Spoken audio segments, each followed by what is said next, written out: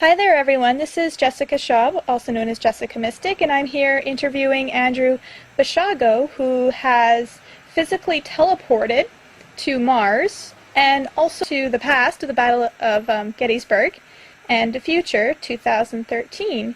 I met him at James Gilliland's ranch. We were both speakers and presenters, and so I'm very pleased to have you all meet Andrew Basiago. I appreciate that. So we have so much to talk about. Where do we start? Well, I was thinking today that we could talk about the fact that my paper, The Discovery of Life on Mars, which I published in 2008, which is the first work of science or literature to prove that Mars is an inhabited planet, has a very interesting provenance. In fact, there are data points that relate to the paper that go back to my childhood and the involvement of my late father, Raymond Francis Basiago, who was an aerospace engineer and an electrical engineer who worked for the Ralph M. Parsons Company, but also did work for the U.S. Defense Department, to include the U.S. Air Force and U.S. Navy. And as a result of our project experiences on DARPA's Project Pegasus, there is a linkage, a very profound linkage, that the public deserves to know about the recent discoveries of life on Mars that I've made and information that was in the possession of the U.S. government even 40 years ago, not just establishing that Mars is an inhabited planet, but that 40 years hence I would play a role in developing human understanding about that fact. So let me just explain the different incidents in my childhood that link to my discovery of life on Mars just recently in my late 40s. The first incident that I can remember occurred around 1967 or 68. I was about 6 years old. I had been born in September of 1961, so I'm just estimating based on how old I was when this particular event occurred. What happened was my dad was working at that time for a subsidiary of the Ralph M. Parsons Company called Parsons-Jordan Corporation. And the research that I've done over the last 10 years into my experiences on Project Pegasus and my late father's and that of others who were attached to the project showed that Parsons-Jordan was a company that was created by Parsons to really implement one contract, which was a copper contract that it had with an engineering project involving copper development that Anaconda Corporation was doing in South and Central America, most especially Chile. But my research showed that it was being used as a cover for U.S. time-space research, namely the development of time travel technology on behalf of the U.S. Defense Department, which is in fact what the entire thrust of Project Pegasus was. And so I was enrolled in a public grammar school in New Jersey, not far from my home, and just living during my conventional life in New Jersey, a fairly happy and conventional childhood, growing up in a post-war suburb. I was the youngest of 5 children. And one particular evening after dinner, we had eaten dinner, but my dad was delayed in coming home. Frequently we ate dinner with my father. And he came home around 7 or 7:30 that night, and he had been drinking with some of his friends from work. And so he was slightly inebriated. It was as if he had had several drinks. My father was certainly not an alcoholic, quite the contrary. He was a very, very responsible and disciplined man. But like many people, including myself, occasionally he would enjoy taking drinks socially with colleagues or at some special event. And this was one of those incidents. And so he was in a festive mood, a playful mood, and somewhat of a disinhibited mood.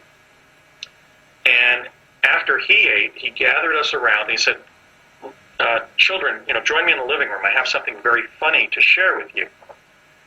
And he said, this is what this guy has written about the first discovery of life on Mars. And he was reading it as if it was maybe a comedic essay or opinion editorial out of a newspaper or something like that, kind of a Swiftian essay in which the conceit of this work of literature was that somebody was describing for the first time life on Mars. And what he was reading, I now realize, because I've written the paper, was a summary of some of the most fanciful, even farcical passages from my 2008 paper, The Discovery of Life on Mars. Now, this was 40 years before the paper was written. And he found, it's clear to me that the passages that were taken from the paper in this particular incident seemingly must have been passed along to my father to deceive him or to only partially inform him about what's in my paper. I mean, I wrote the paper in a way in which I would prove that Mars is inhabited, and I would write a solid work of natural history that would contain as much evidence as I could to prove my major premises of the paper. But in some portions of the paper I wrote, for example, when I was naming life forms, or I was describing some of the ground drawings that are found in NASA image PIA 10214, which was taken from the western edge of the home plate plateau, looking westward in late 2007, and then posted on the World Wide Web in 2008. So in some portions of my paper, I wrote in a Swiftian way. So, for example, people would enjoy reading the paper, but also that, for example, so that children could identify with the life forms and the fact that Mars is inhabited, and that's something that we shouldn't be afraid about. But in fact, we should engage as a remarkable new discovery of the way our cosmos actually is.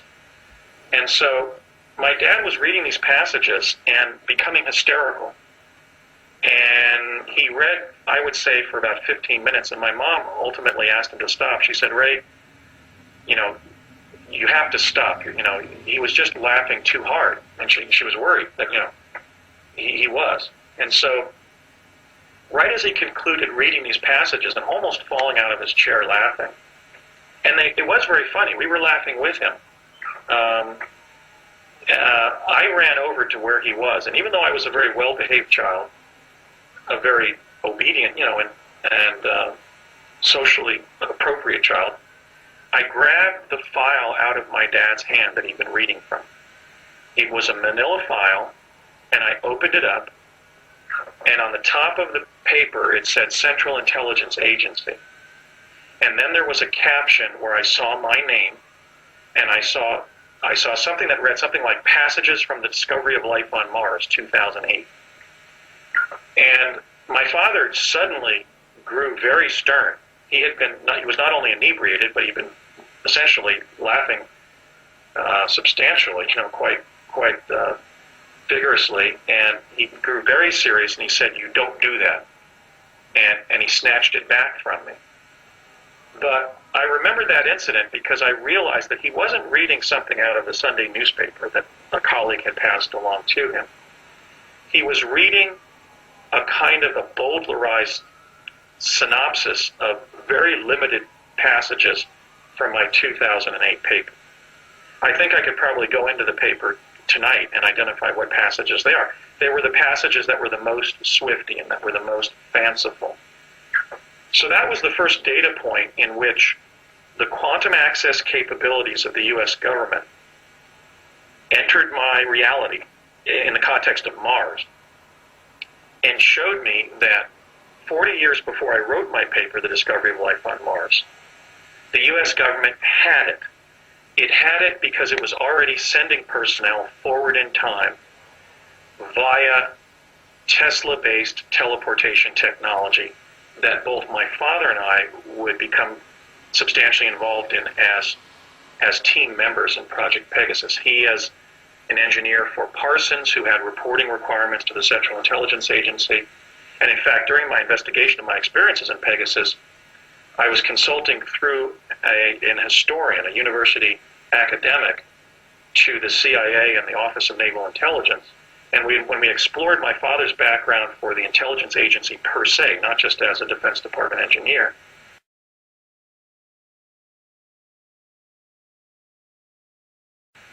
the word word that came back from CIA is that we can't release any information to the family members of living or deceased CIA personnel, which was essentially a tacit admission by the CIA that my father was listed in their personnel files.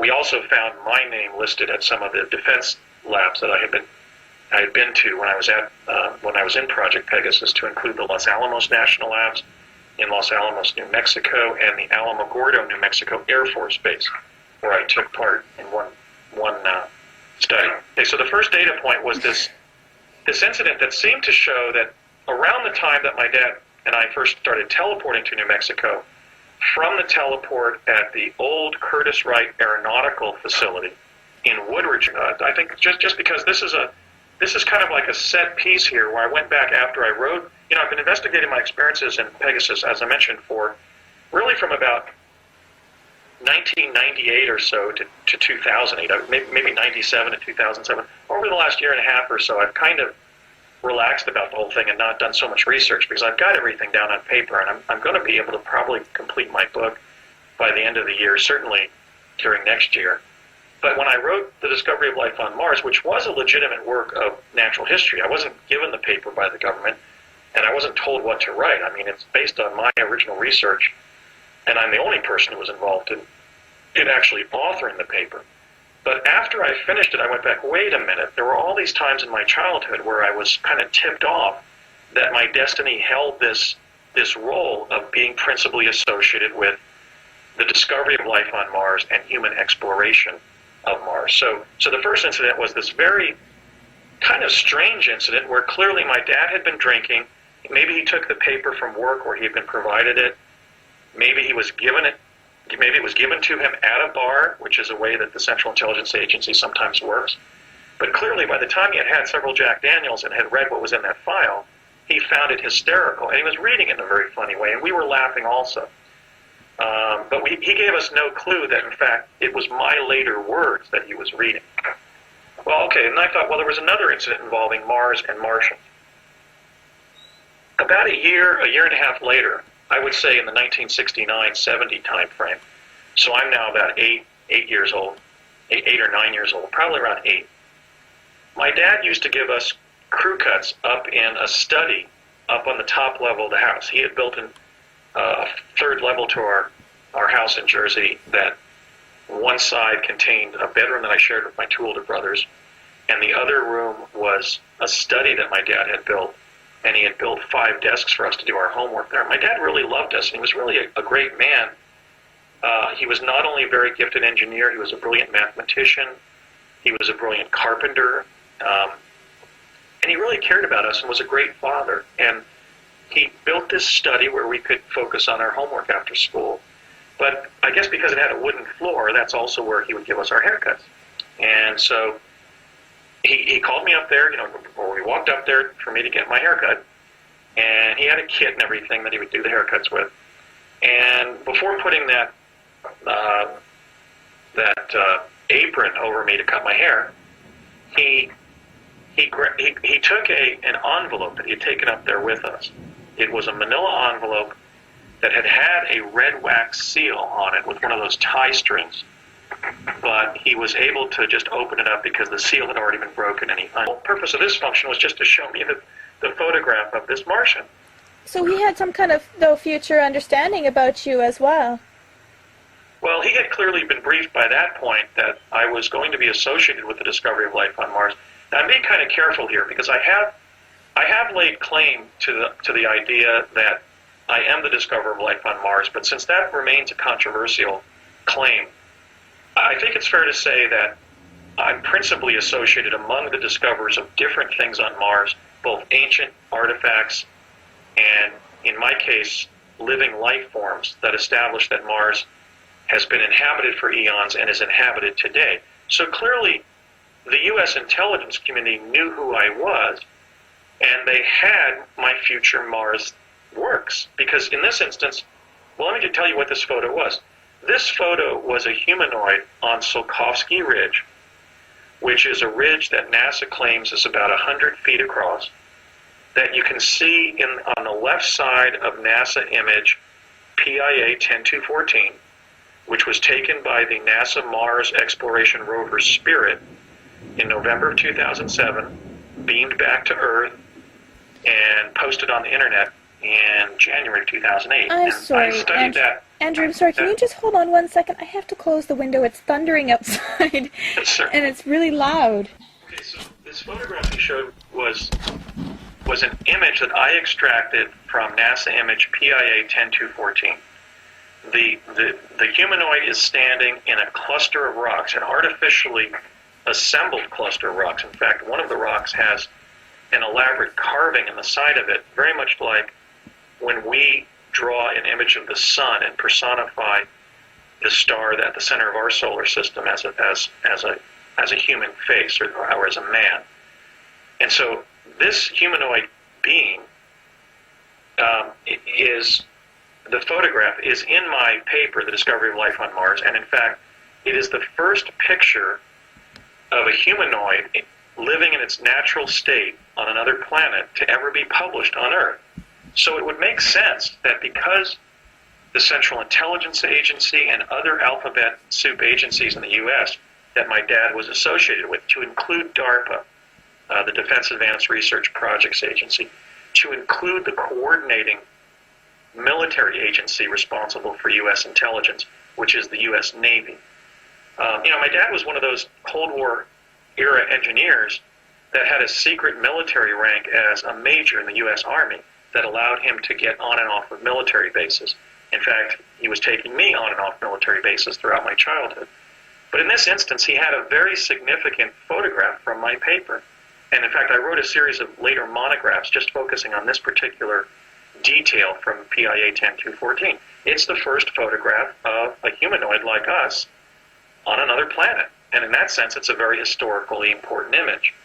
So they had it, and they not only had it, but they let me see it when I was 8 or 9 years old.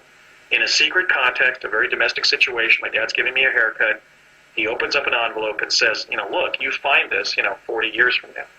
Actually, he didn't tell me then when I would find it, but he did make it clear that this image of a Martian is something that I personally would discover and publish. Do you feel that they may have known also about other people's future as well? Do you think that they have that? The way to put this in context is they were sending personnel forward in time on a limited basis to both just gather artifacts spontaneously, like the day's newspaper, and take it back. And also, I know others were involved in going forward and taking microfilmed summaries of intervening events between, the early 1970s and the year in the future that we were visiting, and we were taking those back to the present. So I think the way to look at this is that they had isolated what they were calling persons of interest. Before the war on terror, a person of interest was not a member of Al-Qaeda or some other terrorist organization.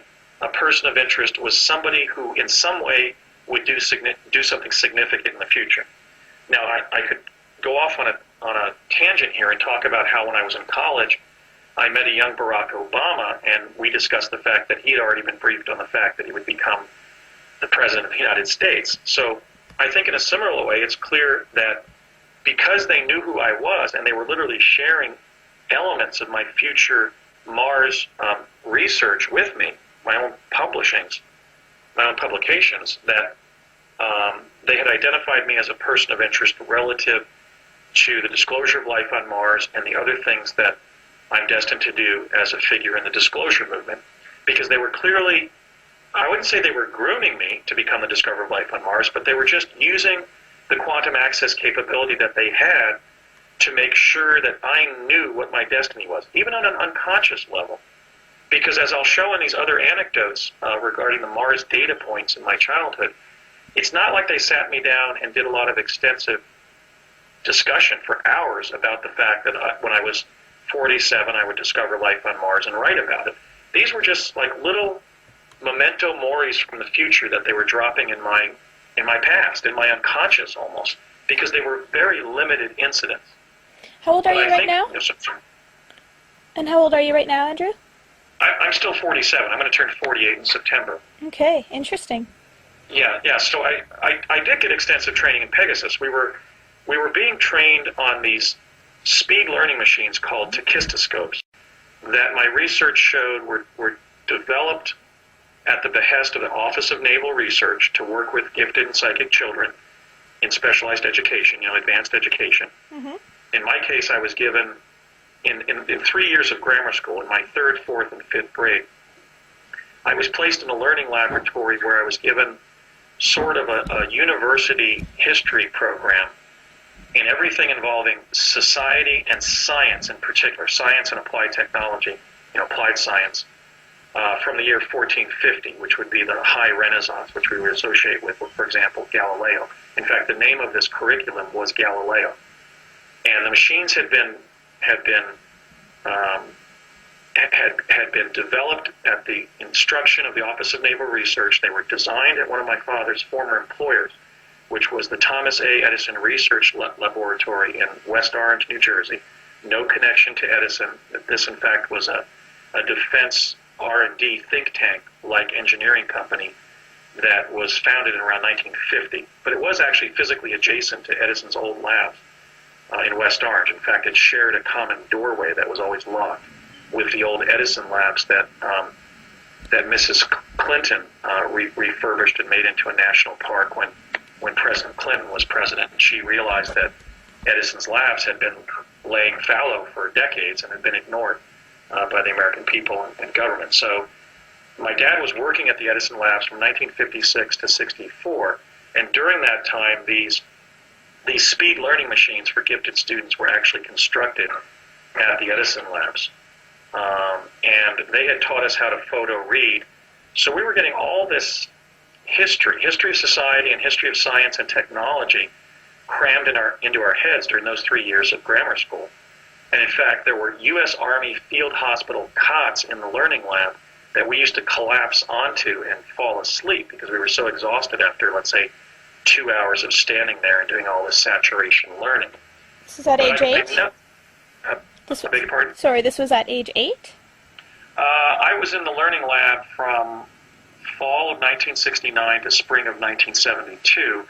So that would have been, I was 7 going on 8 when the third grade began for me, which would have been fall of 69. And I remember around October, I would guess maybe around October 5th of 1969 or so, I signed my security oath on U.S. Defense Department letterhead. In other words, we started school in September, we were placed in the learning lab, and right away there in fall of 69, they let us know that we were in a U.S. Defense Department, classified research and development program. We were being trained for it. So they had us sign a secrecy oath, kind of a loyalty oath, and they began immersing us not only in the speed learning, but in parapsychological testing and training. And very quickly, they began to involve us in very far-out stuff that was going on off campus. And so I can describe that a little bit later in this interview. But so this showing me that this Martian and telling me that I was going to be responsible for discovering it on the surface of Mars was pretty heady stuff, but it was the kind of stuff that was going on in my life around that time. I had already been dropped into Pegasus. I'm guessing this was probably after I'd been dropped into Pegasus. It might have been the summer beforehand. It might have been, let's say, summer of 70, but it was around that age when I first started receiving the specialized education that I was given by the Defense Department to later be involved in the quantum access activities that I would be over the course of those next 3 years. But they definitely had the Mars data because my dad showed me that very photograph of the Martian that's in the paper. Now, the third Mars data point that I've recollected is around 1970. This was definitely after my father had showed me the picture. My dad's, and after we were already teleporting from building the teleport in building 68 at the Curtiss-Wright Aeronautical Company facility in Woodridge, New Jersey. We were always jumping through a device there to the state capitol complex in Santa Fe, New Mexico. So after I had already done that with my dad once in 67, 68 when I was 6 years old, and then after I'd already been doing it during summer of 70 with the kids in my learning lab who were by that point attached to Project Pegasus and actively, if you will, time traveling. At least we were already teleporting back and forth between New Jersey and New Mexico. My dad said on a Saturday morning, I'm guessing, this might have been around spring of 70, or actually no, it had to be after we were already teleporting as a group. This must have been around fall of 70, because I know it was after we were already, I had already teleported with the other children in the program in summer of 70. So fall of 70 or thereabouts, my father says, come on, Andy, we're going over to Curtis Wright. And I get in the car, and I'd always been, I'd been trained how to keep project information secret, so I waited to get into the car, and he closed, his door. And I said, Dad, are we teleporting to New Mexico? And he said, no, I'm taking you over to Curtis Wright because there are some Martians there that I want you to meet. And again, I had forgotten the earlier incident involving reading the passages from the paper and him showing me the photograph. This was another unusual event in my childhood in which he was bringing Mars up. And I said, what do you mean Martians? As we drove over from our home in Morris Plains, New Jersey, to Curtis Wright in Woodridge, New Jersey, I really couldn't get my mind around what he was talking about. And my dad got exasperated, which was very unusual for him. He was a very thoughtful and intelligent man, and he was really an ideal father in terms of being patient with children and educating us about things. And he always used a very advanced vocabulary, and he would always explain things very thoroughly and very patiently. But I had asked for most of the 15-minute trip over to Curtis Wright, I said, what do you mean, Dad, Martians? I don't get it. And he pulled the car over to the side of the road, and he said, Martians, son, they're human beings like us, except they're from Mars. And he had, lost his patience. So I said, oh, okay, I get it. So we drove over to Curtis Wright, and we didn't enter Building 68. We entered a different building. And this building was like an Air Force hangar that had a huge concrete loading dock that we actually walked out onto as we entered this big building. It was like a huge Quonset hut over a concrete loading dock. And I looked over to the right near the edge of the loading dock, and you could see that maybe twice as far beyond that. Maybe the loading dock was about 150 feet of concrete from the door to the edge of the loading dock, and there was maybe another 100 feet of concrete that went out to the tarmac there at Curtis Wright. So it was one of those big Air Force hangars where they put planes.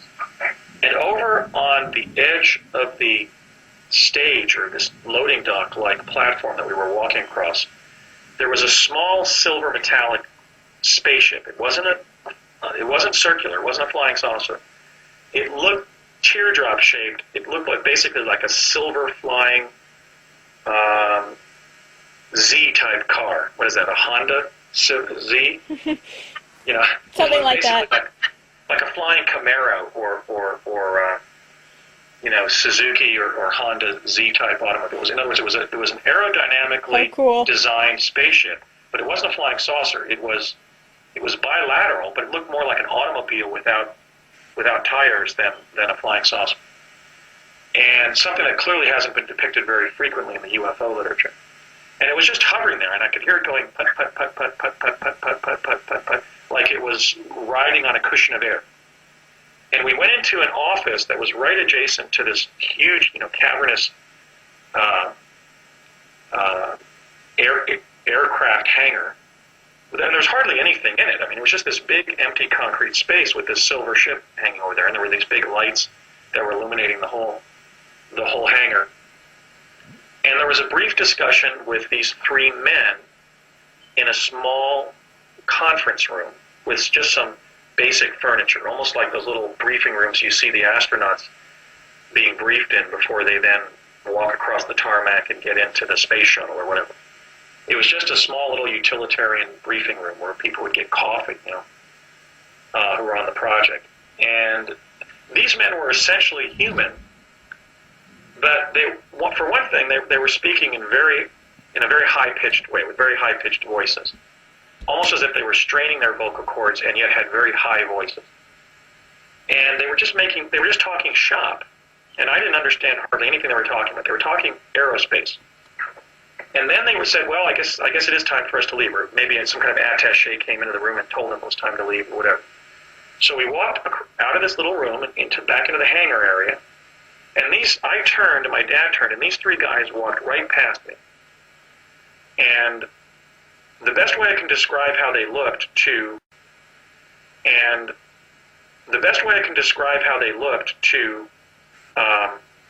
an 8-year-old or a 9-year-old from New Jersey of that generation.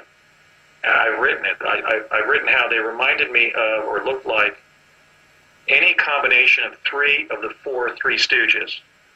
Two of them were bald, and one of them, the two were about 6 feet tall and bald.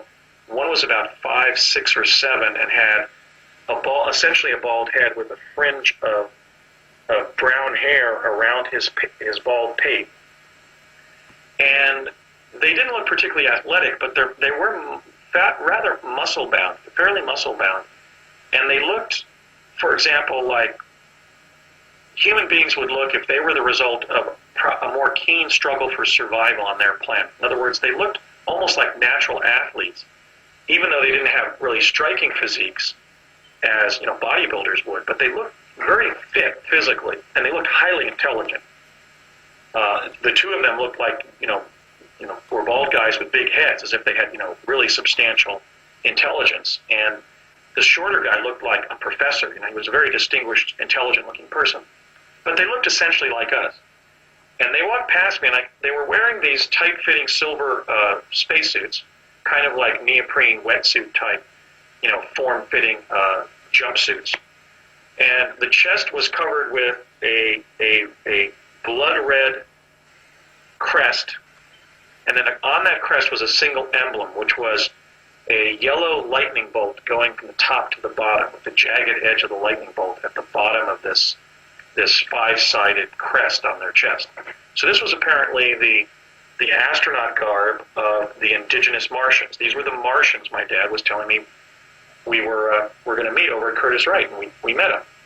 And as they walked past us there on the loading dock to get into their ship, the one who was walking third turned to my father, and in a very intelligent and courteous way said, "Well, Ray, it was a pleasure visiting your beautiful planet again, and a privilege to be with you again. And thank you so much for introducing us to your young son, Andy," because my dad had introduced me in the room. And my dad said, "Well, it was great to see you three again, and I hope we can meet again." And my dad was just being very, very diplomatic, almost as if he had worked with these three gentlemen but didn't really know them that well. Like he would be polite to colleagues in the aerospace community that you were on a project with, but weren't best of friends with. And they walked down along the edge of the stage there, the loading dock, and they got into their ship, and they closed the hatch, and they went putt, putt, putt, putt out across the floor of the hangar, and then they started to do a big loop around the tarmac. We could see from the hangar. We were standing in the hangar and kind of following them, but we were still in the hangar, and they were out in the tarmac. And the engineer standing next to me was one of my dad's colleagues there I would say at Curtis Wright, because my dad was already working for Parsons. But one of the engineers who was there said, "Now watch this, Andy, you're not going to believe this." And as the Martian ship completed its loop and got to kind of the home stretch, it was only going about, I would say, maybe 20 or 40 miles an hour, not really that fast, but it was making this big loop. And then it hit the straightaway, and it just, in 3 very sudden pulses of speed, just took off at an incredible rate of speed horizontally across the tarmac, and then shot up at a 45-degree angle and disappeared. And that was the most striking display of high technology I've ever seen before or since. Wow. That craft went from about 40 miles per hour to 4,000 to 8,000 to 12,000, so that by the time it got out of my field of vision and I could see it shoot up, it was a blur. It was literally a blur. So we know from this event that by around 1970, the U.S. Defense Department, including engineers like my father, were in liaison with human beings like us on the planet Mars.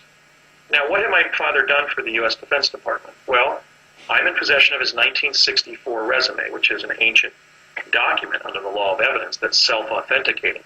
And what his 1964 resume shows, I mean, that was written, 44 years ago, so it's more than 20 years old. It shows that he had worked on the ramjet engine. you're so fascinating that I don't, like, I want to have you continue speaking at the same time I have all these questions, but I'll save them for later.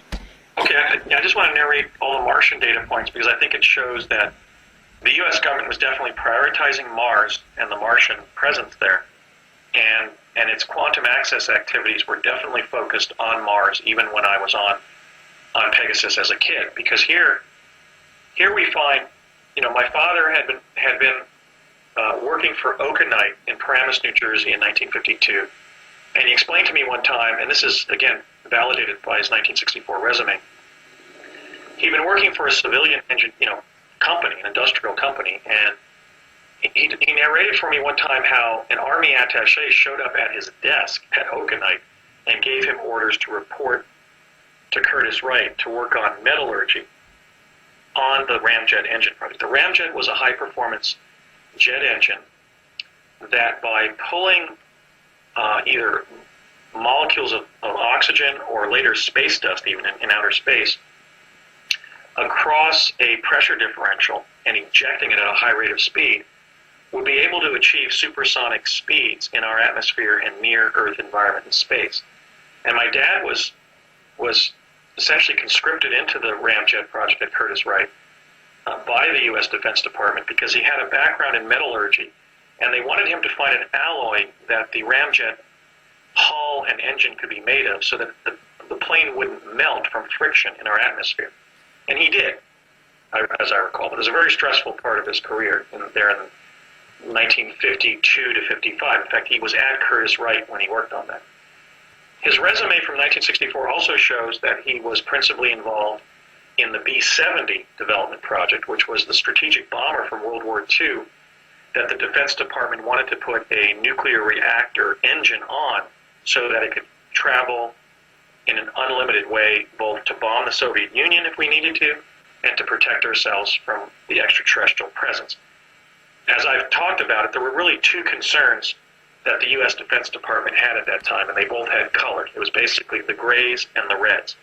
They were worried about the extraterrestrial visitations that were occurring and the abductions that were beginning that had already been documented. And they were also concerned about, believe it or not, a land invasion of North America by the Soviet Army. Okay, so they wanted to have a strategic bomber that they could repel such an invasion with that wouldn't have to refuel in flight. So my dad had been on some very advanced and sensitive aerospace projects, and I think it's in that context that he must have been consulting with these Martian aviators at Curtis Wright, because they were clearly there for some kind of technical meeting and were leaving. And my father just had either been asked by them or been instructed by the U.S. government to take me over on that Saturday morning when they were leaving so that I would meet these human beings from Mars and know that Mars has at least one humanoid species on it, very much like us. Now, who could these beings have been? Well, we know that in 9500 BC, years ago, there was a cataclysm in our solar system.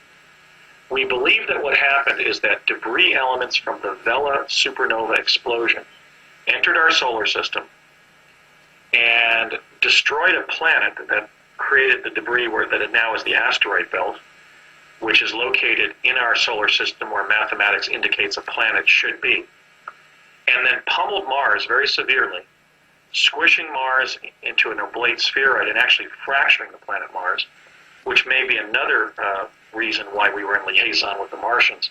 Mars is fractured. And then also pummeled Earth. In fact, it was that event that ended the great maritime civilization on Earth that built the Great Pyramid and the Sphinx. We're not living in the original civilization on Earth. We're living in a second civilization, a successor civilization to the previous civilization that reached its apogee around 9500 BC.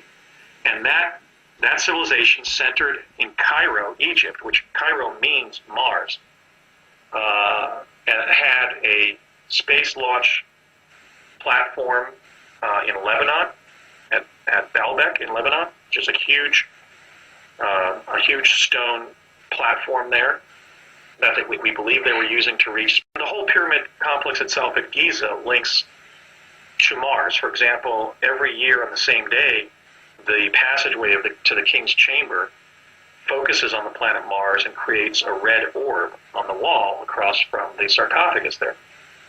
So Cairo was the center of a world civilization 11,500 years ago that was either a colony of Mars or that had a colony on Mars. My own particular speculation is that Mars was a colony of an Earth civilization. And I say that because the Great Pyramid at Giza and the Sphinx are much more substantial ancient monuments than what we're finding on Mars.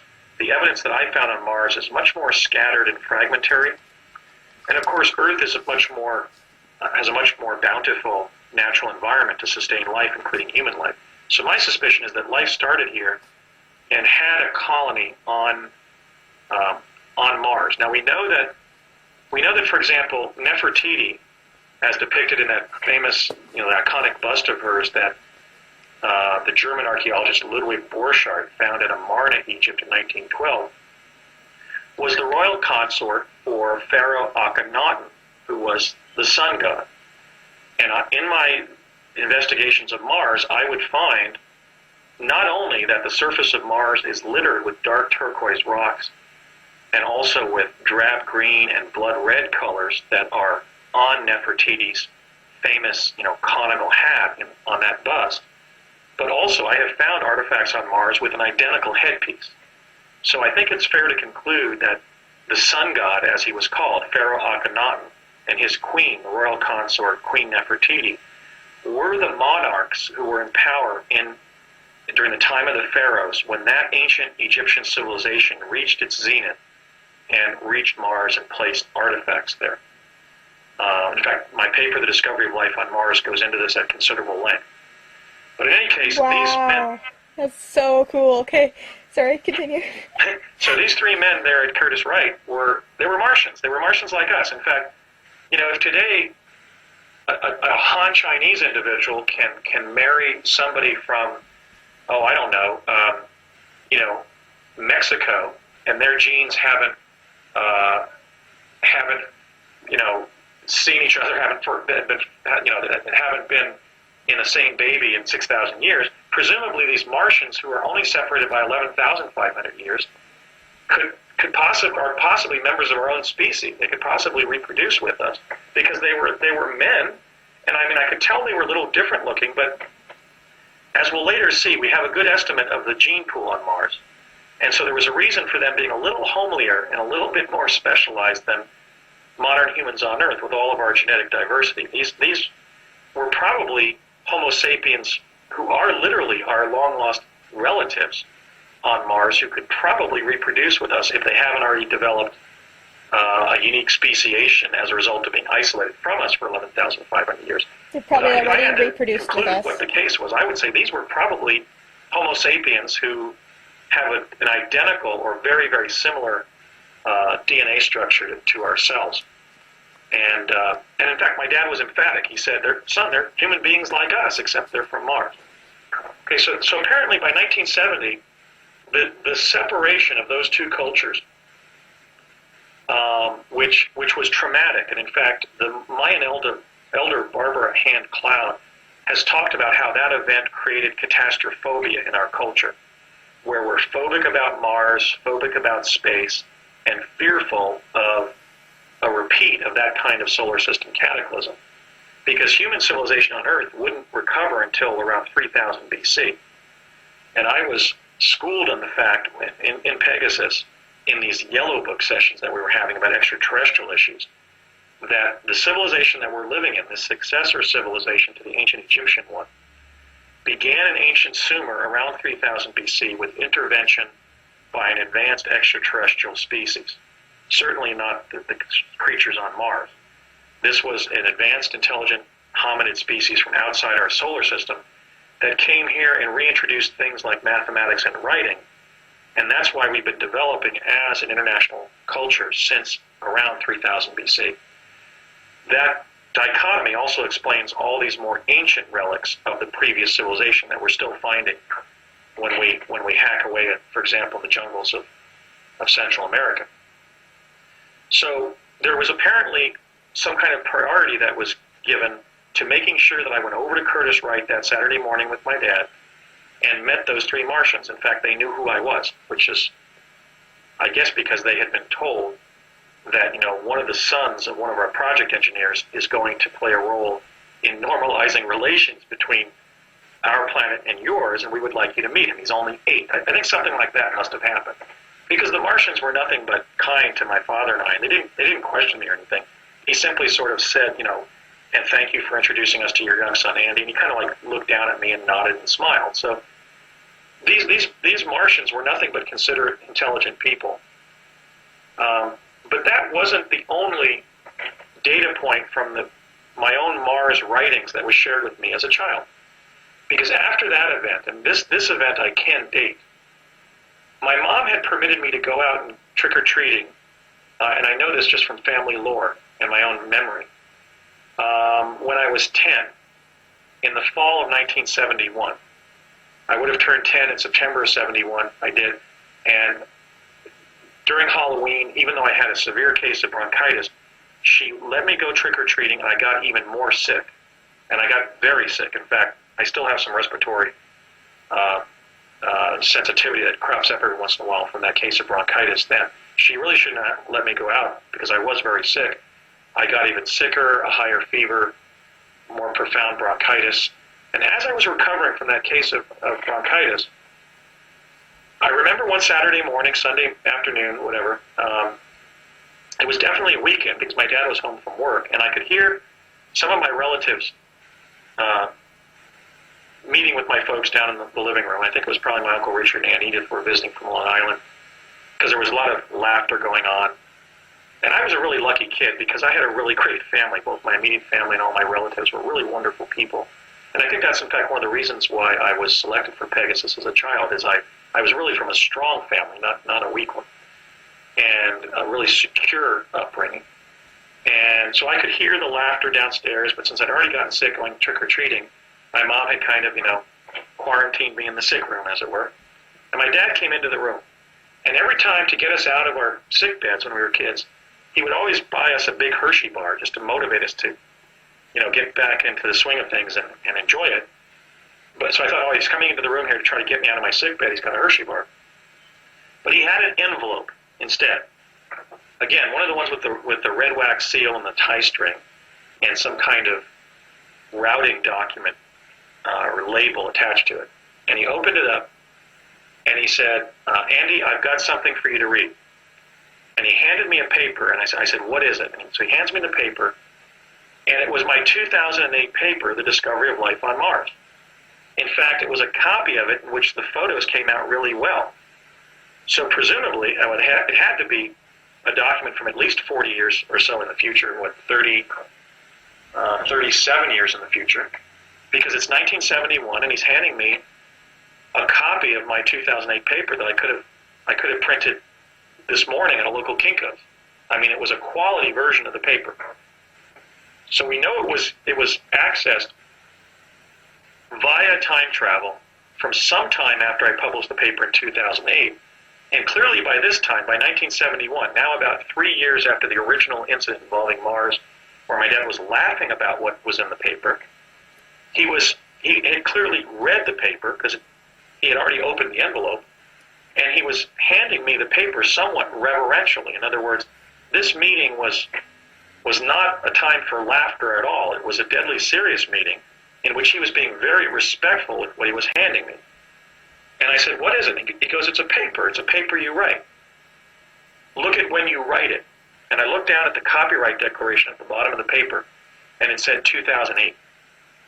And he said, how? Yeah, I said 2008. He goes, how old are you going to be then? And I said, 47. So he said, yes, you're going to be 47, and look what you write.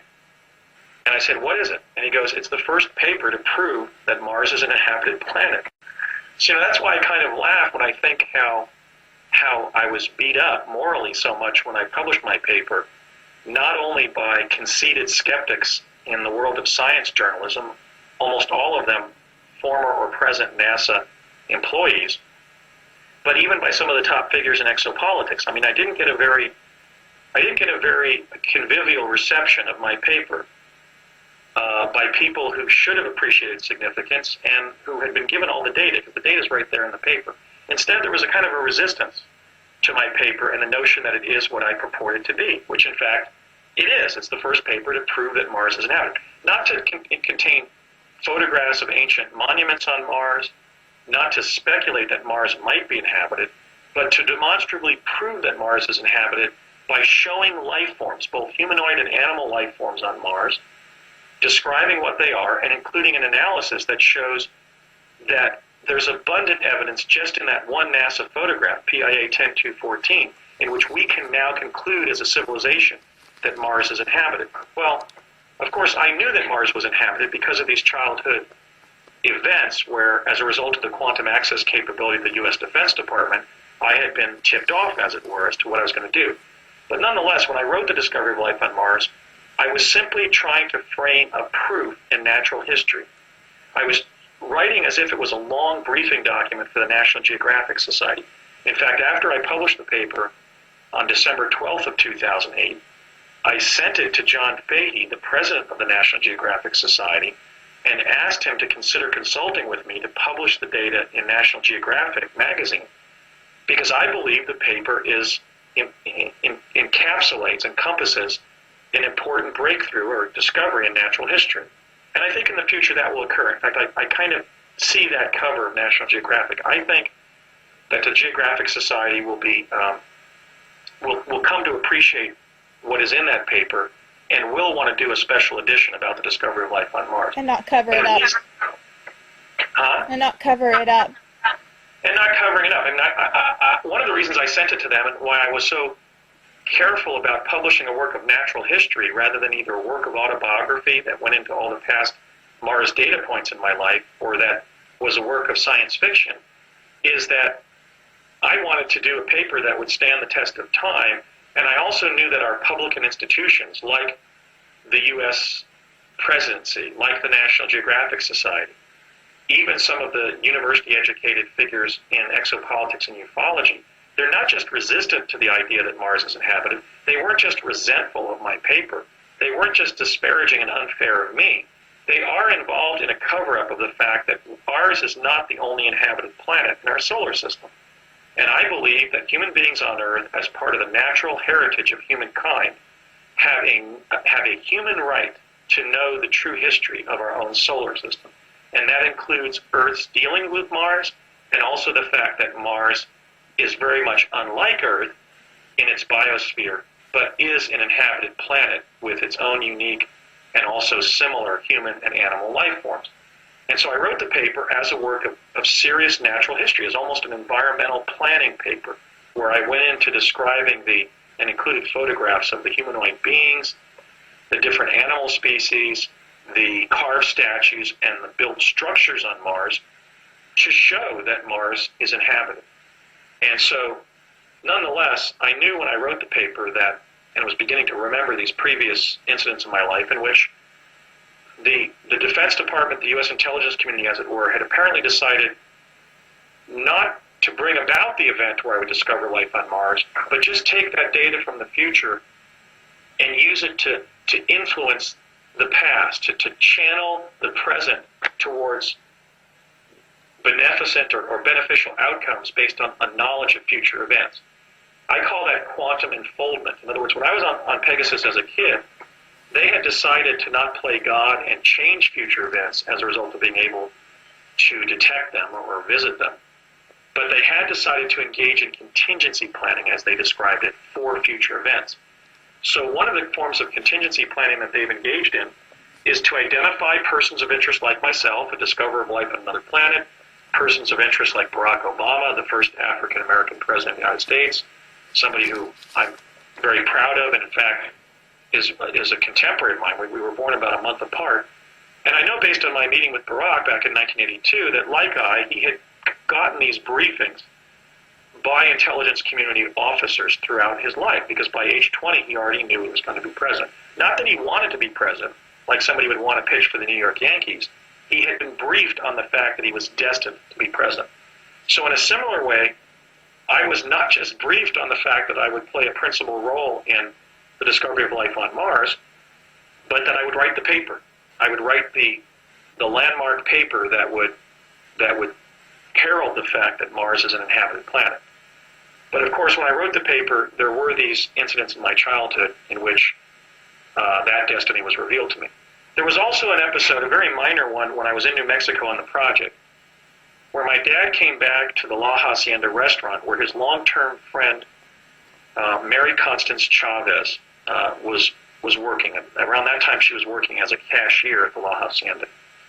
And Connie was kind of my mother away from home when I was in New Mexico after teleporting there when I was attached to Project Pegasus as a child on behalf of DARPA.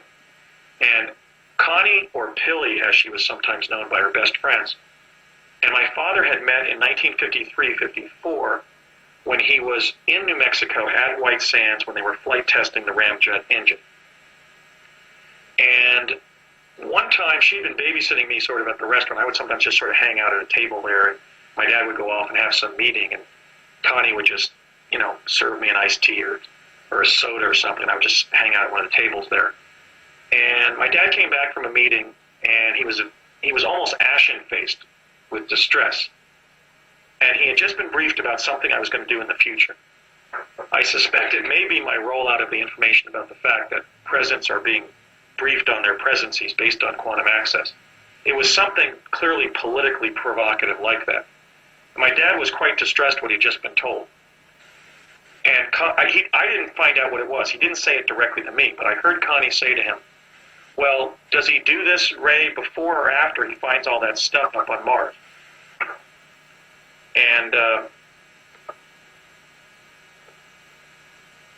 Okay, so we'll start up again with a new tape? Yes. I was trying to figure out how to do that. So Connie said something regarding my discovery of life on Mars, just in passing at the La Hacienda restaurant one day in Old Town Albuquerque. All right, and done. How are you doing? I'm fine. I'm on a roll. Yeah, you are. I'm battling between I really don't want to interrupt you, but then there's other times, I have a question, and I may forget it. So what I've started to do is write down all the questions, and after I'm just going to let you talk and just get it all out and not interrupt, because I know that it's a lot for you to get it all out. So after that, after everything's out, then I'm going to ask questions, and then I'm also going to make it interactive where other people can come in and ask questions, like write me questions for you for interviews to come in the future. You're talking about Connie? Right. So I was at the La Hacienda restaurant where she worked one day. My dad had been at some meeting, and I would often, when I was in New Mexico, having teleported there either with him or with some of the other children in the project, or even by myself. I was going over to the teleport at Curtis Wright, just jumping through there, ultimately with the casualness with which somebody would get onto a public bus, to go across town to go to school. So on this particular afternoon, I found myself at one of the restaurants in Old Town Albuquerque, where Connie Chavez had not only been born and grew up, but where she lived her whole life there in Old Town Albuquerque. And my dad came back to the restaurant, and he was troubled about something he had been briefed on. And she found out what it was, and she didn't seem as concerned as my father was. And it may have just very well been my efforts within the disclosure movement to bring about public awareness that the U.S. government achieved quantum access based on time travel technology from around 1970. It may have been literally the moment when he discovered that I was the principal whistleblower on Project Pegasus, because he was disturbed by what he had found. And Connie said, just in passing, well, does he do this before or after he finds all that stuff up on Mars? And because she had revealed some of my future destiny to me in an uncontrolled way like that, my dad looked over and scowled at her as if to say, you're not supposed to talk about Andy's future in front of him. Because every time they shared future data with an individual like myself in Project Pegasus, there had been a decision to do so. They weren't just sharing information about people's lives willy-nilly. That data had entered intelligence reports that they were reading. And there had to be a command decision to release specific data to a specific person. As, for example, my father did in fall of '71 when he showed me my paper, The Discovery of Life on Mars, that clearly had been acquired from the future and taken back to the early '70s, so that was in his possession. It was literally in his briefcase from work. So my dad looked over at Connie and scowled at her because she was sort of letting the cat out of the bag, and you're not supposed to do that, because the danger of that is that the person might not implement their destiny as a result of having already learned about it. In fact, every time my dad shared some aspect of my destiny with me, he did it in a way where I talk about it being a double green light. He would sort of make it a positive thing. He would say, well, see, this is what we're telling you you're going to do, so be sure to do it. Sort of like that. They didn't want to dissuade anybody from avoiding their destiny as a result of learning some aspect or aspects of it before the fact. So that was another instance where Connie knew, this longtime companion of my father's, one of his best friends in life, and this woman that he had known for 20 years at that point, or almost 20 years, was aware that part of my destiny involved the discovery of life on Mars, discovering life on Mars. So those were the data points in my childhood before adolescence. We then moved to California in 1972. I was in the 6th grade, and I had fairly normal experiences in junior high and high school. I was certainly not attached to Project Pegasus. I had a normal Southern California adolescence. And, wrestling in school, playing saxophone in the school band, swimming in swimming pools, going to the beach. I had, a very ordinary teenage years there in Chatsworth, California. I went off to UC San Diego for my freshman year in 1979-80, and then in the fall of 1980, I transferred to UCLA. Beginning in the summer of 1981, the U.S. government put a CIA officer in my life. Now, unless you've been subject to this, it's really hard to explain how this is done.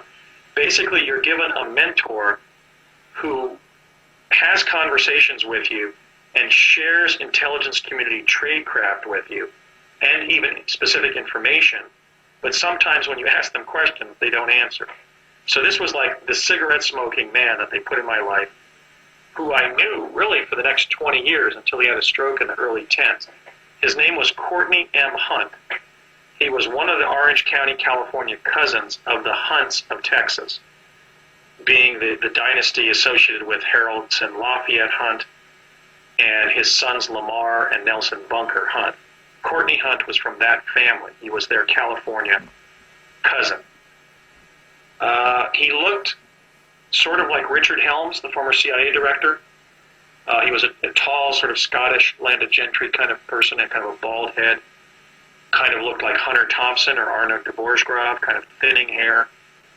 But he was a chain cigarette smoker, and he was career CIA. In fact, he had joined the CIA during the Korean War when he did jumps behind enemy lines via parachute. So he had seen some very serious experiences as a CIA agent.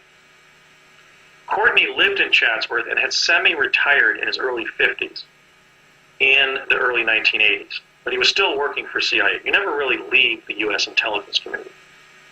And he was placed in my life as sort of a mentor who was trying to recruit me for CIA as well. Now, I rebuffed that recruitment attempt just like I had rebuffed my father's attempt to have me apply and be admitted to the U.S. Naval Academy in Annapolis when I was in high school. So this was the second attempt to get me back inside the military intelligence community, if you will. I had been in Pegasus as a kid. I had performed well as one of the children in the project. In fact, I had jumped through all the hoops and had been one of the children involved in jumping through the Stargate at the Cerrillos Cultural Center outside of Santa Fe to access the year 2045 and then bring back via teleportation to the radio antenna array, the microwave tower called Continental Divide in southwestern Colorado, near the Lobo Overlook site associated with the area north of Pagosa Springs, Colorado. I had gone to the future via the Stargate device at Cerrillos and come back via southwestern Colorado and provided the U.S. Defense Department summaries of future events, what I call in my book the history of the future. What these were microfilm canisters with hundreds of feet of tape on which were digitized so they couldn't be detected if these devices were lost. They were digitized summaries of intervening events between 1970 and 2045. Imagine microfilm, hundreds and hundreds of feet of microfilm of, issues of Time magazine.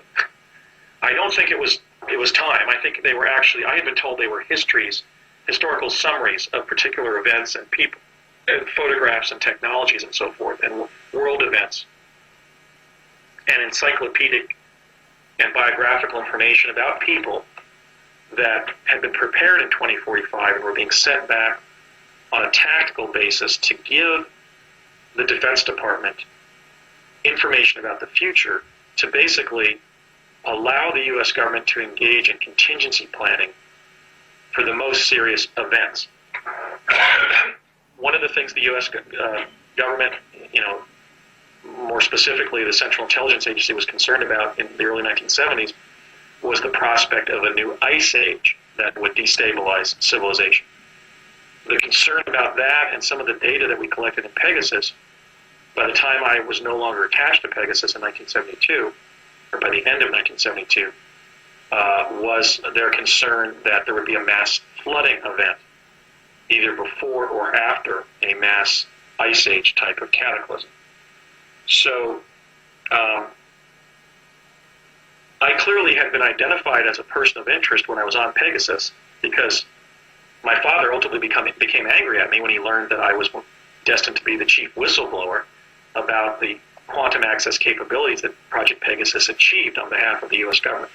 So there was a concern that they'd get me back within the realm of secret government operations. The first attempt was when I was about 15 or 16. My dad sat me down and said, "Let's talk about your application to Annapolis." And I said, "My what?" And that even got as far as a scheduled meeting with our congressman, who was Barry Goldwater Jr. Admission to the military academies in the United States require an interview by your congressman. And so I had an interview scheduled with Representative Barry Goldwater Jr. that I didn't go to. In fact, his secretary called me and chewed me out for standing up a congressman for an interview to get into the Naval Academy. I basically balked because I didn't want to be bossed around again like I had been in Pegasus. I was not treated kindly when I was on Pegasus. We were treated basically as young military personnel. And we were bossed around and told to do things and told to buck up and tolerate whatever they were asking us to do, just like we were, private first classes in the Army. Privates first class, I should say, in the Army. So we were yelled at a lot. I mean, in some instances, we had experiences that were tantamount to torture, or at least to averse treatment that was designed to either make us comply with authority or engage in military activities or espionage activities as part of the project. And then ultimately, in my case, to make me forget what I had done on Pegasus. So I wasn't really happy about how I had been treated as a child on the project.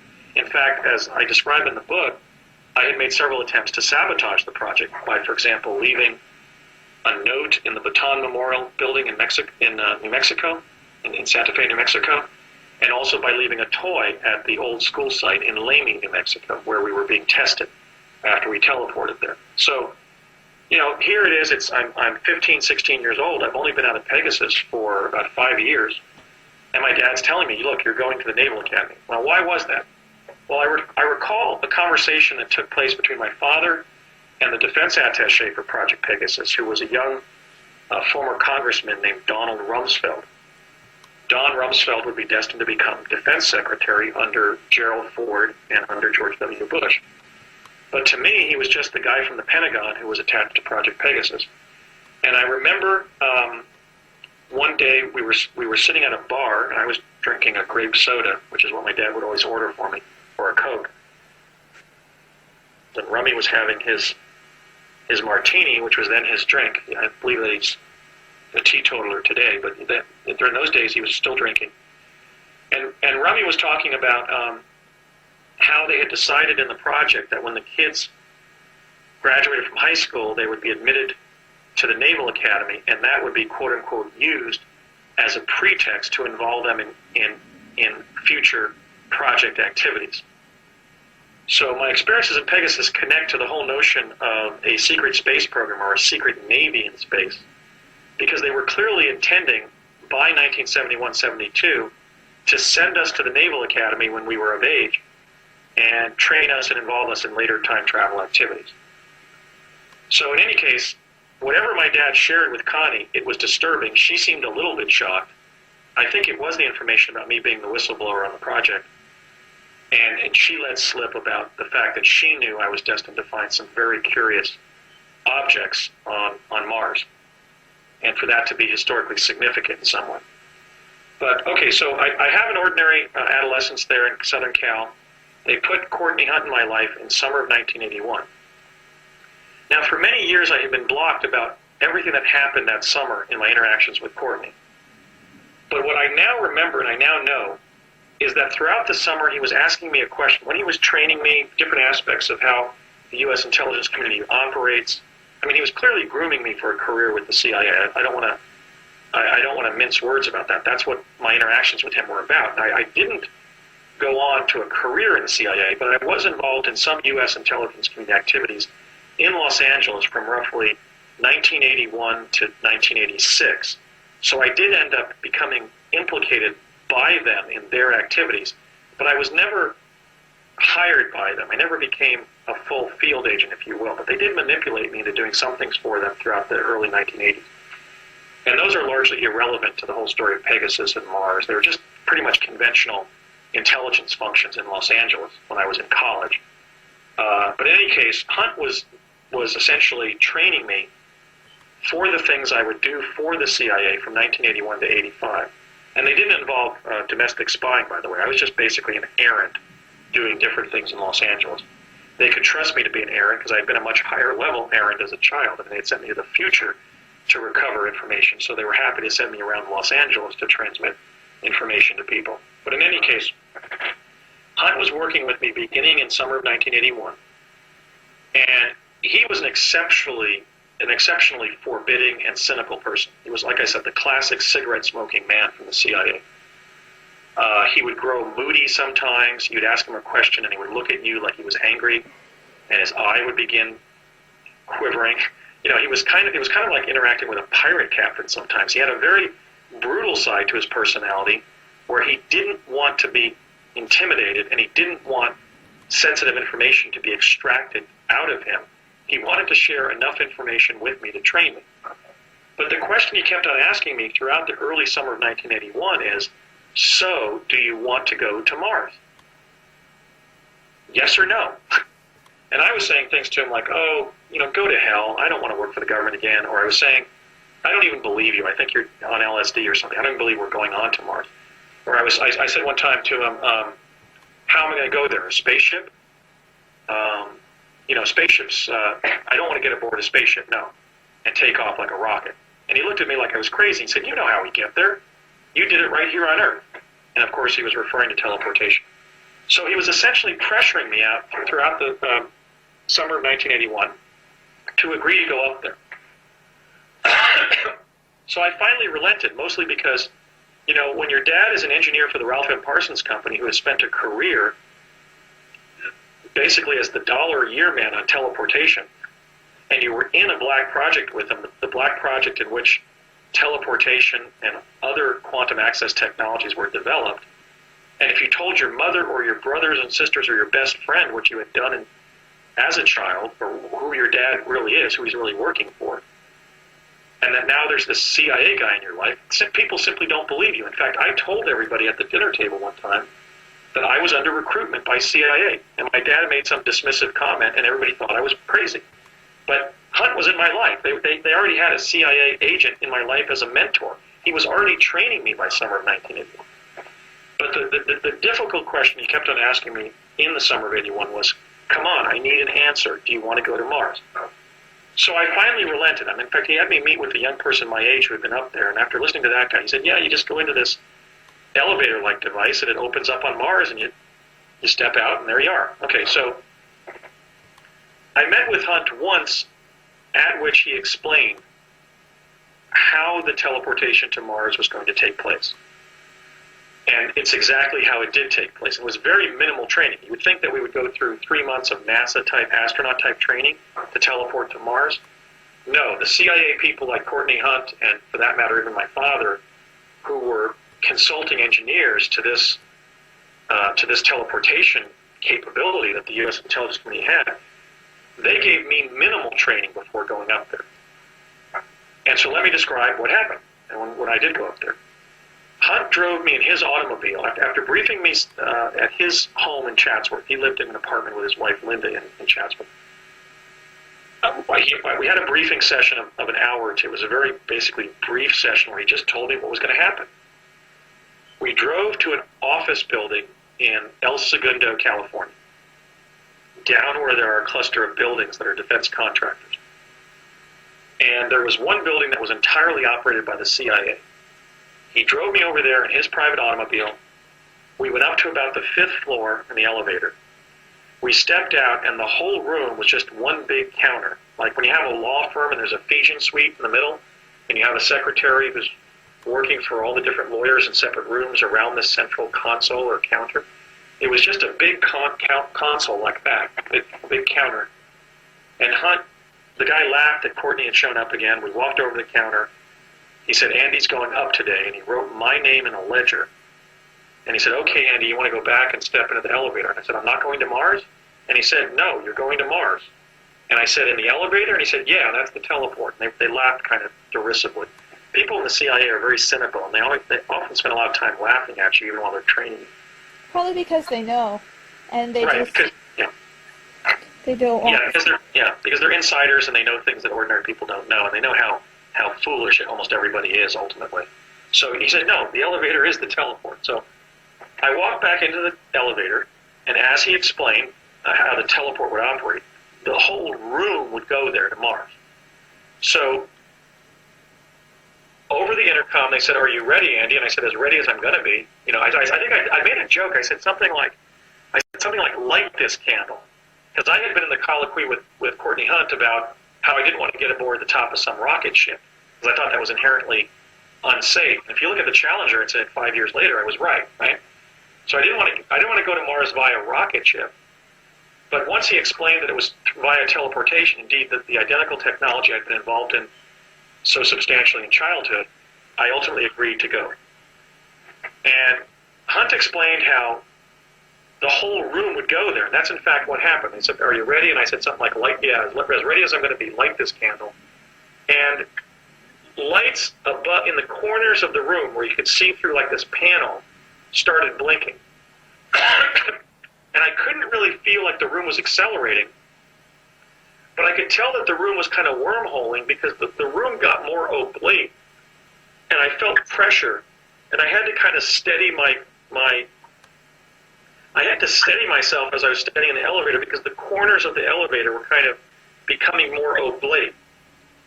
As if the elevator was literally a teleport where the room went with you somehow. Now, how that was done, I have no idea. I mean, I have some ideas how the teleportation worked that I was exposed to in childhood, but this involved literally entering an elevator-like device. Indeed, it was the elevator for the building that they then sent up to a few flights higher. They sent me up to about the 7th or 8th floor, and I teleported from that position in the building to the facility on Mars that Hunt had very briefly described. The doors opened up in that facility. What it was basically a big concrete bunker on Mars. I found myself 1 story below ground in like this utilitarian concrete bunker under Mars that was literally a secret U.S. defense base on Mars. It was a portion of it. I stepped out of the elevator, and as instructed, there was a concrete stairwell over on the right, a set of concrete steps. And I walked up the concrete steps on the right, and the steps reached a kind of a landing, almost like a baseball dugout. It was like this cylindrical landing. And that cylindrical landing was behind the eye sockets of a head that was on the Martian surface. Whoa. So I had been told. He said you're gonna find yourself coming out of the elevator, or the teleport, walking up the stairs, and you'll find yourself in kind of like this bunker. And the bunker is the area behind this head that's on the surface. And you can get egress to the Martian surface there by walking through the eye sockets of the head on the surface, which is what I did. It would be like if you had gone from the clubhouse of a baseball team in a major stadium and then walked out from out from the showers or whatever, the locker room, and into the dugout. And instead of having a baseball diamond in front of you, there was the back portion of a head that was on the surface. And so then I just walked out of the dugout directly through the eye sockets of this head on the surface of that location on Mars, and there were just a couple of humans like us standing around. It would be like meeting a group of people in their 20s standing around a hamburger stand in the San Fernando Valley. Now, I had been given a crystal helmet with a respiration device and a communication device in it, but no specialized clothing. I was wearing like a white T-shirt and blue jeans and my sneakers or something, maybe boots. I don't even remember what was on my feet, but I didn't have any kind of specialized spacesuit on, but I did have a crystal helmet on. So I walk out of the, I had been provided that by Hunt before I got in the elevator back at the building in El Segundo. And so I step out, and there are these young people. They were a little bit older than me, but in 1981, I was 19. And these young people were like 23, 25, 27. There were three of them. There were two men and a woman, and they were very young people. Presumably because I was arriving there as a 19-year-old. So this was a kind of an acclimation trip to teleporting to Mars. And I felt very odd. I mean, I felt strange to be on another celestial body. It was a very alienating, kind of weird, hallucinatory kind of experience. And they were standing around, and I was yelling, I guess, even though I forgot that my helmet had a communication device. And I was saying, can I take my helmet off? Because they didn't have any helmets on. And they said they were laughing and saying, yes, you can breathe without you can take your helmet off. Okay, so I took my helmet off, and I quickly breathed in, because I found the air on Mars hot and difficult to breathe. The best way I can describe it is if you combined the kind of labored breathing you can get in a smoggy city like Los Angeles at the end of a hot summer day with being at a high altitude. In other words, I could breathe, and I didn't start hyperventilating, but I felt like I was in an environment of diminished oxygen, and it was hot also. So I just stood there for about an hour, and I interacted with them a little bit, and I remember I felt kind of so threatened by being on a foreign planet that I wasn't crying, but my eyes were sort of kind of cheering up, because it was just strange to think that I'm on Mars, It wasn't some joyous experience of exploring Mars. But I just stood around that skull with several other humans, and these were humans. These were U.S. personnel. The guy even said to me, so you're the guy Courtney mentioned or something. So they were just apparently sent there from wherever they were living on Mars because somebody was coming up to get acclimated to teleporting up there. And then I said, after about an hour and a half, I said, look, I'm going back. And I said, you can if you want, or you can hang out some more. And they didn't stop me. I walked through the eyes of the skull, down the steps, and into the teleport. And I said something like, beam me back or something. But then ultimately, I was standing in the elevator for like 10 minutes. In fact, I walked a couple times in and out of it because the door wasn't closing. And I thought, oh, shit. Hunt has set me up here, and I'm going to be up here forever, or up here for hours, or going to have to sleep here, or whatever. So because there had been times when I'd kind of been left behind in time-space when I was in Pegasus. These kind of emotions from childhood where I felt I had been double-crossed and I was going to be set up for a more stressful experience were kind of going through my mind. My thoughts were kind of racing. And so I just sat in the corner of the elevator, and then finally the door closed, and I teleported back to the building in El Segundo. And on the way home to Chatsworth, Hunt said to me in the car, I remember one thing he said, next time we send you up there, we want you to walk around the surface some more. And I said something like, if there is a next time. Because I simply didn't want to go to another planet, okay? But I was trapped, because I'd been trapped in the cult of intelligence since I was a kid. I couldn't go to the police or the FBI or my uncles or my mother or my counselors at school or my school principal or my teachers and say, look, I've been stuck in CIA activity since I was 6 years old, and now they're sending me to Mars. I mean, I had no out short of killing myself, which I didn't want to do. I mean, I was a happy, well-adjusted person. But when I had these interactions with the U.S. intelligence community, like when I was doing project stuff with my dad, or when they put Courtney Hunt in my life, beginning around when I was 19 there. That was it. I mean, I had no way of refusing what they were asking me to do or in any way extricating myself socially from interacting with them and tolerating the requests that they made of me. So I said, but nonetheless, being, sarcastic at that age, I said, yeah, if there is another time. He said, well, there's going to be another time, so I want you to deal with that emotionally.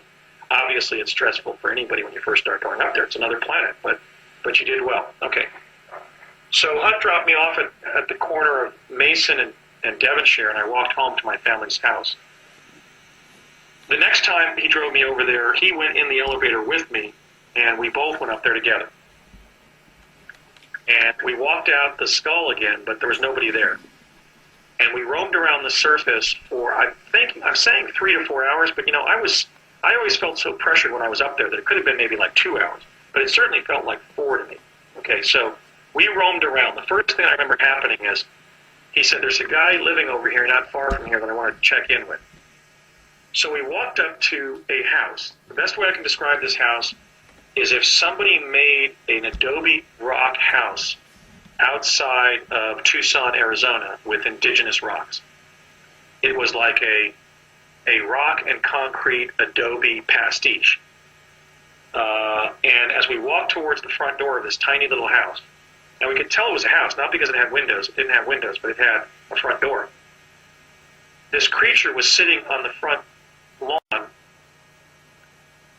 that was a hybrid. Now, the house didn't just look like some old adobe house outside of Tucson. Everything associated with the human presence on Mars looked execrable. It looked like project stuff that had been built in a simple way and then neglected for years. So there was for example, when Hunt opened the door of this house, the screen door was ancient and it fell off in his hands. So clearly there had been human construction on Mars going many years back. Maybe the guy was living in a house that Martians had built and that he was just occupying. But as we walked onto the property where this house was, the identifiable lawn, and it wasn't a grass lawn, it was just a yard, like a zero-scaped yard with rocks on it and paraphernalia laying about. This creature, I think it was partially on a leash.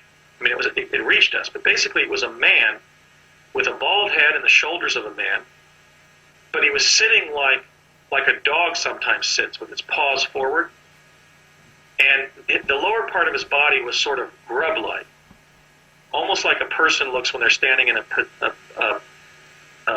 one of those sleeping sacks, or throw pillows or whatever.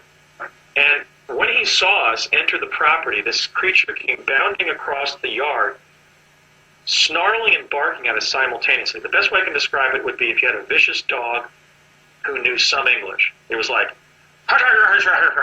he was like making this very intimidating bark and snarl at the same time. And just instinctively, when he got to us, I thought he was going to actually bite us. I stepped behind Hunt, and when the guy got within about a foot of Hunt kind of flinched at him like he was going to attack him, and this thing turned around automatically and then undulated back. He undulated towards us by kind of snapping his body. He didn't have legs. Snapping his body and running on his front, on his hands simultaneously, kind of. But Hunt flinched at him, and this thing turned around and with this woeful bail, kind of retreated in a cowardly way, kind of like baying like a cowardly dog, kind of howling. So we then entered the house, and we walked in, and there was a man about 45 years old. He was a Caucasian man with not a beard, but stubble on his face. He had a suntan. He was wearing grimy clothes, and he was almost at the point of total insanity. He was one of the Mars colonists who had been there for months. And when we entered, he started backing up in his house like he thought Hunt was there to assassinate him or something. And then Hunt said, we're just here to find out what's happening with you. How are you doing? And this guy came forward and calmed down, but he was still jabbering. He was very agitated. And he was talking about several project personnel who'd been lost to predators on the surface of Mars. He was saying, like, remember Bob Smith? I don't know what name he mentioned. Well, you met him. Remember when you were up here? Well, yeah, Plessy, he's dead. he's dead. And he started almost like crying. He was almost like crazy. He was somebody who was suffering from an advanced state of adrenal exhaustion as a result of being through a prolonged exposure experience. So I'm just assuming that he had been on the surface of Mars for many months. For all I know, he was somebody banished from our culture, maybe somebody who had committed a crime, and the CIA had required that he be some kind of permanent, personnel on Mars. But this man was not happy. He was just, he was holding on to his sanity by a very thin thread. But you have to admire him because he was living on a foreign planet, another planet, and he was able to communicate what had gone on. But he was very, very agitated. And so Hunt just kind of listened to him, and then he said, well, this is Andy. I'm taking him up here. He's been up here once before, but I'm going to show him around a bit. And the guy actually shook my hand. So anyway, he was somewhat of a pudgy white guy. He had a little bit of a pot belly. I mean, he wasn't in great shape. He was slightly overweight. And as I said, very tan. He had a 3 or 4 day growth of beard. Didn't look like he had shaved very often. But he was very, very exhausted emotionally by the circumstance that he found himself in. So we then left his house. There was some further discussion between him and Hunt, but I can't, under the stress of the event, I can't really recover now what they talked about. But he did mention that who I was and that he was going to be showing me around here on my second trip to Mars. And we just walked around, and I got a sense of the rocks on Mars. There are some very beautiful dark turquoise rocks. The soils run from ochre through rust red to drab green to blood red. There were certain life forms that were non-predators, just like the creature on the guy's yard that sort of attacked us, that he was pointing out, and I'd say, are they dangerous? He would say no.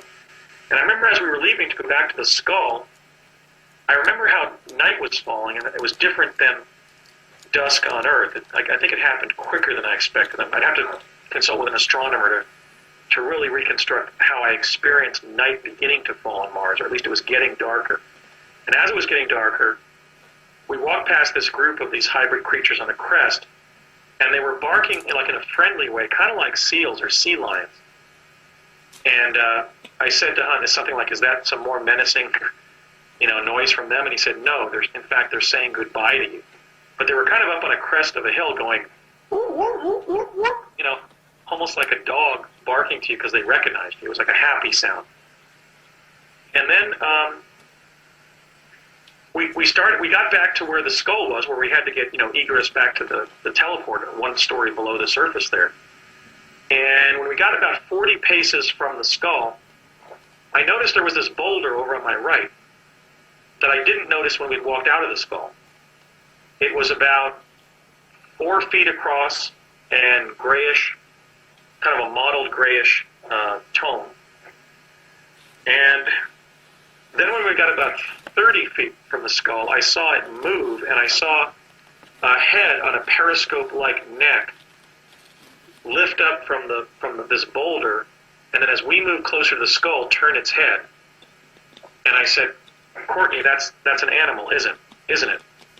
And he said, yes. And I said, is it a predator? And he said, afraid so. And I said, oh shit. Is it going to attack us? And he says, it might. And so he then said, okay, when we get to about 20 paces from the skull, I want you to run like hell and dive through the eyes like you're diving into home plate. Can you do that? I said, yes. And he said, on the count of 3. And by then we were like 20 paces from the skull. And he went, 1, 2, 3. And we just ran like hell to save our lives. And as we were diving through the eye sockets of the skull, this creature closed on me. And actually I heard it kind of groan as it smacked its neck and apparently its face against the eye socket of the skull. Now, when I remember my training, that is to say, the little bit of information that Hunt shared with me, both before and after I went up, one of the things that he described is that the human civilization on Mars only comes out on the surface occasionally, but they left their predators on the surface. He didn't tell me why. I believe they did to eat their dead, because if you're stuck in an underground civilization, you want to biodegrade your dead individuals from your civilization on the surface. So that would be one explanation why they haven't exterminated these predators on the surface of Mars. Another reason would be to just secure the surface of Mars from invasion by, for example, Earthians like ourselves.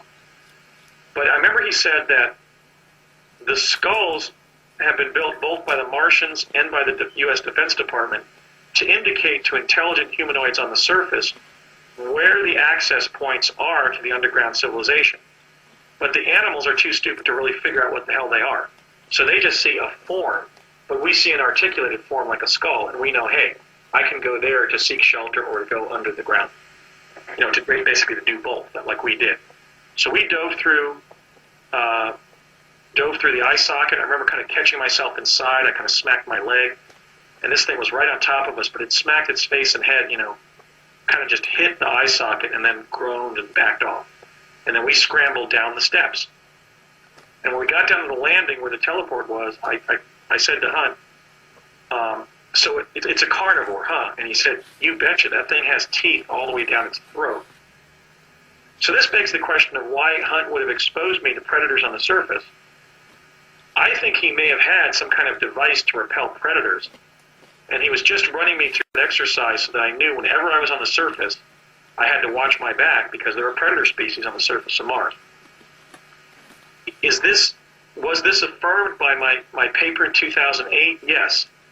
My paper shows evidence not just of predation of humanoids by reptoids on Mars, but mass predation of humanoids by reptoids on Mars.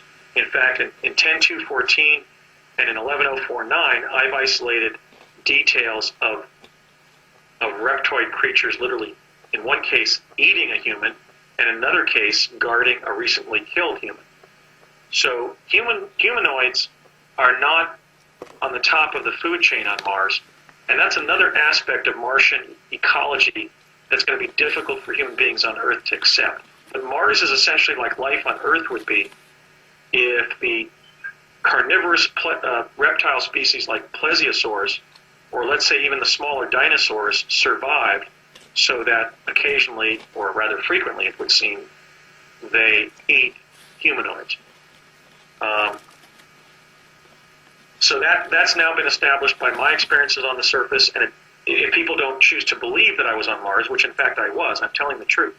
We have had a capability that has been placing people on Mars via teleportation since at least 1981, because that's when I went up there. More recently, we have the claim made by the brilliant young researcher David Wilcock that there are 600,000 personnel on Mars, from Earth. I have no reason to discount that because I was sent up there 28 years ago, and we got there in about 5 minutes from this jump room at this particular CIA facility in El Segundo. So I don't doubt David's claim because we certainly had 3 decades now to place U.S. personnel and potentially chrononauts from other nations on Earth on the surface of Mars, and I'm going to continue to tell the truth and share what I know and bear witness to what happened. I have been on the surface of Mars, and I was there without specialized clothing, and during the latter half of the first trip and during the whole second trip without any kind of specialized breathing apparatus. Mars has an atmosphere. It has both humanoids like us and humanoids unlike us, and it has a variety of different animal species, both animals that resemble animals presently on Earth, or animals that used to be on Earth and that are now extinct, or animals that have never existed on Earth because they're hybrids of different existing Earth species. The plesiosaurs, for example, that are on Mars, such animals did not survive the KT extinction on Earth.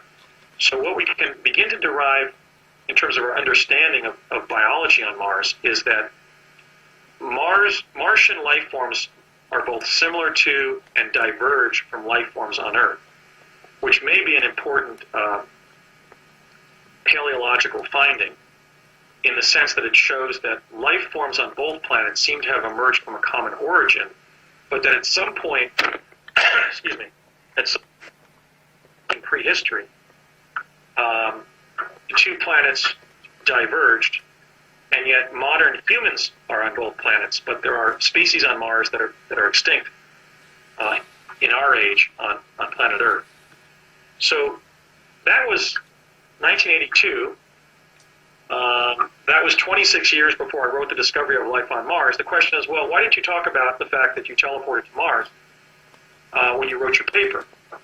And that's simply because the fact that I had been on Mars was irrelevant when I wrote the paper. If you look at the structure of the paper is a work of natural history that seeks to prove a single postulate, and that is that Mars is an inhabited planet. My subjective claim, or anybody else's subjective claim, that they've been placed on Mars via the advanced teleportation capabilities of the permanent secret government, the U.S. intelligence community, the U.S. military-industrial complex, as President Eisenhower called it, is irrelevant to the case I make in the paper that Mars is inhabited. The reason I wrote the paper the way I did, and I didn't talk about, first of all, I didn't want to blend or just alter the story based on a narration of the fact that the very story I was telling I had been told about when I was a kid. So I couldn't do that. That was off the shelf, off the table. And then I pondered whether I should talk about the fact that I had been on Mars, and I thought, well, look, people are going to have enough difficulty believing the case I'm making in this paper that Mars is inhabited. I won't talk about myself or my experiences. I'll talk about what the evidence shows. I'll make a legal case, a natural history case for life on Mars, which is what I did in the paper. So I find your personal story more interesting. Well, I know, and it may be more significant, but the value of the paper, and the reason I structured it the way I did, is it's basically a work of natural science or even belletristic literature in which I present the photos and what the photos mean.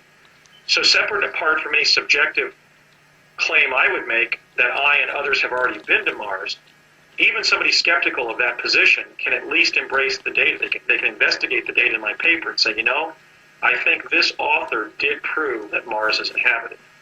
So then I can now that paper has been published, I can now share with others some of the backstory of the fact that I was not only aware of my destiny as the author of that paper, but in fact, I have been on Mars because the U.S. government has been sending people there for decades. Now, the reason I think I was sent, I think, Jessica, I should just address why I was sent, and then maybe I could field some of your questions. The reason I think I was sent is not they were planning for me to be permanent personnel on Mars, or become an astronaut or whatever you would, I guess chrononaut is the term I've been using, because our space personnel or CIA personnel have been getting to Mars via teleportation rather than rocketry. So we're really not astronauts. We've really been chrononauts. Without these breakthroughs in time-space physics, we simply would not have gotten there yet. But anyway, the reason I think I was sent up there is for the same reasons that I was briefed in childhood about the authorship of the paper. They wanted me to be familiar with the data. Because when I was up there, for example, I interacted with humans up there. I had met human Martians as a kid at Curtis Wright, but I met U.S. personnel up there. I met the hybrid. I saw some of the other hybrids that are up there. They're actually, I show in my paper the Scorpion Man, who's a hybrid between a human being and like a Helgermite or scorpion. And we had an encounter with a carnivore, namely a plesiosaur. Now, whether that was a setup or not, I don't know, but at least that taught me in a very frightening way that there are predator species on the surface of Mars. Now, the last Mars data point that is relevant to my publication of the paper, The Discovery of Life on Mars in 2008, dates from 1997. This is already, God, I can't even believe it. This is already 16 years after I was on the surface of Mars as a 19-year-old. After I completed my law school and graduate education, I had attended Northwestern School of Law of Lewis and Clark College up in Portland, Oregon. I had studied urban planning at Cal Poly San Luis Obispo and earned my degree with distinction. And then I had spent a year studying environmental law and policy under the tutelage of Malcolm Grant at Cambridge. So I then came back to the U.S. in 95, 96 timeframe, and I was studying for the Washington Bar, which I only passed in July of 1996. Around that time, my mother, in 1996-97, my mother developed breast cancer, and I began to take care of her beginning in 1997. And from that time until around 2003, I was really invested substantially in taking care of my mother and doing things for her and also protecting her. And one of the things I had done was I commissioned the building of 2 gates on the left and right side of her home in Chatsworth. I wanted the original gates that had been there to be fortified so we could lock them and lock the backyard so that a burglar couldn't get access to the back of the house when she was there. So we commissioned some carpentry from a friend of mine. I don't want to identify this person by name, but he's somebody who is a brilliant U.S. academic. I don't even want to give his field, but he's a brilliant U.S. academic who, because of his birth and upbringing in a sensitive European capital, had been offered, in the mid-90s, had been offered the station chief position in one of Europe's most sensitive cities at that time, in the mid-90s. Again, I don't want to say what city it was because I want to protect this individual. He helped me a lot, and we had an agreement that I wouldn't reveal his identity. But he was studying his social science field at a California university, and he was recruited for CIA as the station chief for position for this particular European capital city because he was conversant in the language of that country and English and French. And so he was highly sought by CIA. And when we were finished, and he helped me build the gates to my mother's house, which again, nobody would, besides my late mother, would know who he was because I don't even think he gave us a receipt when we paid him. But anyway, we went down and had lunch or an early dinner at a Chinese restaurant in Chatsworth. And when we went out to his car, he said, "I want to show you something." And he said, "Get in the car." And he reached behind his seat, or in the glove compartment, from the car, he pulled out an envelope. And he says, "I'm going to show you several images, and you may find them quite disturbing."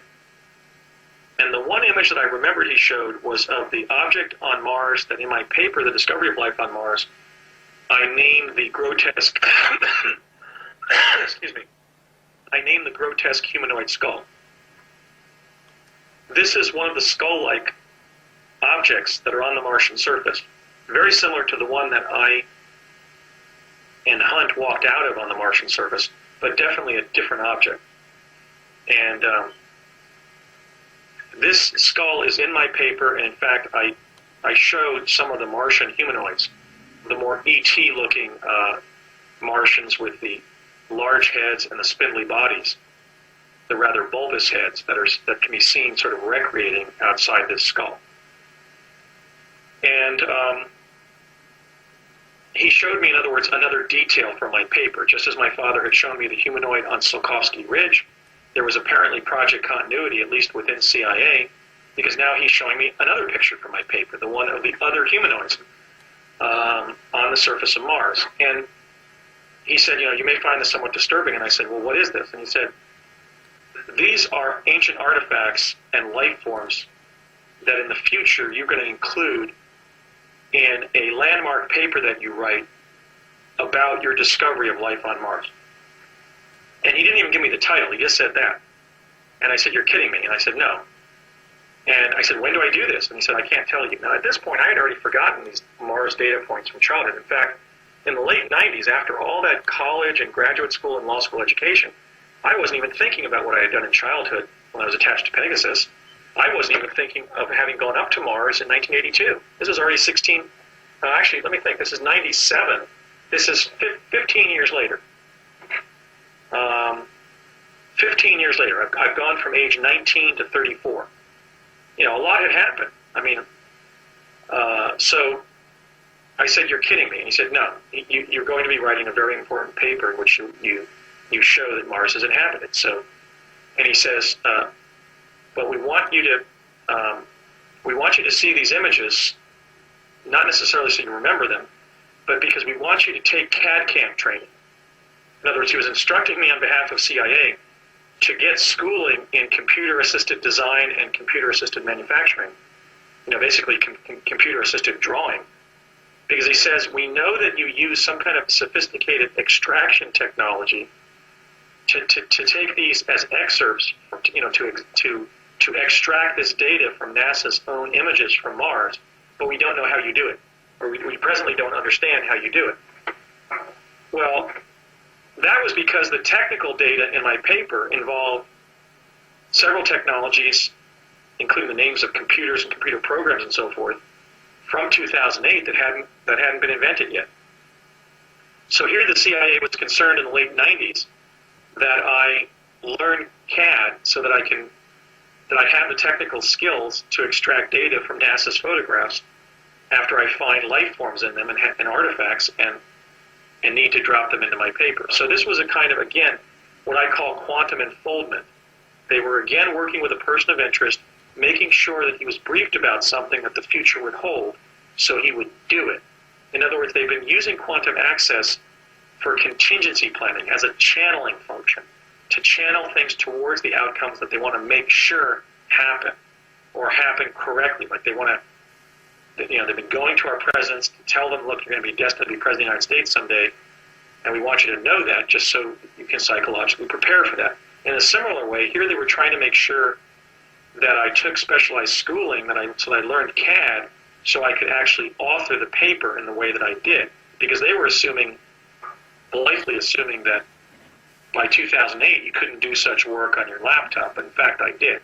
All I did to drop the photographs into my paper, The Discovery of Life on Mars, was open the full-resolution JPEGs of the original NASA rover Spirit photographs from NASA's archive page on the internet, open them in my paint program on my Hewlett-Packard Entertainment PC model 6700 DV, and simply use the cutting tool to take out small details of the photograph.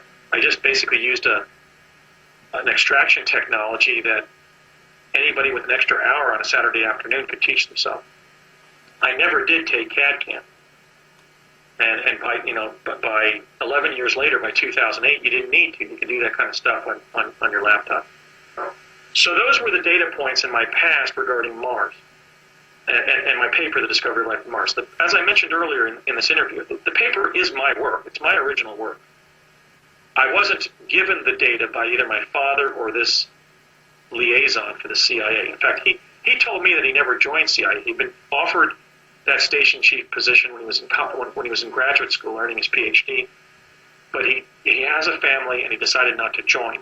But he did have friends at CIA. He had a contact with the CIA through one of the professors in his department, and he had a longtime friend in Los Angeles who was a lieutenant commander with the Office of Naval Intelligence. So he became my liaison to the intelligence community in the late 90s when I began my research into Project Pegasus. So those were the Mars data points that were shared with me from age, 6 or 7 to 34. I mean, I'm trying to think of how many they were numbered. There were my dad came home with the intelligence file, and then there was the picture he showed me of the alien, of the Martian when he was giving me the haircut. And then there was the Martians at Curtis Wright. There was Connie Chavez's statement when we were in Albuquerque on a project basis that she knew I would discover stuff on Mars. There was my dad giving me the paper, right? And then there was the teleporting up to Mars, and then there was this last briefing. So there were 7 briefings of one kind or the other that took place between 1968 or so and 1998 or so, during those 30 years, so that 11 years after the last briefing, they were as certain as they could be that when I got motivated in 2008 to study NASA's photographs, I would participate in the unfoldment of my own destiny and discover life on Mars. And so I think it's valuable to go back and narrate this as I have, kind of at length, because it not only shows how the quantum access capabilities that were developed into Project Pegasus in the early 70s under a DARPA-directed program were focused on Mars and the discovery of life on Mars there, but this also becomes somewhat of a kind of a seminar or a set piece kind of lecture about how the U.S. intelligence community has been working with persons of interest like myself. In this case, they were making sure that my discovery of life on Mars happened. They helped me to let it happen. But I didn't do it for them, and the paper was written. I have the drafts of my paper. I was emailing them back and forth to Alfred Lambermont Weber colleague in exopolitics when I was writing the paper and sharing my findings with him. So the paper was truly an original work and not something that had been passed along for me just to release to the public. But there were these 7 briefings, and now there's an historical record of what they were. So if they know that, then why are you still being repressed? Well, I'm not being repressed. I mean, I certainly could have been assassinated at any time in the 40 years since I was a 7-year-old on Project Pegasus. Oh, for example, speaking and exopolitics and so forth. Well, I just think that, like any great discovery, I'm being treated the way that Galileo Galilei and Nikolai Copernicus and Giordano Bruno were treated when they advanced such heretical notions as the fact that the Earth rotates around the sun. I think what we've seen here is a social lag effect regarding the fact that Mars is inhabited. You know, Alfred and I, in our original lecture, we were lecturing about this. There are really many reasons why there is this official denial regarding the fact that Mars is inhabited. In fact, the academic who briefed me in 1997-98, that was the last of the 7 briefings that I got, he briefed me on the fact that my announcement that Mars is inhabited, that was going to occur at some time in the future, was going to engender substantial public fear, ridicule, and even hostility and contempt of me. And so part of the purpose, I didn't mention it, but part of the purpose... That's what I was referring to. But yeah. Part of the purpose of the briefing in 97-98 was to let me know that when I decided to move ahead in the future and make my announcement of the fact that Mars is inhabited, embodied in my paper, The Discovery of Life on Mars, and my later research monographs that I'm currently writing, and the public lectures and the public position that I'm taking, he was warning me that, look, when this happens in the future, you're going to be subject to withering contempt. So you just have to keep your chin up and know that ultimately, especially with the improvement of better photo resolution of your images and images by others, your case is proven to an historical and a scientific certainty. So I was really given not just data from my paper that I published in 2008, I was given the kind of quantum coaching that the U.S. intelligence agencies have been engaging, at least the CIA has, for 40 years now. They were reaching out to me again as a person of interest and making sure that I would psychologically survive the contempt and ridicule that would be lumped on my head when I published my paper.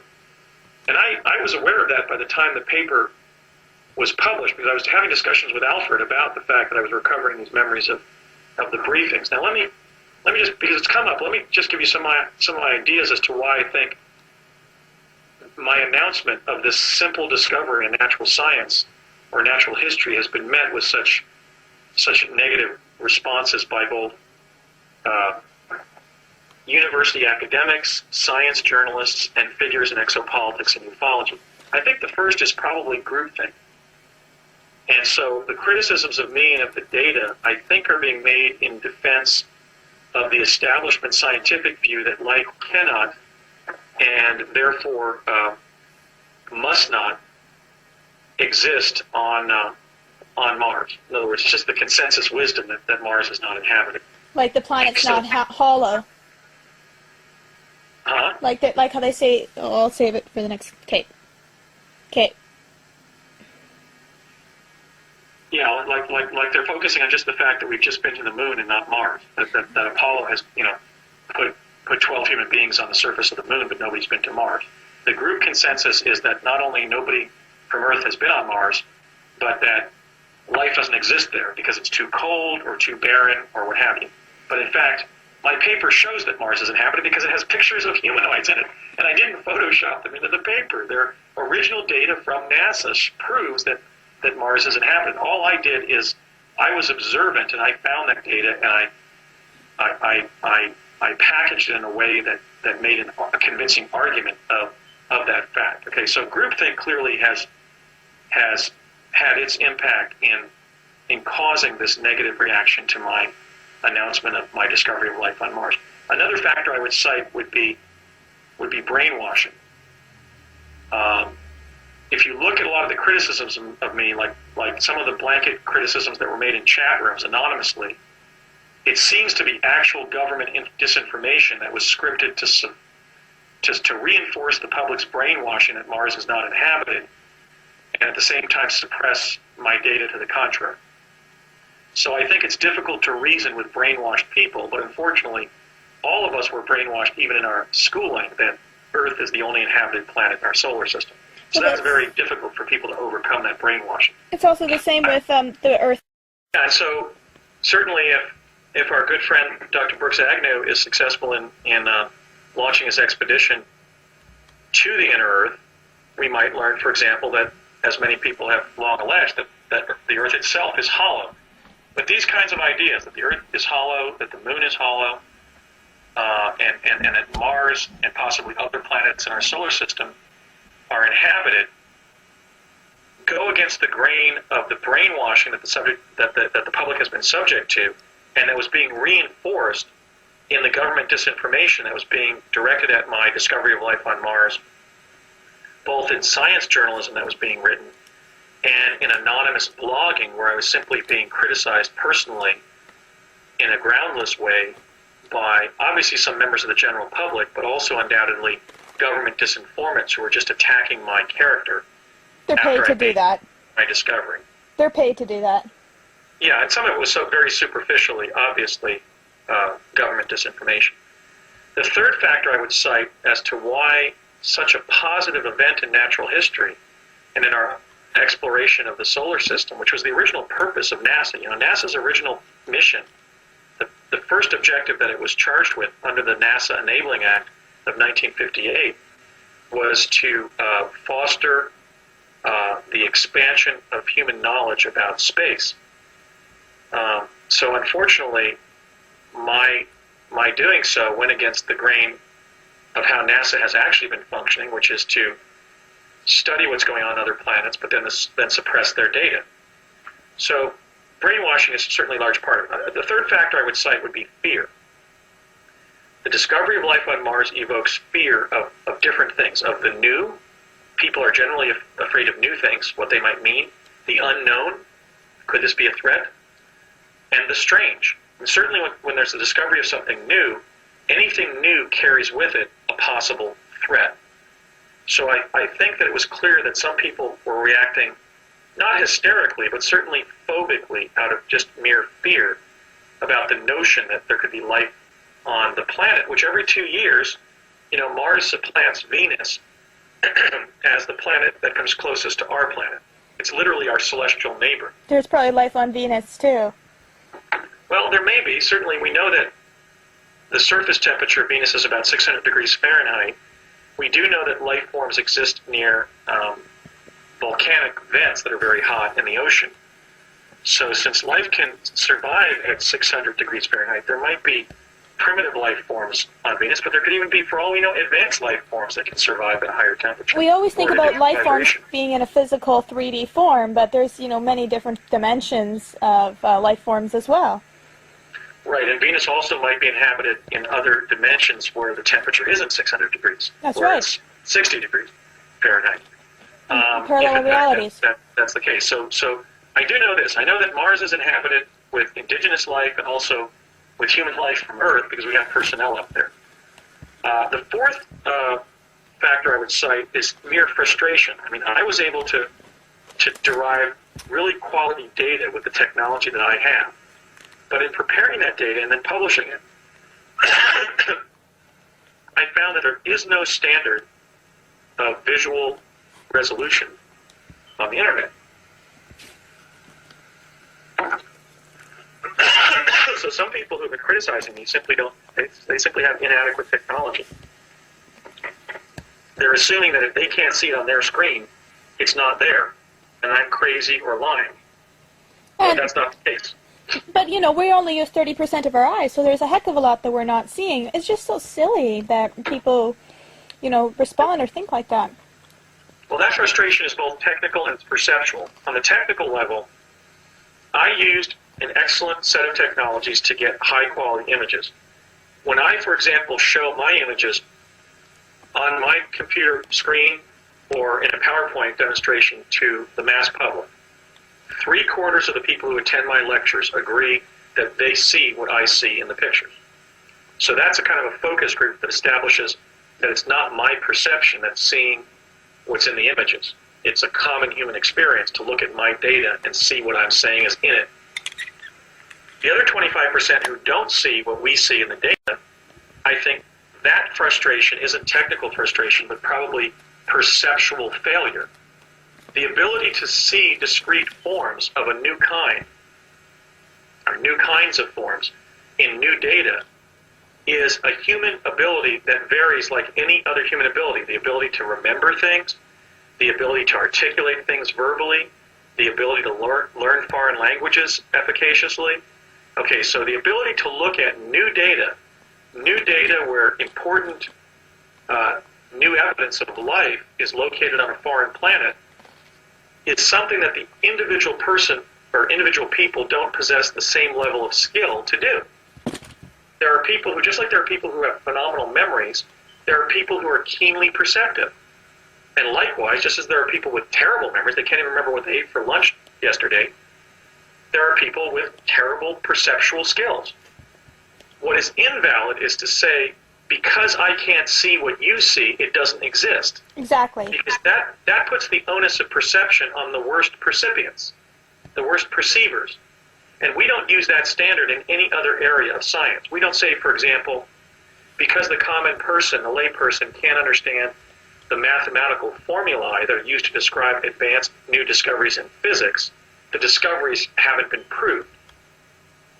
They are deemed to be proved if the peers of those physicists decide that the data, or that the formulae describe the breakthroughs in physics that the discoverer alleges have been achieved. So what was invalid, what has been invalid, that's been going on the internet regarding both technical frustration and perceptual frustration regarding my data is, one, there is no standard of computer technology that everybody can agree to the very image that's being imaged. In other words, the images themselves vary because the technologies vary. And two, the ability of people to look at that data and see what the percipients see is not available to some people. Some people can't see the data. They can see the data if they're sighted, but they can't make sense of the data and say, aha, I see the plesiosaur, or I see the humanoid, or I see the grotesque humanoid skull that you're pointing to. Do you think that might also have to do with What the Bleep? Have you seen What the Bleep, do we know? I don't believe that it's a question of quantum fluctuation at the level of subatomic organization. I believe it's being driven by some things like the fact that I had specialized training by the U.S. Navy in perception when I was in Pegasus, and I'm also the person who extracted the data and wrote about it and decided how the photos would be enlarged, how they would be captioned, what text would be used to illustrate them. And so I'm familiar with what's there because I've studied it for several thousand hours. And I studied it for several thousand hours as someone who had been trained in childhood to be an observer, to be a trained observer by the U.S. Navy itself. Okay, so I'm a very good perceiver of things. I'm capable at, or very capable at pattern recognition. But I'm still amazed at how, for example, I'll show somebody the photograph of the grotesque humanoid skull, and they'll just see a rock because it looks like a skull.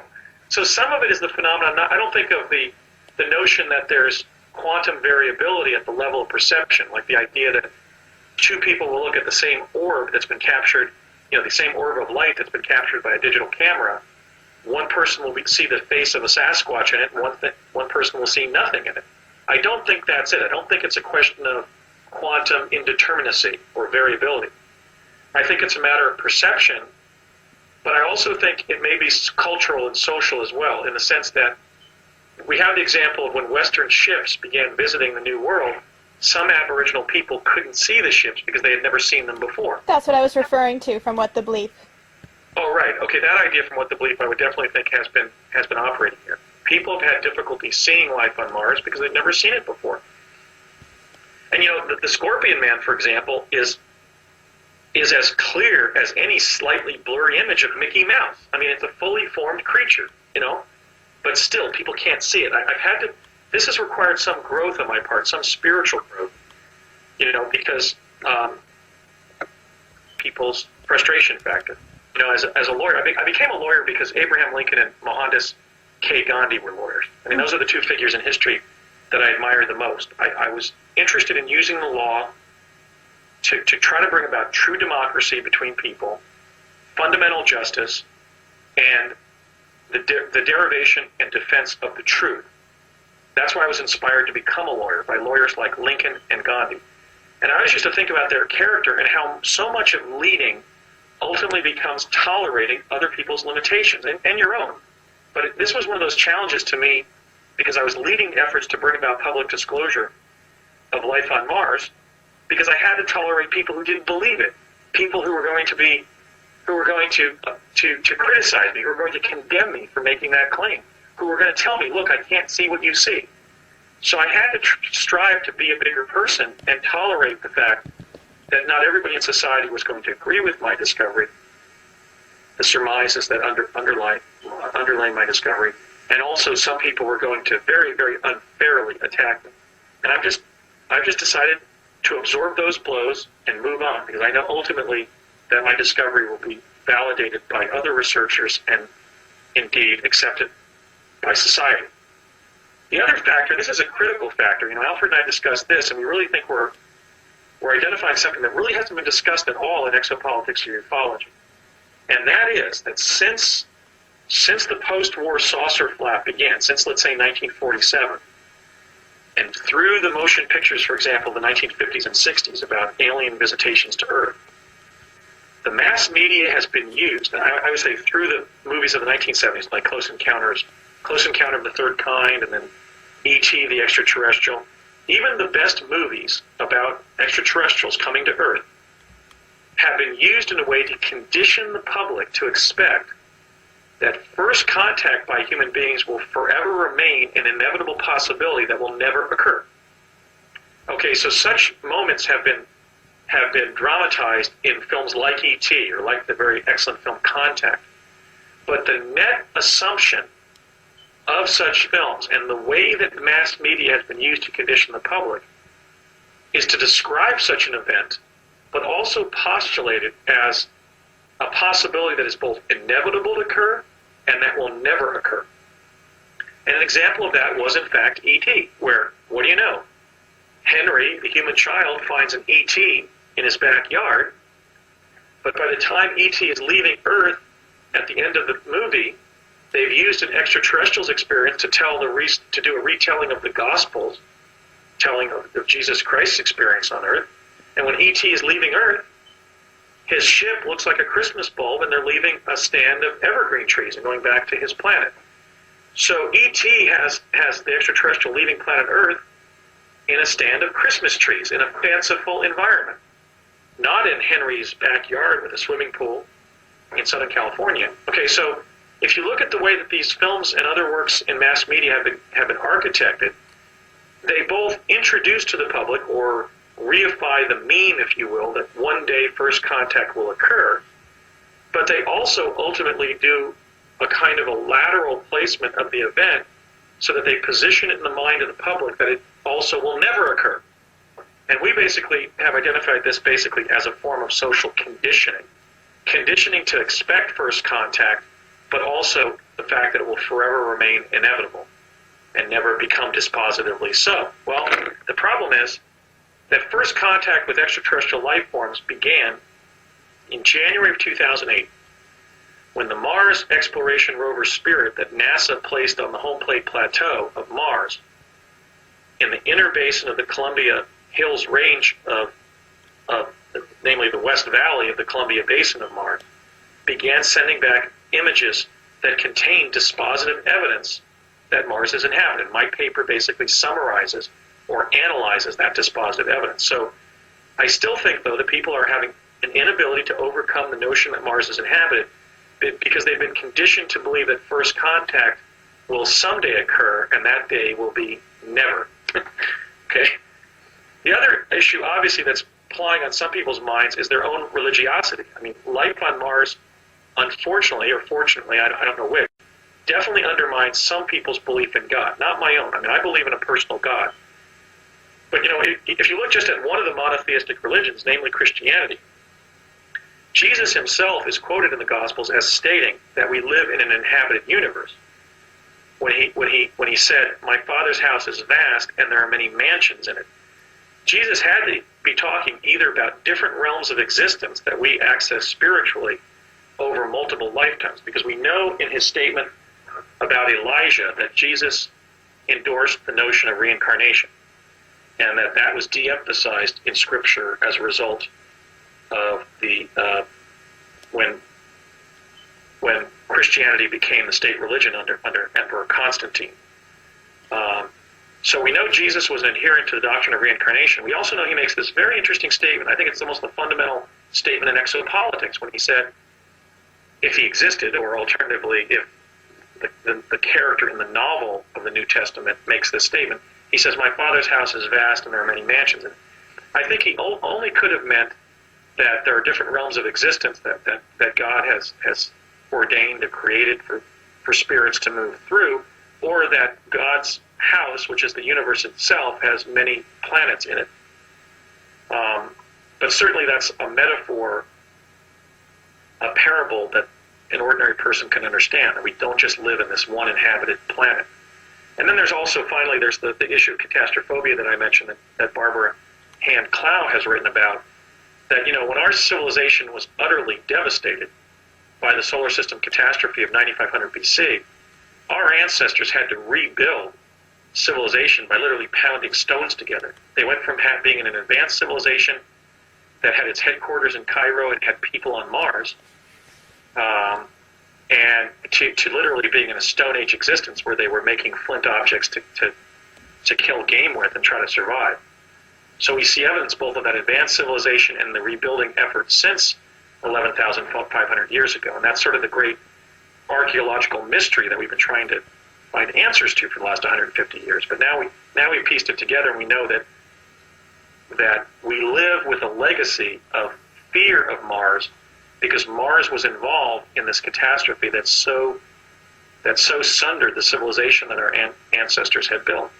So those are the many factors that I think can help us understand why, when I published my paper, The Discovery of Life on Mars, I was subjected to very little intelligent criticism and a lot of very unintelligent criticism. But, Jessica, I've been speaking at considerable length here. I know you have some questions, so how about if you fire away? I'd like to field some of your questions. Okay. Have you heard of Borsica, the Mars child? I'm familiar with Borsica, and that that he's from Russia, and that he was interviewed by Project Camelot. But tell me more about him. I haven't watched that interview yet. He basically is just a boy that remembered living on Mars, and he just started telling his family one day all about life on Mars and what it was like. And as he's been getting older, he's been forgetting more of it. But he's like, more and more babies seem to be able to remember where they're from, what planet they're from, and what it was like. Right. In fact, that is relevant to my experience, because as a human child in this life, before age 7, I did remember a number of my past lives. When I would be dreaming, I also remembered one life on Mars, and I was accessing those dreams, those lucid dreams, as I've been writing my papers. So, as I mentioned to one individual who wrote to our organization, the Mars Anomaly Research Society, or MARS, I do believe that some of us have lived in the civilizations on other planets in our solar system. In my case, I remember walking through some of the underground cave-like chambers or rooms that are underneath the Martian surface.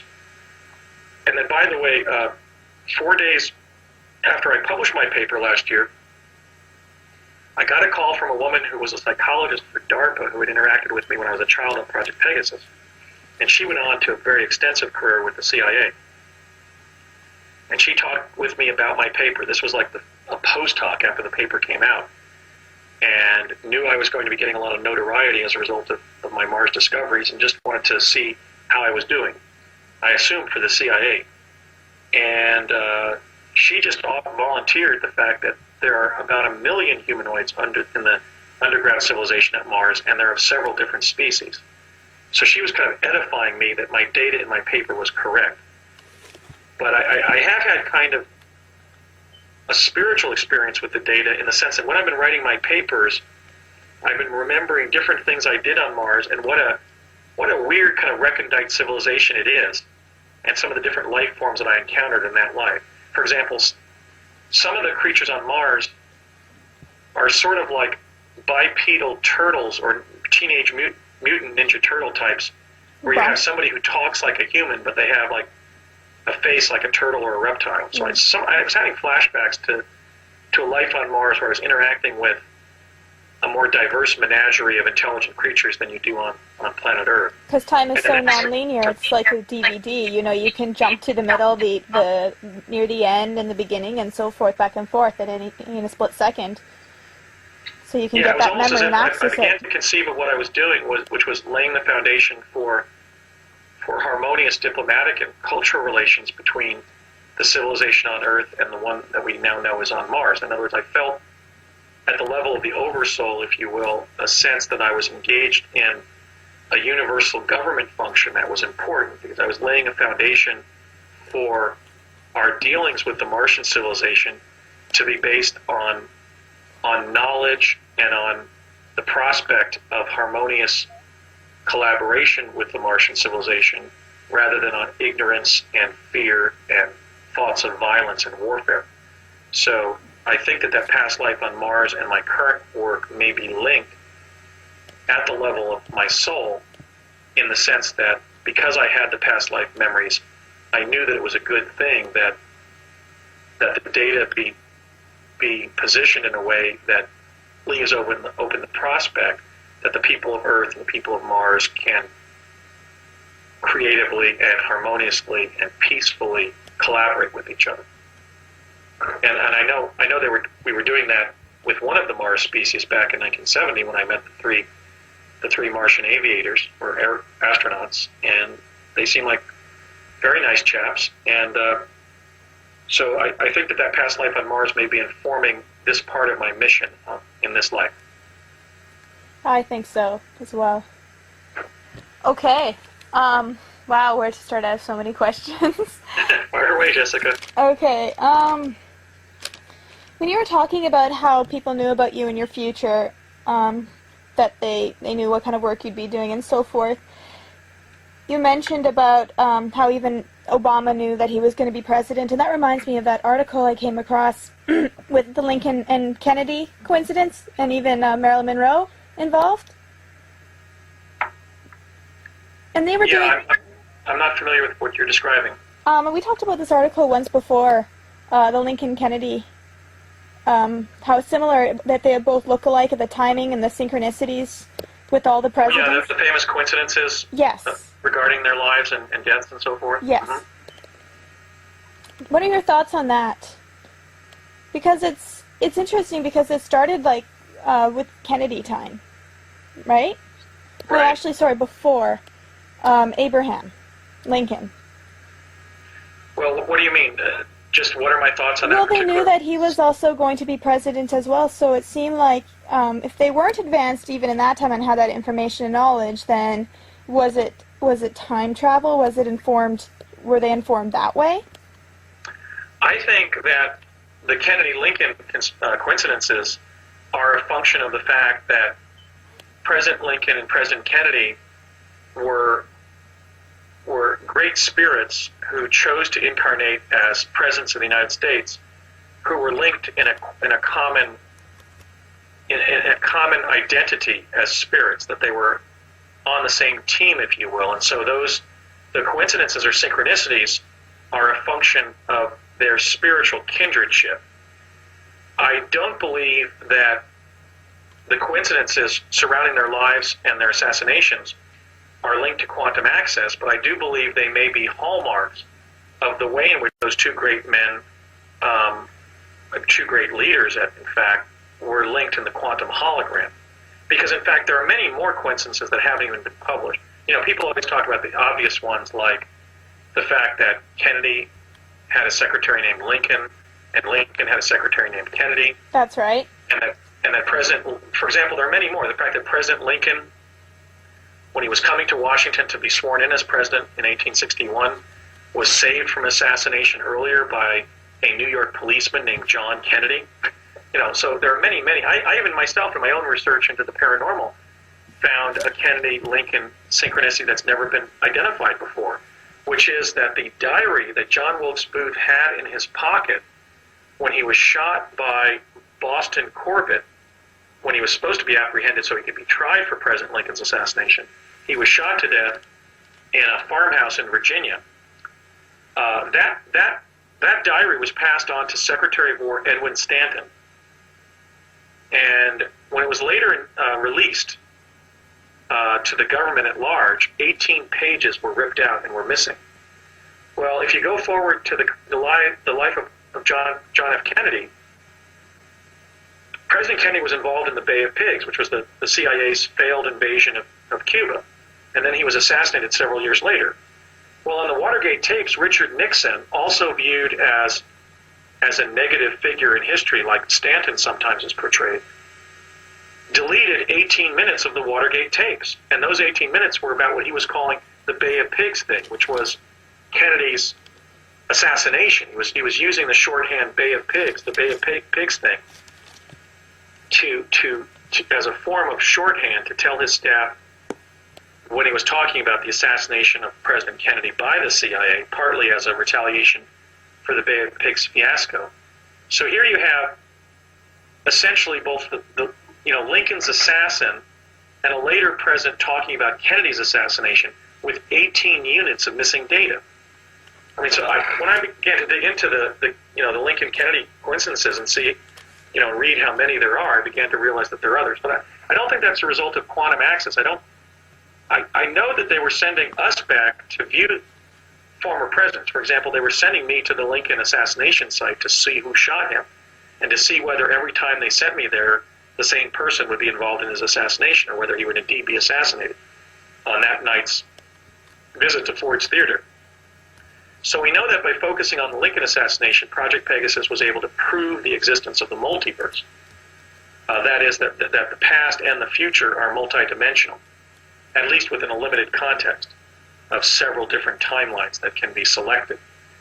But I don't think these very profound quantum synchronicities regarding Lincoln and Kennedy resulted from the quantum access capability of the U.S. government.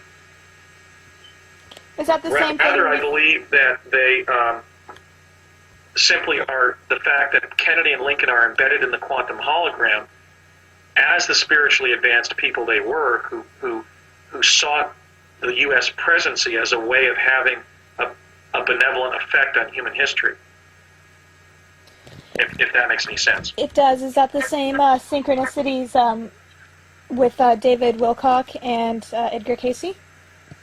Well, I mean, David alleges that he was Casey. There's certainly a physical resemblance, and I can see David's career as being the fulfillment of, or the continuation of the activities of somebody like Edgar Casey.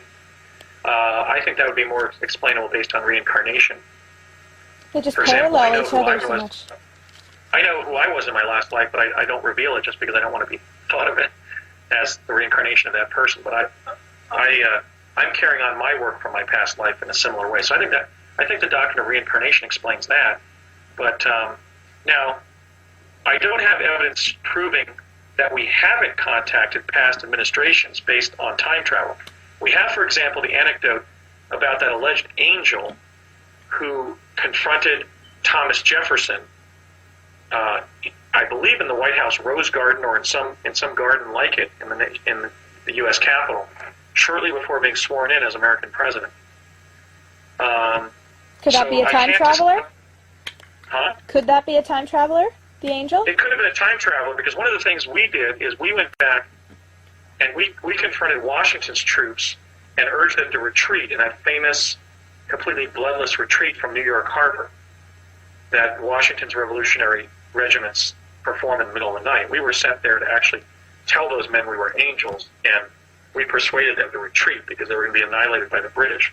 So we know that quantum access has been used to create the preconditions for benevolent or beneficent past events. And that was actually a kind of a violation of the code that the project had decided, which is that quantum access in general would not be used to alter the past or future. But that was used to implement an event that we knew from the timeline had happened. But no, I don't think the Kennedy-Lincoln coincidences can be ascribed to quantum access, but I do think they show that there are patterns of coherence within the quantum hologram. That Abraham Lincoln and John Fitzgerald Kennedy had similar destinies in the quantum hologram, and that because they were so focused around really courageous leadership in terms of fostering civil rights and elevating the political discussion to pursue such high ideals, that the mundane facts of their life sort of corresponded in a highly synchronous way. Awesome. We talked about that before, and I really wanted to get that question in again. Okay, so I want to go back to Mars, and when you were speaking about human-animal hybrids, and I was thinking that reminds me a lot of Atlantis, what they were doing in Atlantis, human-animal hybrids.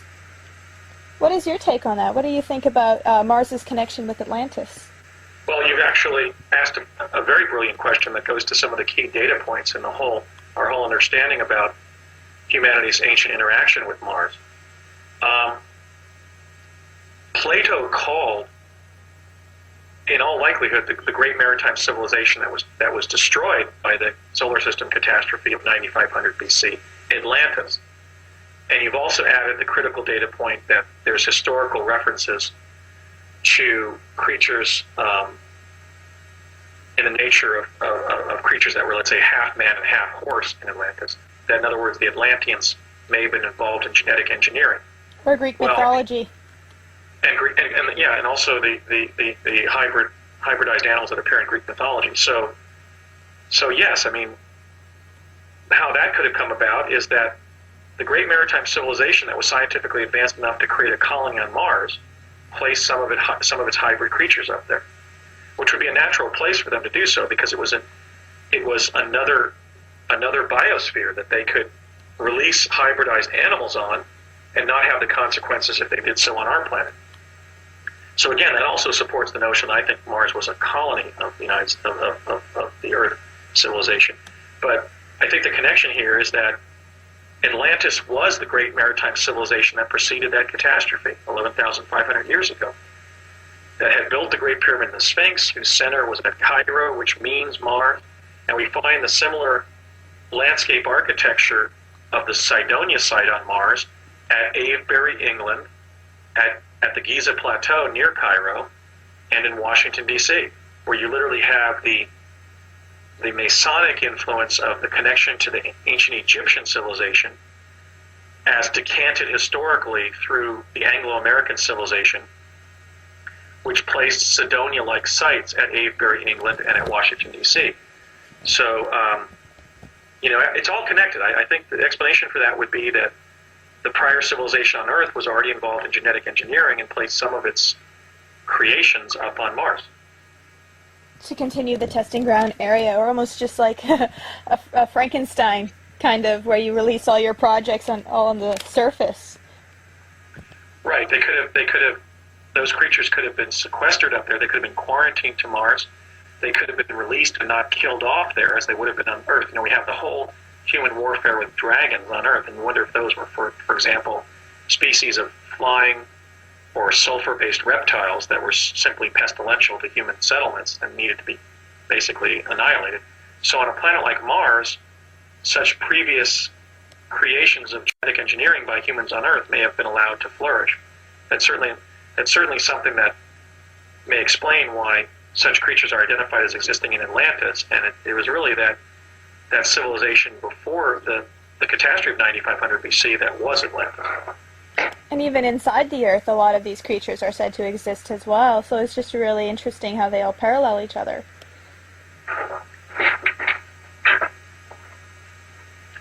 Was Mars hollowed? Do you know? I have no idea. I do know that, I have the past life memories of a more sort of ancient cave-like or Tolkien-esque kind of Mars underground. But the only The only thing I was in during those first 2 trips in '81 was like this big, deep underground military base, like utilitarian structure under Mars. I have vague memories of being on Mars several times later, but I'm not talking about them because I don't know whether those were dreams or lived experiences. They may have actually been dreams in which I elaborated on my experiences in '81. I'm sure I went up there in '81 because it was very stressful to go up there. You have more memory but there yet I don't to know come. if Mars is a hollow planet like we believe the Earth and Moon may be. I just don't know. Okay. It's certainly one with a lithosphere that covers an underground civilization. What kind of animals did you see on Mars that we have on Earth? What kind of animals do I see on Mars? Oh, wow, I saw a wide variety of animals That we have on Earth. that we have on Earth. Mm-hmm. Well, let me narrate what those were. I mean, I have those in my PowerPoint, so let me summarize those for you. Just to give people an idea. Yeah, among the animals that are on Earth that we have evidence of either statues or living life forms on Mars, just from NASA image PIA 10214, are elephants, platypuses, or hippopotamus-like creatures. We really can't tell, but we actually have a hippopotamus or platypus-like creature that actually has little babies that are breastfeeding on its side near the body of water beneath Husband Hill in 10214. There are horses on Mars. There are cows. There are frogs, turtles, very large snakes. In fact, some snakes with both ordinary snake heads and faces and ones that look much more human-like and comic, almost like cartoonish faces, slugs, and snails. I mean, those are some of the existing species on Earth that I found corollary examples of on Mars. Wow. How do they survive? There must be some kind of more plant life, vegetation. What are they eating? I'm looking at these details. The elephant is a statue. The platypus is not a statue. It's a furry creature that's sitting near the water. And in fact, we can see right just in this image 4 or 5 little progeny actually breastfeeding on the side of the animal. Do you remember seeing them physically? I didn't see hippopotamuses or platypus-like creatures when I was up there. I isolated them in the NASA photograph. Okay. I didn't see horses either. I saw more of the, or cows, I saw more of the hybrids during my little jaunt on the surface with Courtney Hunt. These actually may be animals that have been introduced up there since then. I don't know. I mean, these are modern animals. The horse, the hippopotamus or platypus-like creature, the horse, the cow, the tortoises, and certainly the serpents and slug-like creatures or leech-like creatures are definitely living life forms. Now, one thing I can say about current Earth life forms up on Mars is that several very, very dedicated Mars anomalists have contacted me since my paper was published last year and have confirmed how commonplace serpents are on the surface of Mars, and that some of them are even 40 feet long. One of the creatures that I have isolated eating a humanoid looks kind of like a turtle with multiple legs coming out of the ground with no shell, and it's just chomping on a little humanoid. The slug that I mentioned, which is way in the right far distance of PIA 10214, has a black, shiny body like a snake or slug, but a human head, an oval, almost kind of Dr. Seuss-like face. So there's a lot of hybridization here. And I would say that one of the most common life forms would be in the second category. How do you think they're surviving there, though? Oh, you asked, yes. You know, Jessica, I don't know. I mean, Okay. I'm not a biologist. My suspicion is that there's some form of nutritional sustenance that's being derived from the soil by the less aggressive species.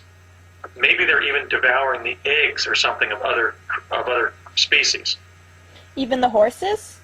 Well, see, horses eat grass on Earth. That's right. One of the dilemmas here is I haven't found any green vegetation like grass that I've isolated, although even in this isolation, it's possible that there are little stubs of grass growing out of Tsiolkovsky Ridge. But that horse is just sitting there, and I have no idea what it's surviving on. Could it be It's possible clear, that... however, Well, it's clear, however, that there's very aggressive predation going on the surface. For example, by the plesiosaurs. Yes. And in fact, I have a screenshot where there's this worm-like creature that the humans are digging around as if they've killed a snake underground and they're munching on it. Okay, so I think the early evidence suggests that these different animal life forms on Mars are surviving like the surviving species of any climax or actually a collapsed ecosystem would, which is through very rapacious predation of other animal species.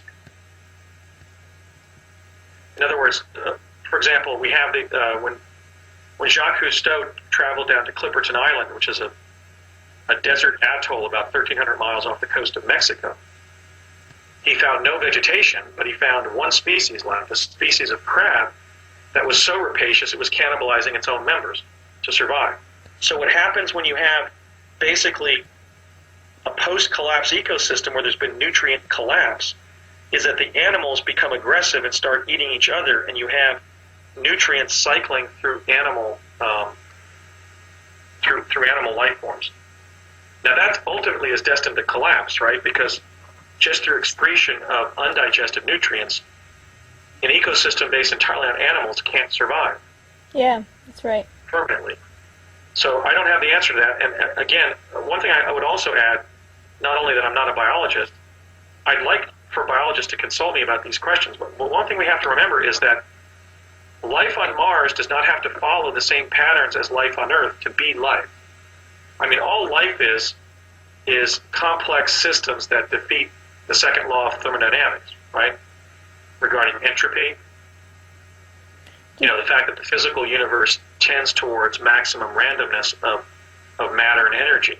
So any coherent system that defeats entropy through complex cellular and organic organization can be described as life. Now, we don't know, for example, how these life forms are being nourished.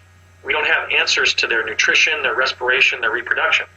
There is some evidence that some of these creatures are dropping their babies on the ground. They're literally adults and mothers and stuff looking around. They've dropped their babies on the ground like cockroaches do. So we have some clues to how they're reproducing. But thus far, we only have limited evidence that there's vegetation on Mars. One were the black and white satellite images that the late Dr. Tom Van Flanderen, who was an expert on celestial mechanics and at once was the chief astronomer for the U.S. Navy,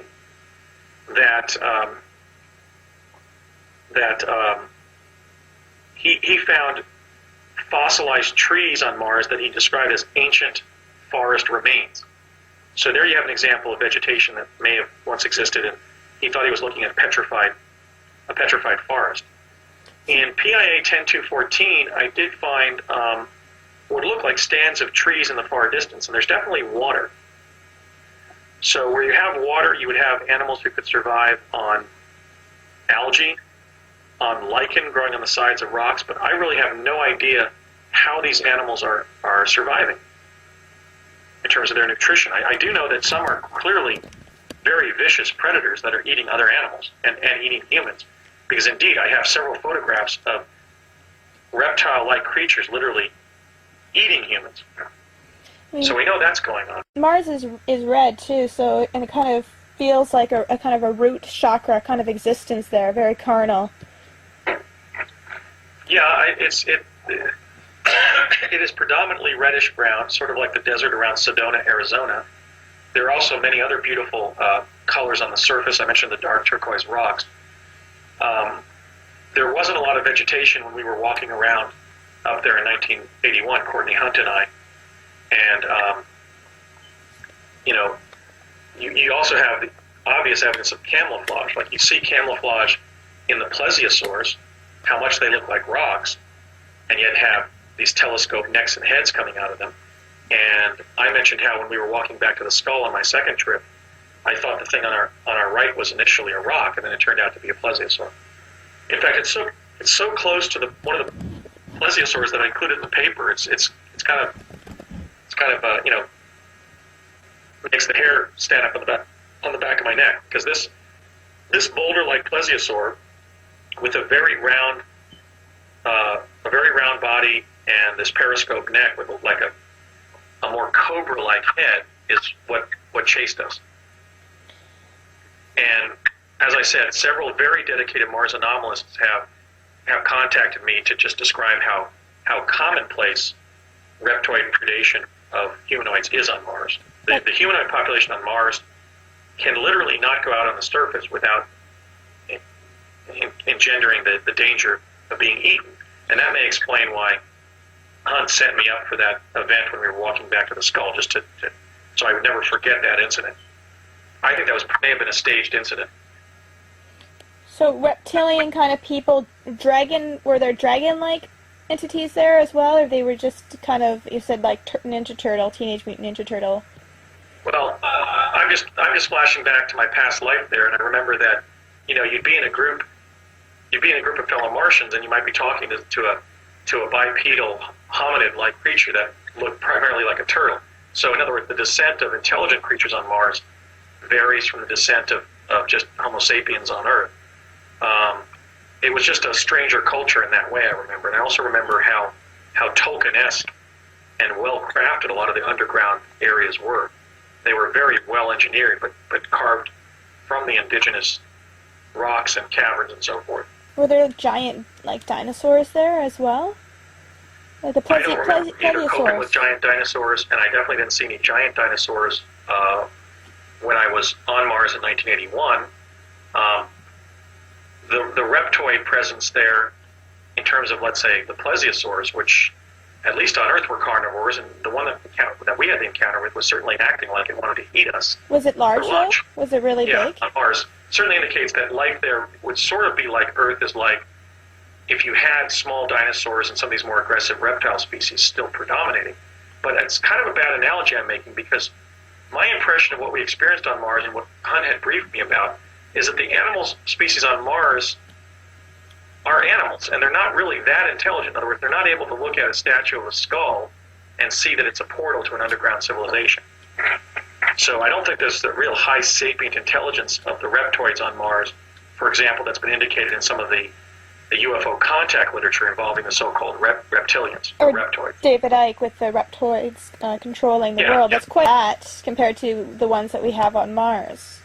Well, and also when you go out hiking, even in the desert, I mean, really the only way to get stung by a rattlesnake is if you step on, right? In fact, in all of North America, there are only 2 predator species left, right? The grizzly bears will stalk humans overground rather than fleeing them, and also mountain lions, or so-called pumas. Okay, so we've eliminated most of the predator species from most of the inhabited parts of the world. I guess every once in a while, somebody in a game reserve in Africa gets killed and eaten by a lion or something like that. That's certainly part of human history. But I think the point I'm making here regarding Mars is that on the surface of Mars, predators are a threat in the way that people who've been born into this present civilization really don't think of other life forms as being predators that would actually seek them out and eat them. Now, I don't think that animal, that predator, I'm talking about the plesiosaur that we saw when we were walking back to the skull to get access to the underground bunker there. It was certainly aware that we were critters on the ground that it wanted to eat when we started walking kind of fast to the skull, but it kind of looked at us for a long time. So I think it was kind of processing that we were a potential food source for it. It wasn't like there was this very highly intelligent dinosaur that was stalking us and we had to, shoot it with a ray gun. It was basically a pretty dumb animal that finally concluded that it should lunge at us and try to eat us. So I think the analogy maybe would be more to the dangers humans encounter in our present civilization, like where they go scuba diving and they're bitten by a shark.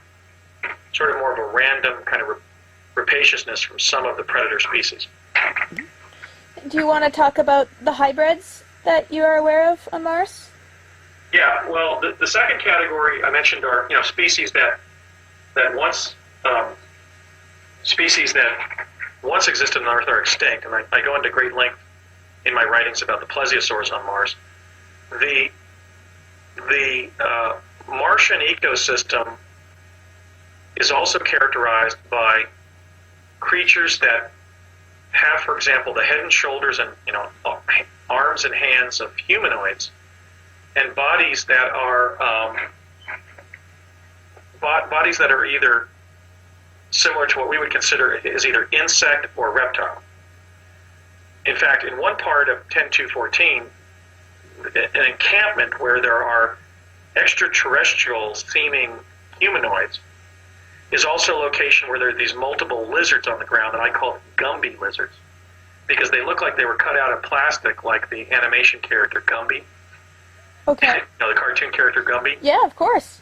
Yeah, so their bodies are just kind of like that. They're kind of rubber-like. I think they're real creatures and not some kind of cartoonish figures that were placed on the surface of Mars by NASA or in the photograph, as models. There are also, and I mentioned the interaction with the human with the grub-like lower body, where he was sort of snarling and barking like a human dog would, a hybrid between a human being and a canine. But he had a lower body that looked very much like a grub, even some of those white multi-segmented grubs that some Aboriginal tribes on Earth eat as a food source. And he didn't have any way of locomoting besides sort of snapping his lower anatomy together and sort of undulate across the yard, trying to maintain some semblance of direction with his arms and hands. So I think the best way to conceive of this is that some of the creatures on Mars are truly hybrids between human beings and insect and animal species. Another example of that, obviously, is the Scorpion Man. I include a picture of the Scorpion Man in my paper, and he has the bottom, the lower extremities of a scorpion. Wood on Earth. He has a multi-segmented body with multiple appendages and a tail that comes up in the back, just like a scorpion, of the order Scorpionida on Earth. So there are human arachnid type hybrids. Too bad you weren't an artist. Sorry. Too bad you weren't an artist. I'm just, if we had someone who could draw this, it would be incredible. Well, we have the photos. I mean, the Scorpion Man is one of the images in my paper, and when I show it publicly, there's often actual public shock. You can actually hear an exclamation where people in the audience are actually stupefied because they're looking at a creature on Mars that is a hybrid between the upper anatomy of a human being and the lower anatomy of a very large scorpion. So I think your point about Atlantis is well taken, because these are so divergent from life on Earth and imply cross-speciation that may have been introduced artificially by humans engaged, humans on Earth or humans on Mars engaged in genetic engineering. We can't discount the possibility that these are either ancient or recent genetic engineering experiments that have been artificially placed on Mars. Do you think some of the genetic engineering was done inside Mars as well? The people there, that leads me to the next question about the people as well that are living there, but I'll let you answer that first question before. Well, we know the following about the humans living under Mars. Right. We know that in 1970 they were in liaison with our Defense Department because my dad and I met three of them at Curtiss-Wright, and they left in an advanced spacecraft that was traveling at speeds that the U.S. Air Force supposedly wouldn't reach with the Aurora project for 10 or 15 or 20 years after that time. What did that spacecraft look like? Well, I mentioned how it was sort of teardrop shaped and it was silver and it was sort of hovering like a, is it a Nissan Z car? I mean, okay, that's right. I remember it was now. basically this aerodynamic, I remember. That's okay. looking craft that was by the loading dock there. You don't need to repeat. My point there is that we know from everything that occurred during that brief encounter with the three Martians at Curtiss-Wright that as of 1970 they were clearly more advanced than us. We also have the softer, more fuzzy logic data from the remote viewing that a very gifted team of remote viewers under Dr. Courtney Brown at Emory University in Atlanta, Georgia, performed, and he's described in several of his books about remote viewing and the Mars connection to the remote viewing program. And he has stated that the civilization under Mars is 150 years more advanced than ours. I don't know if that's the case, but certainly in 1970 they were flying something that was beyond what the U.S. space program had achieved. And so would such a civilization be capable of cross-speciating hybrid animals via genetic engineering? I would say yes, because we know that our own civilization has now started doing that, unfortunately. So yes, I think the hybridization of creatures on the surface perhaps has resulted from experiments that have been undertaken by the indigenous Mars civilization. But we also have the possibility that they are remnant species from the time prior to the solar system catastrophe of 9500 BC, when the so-called Atlantean civilization on Earth was sending people and potentially some of their own projects up there, or even carrying out cross-speciation on Mars. If they were an advanced civilization, as advanced as we think they are, namely capable of space launches from Baalbek, and using, for example, the Great Pyramid, because we had a colony there, they might have even engaged in genetic engineering on Mars because it was a quarantine site where they could sequester those experiments from Earth. So I think it might be all of the above, but I certainly wouldn't discount the possibility that the indigenous Martian civilization may have brought about those species through genetic engineering. Or if they are doing the genetic engineering on Mars, like now, in the present.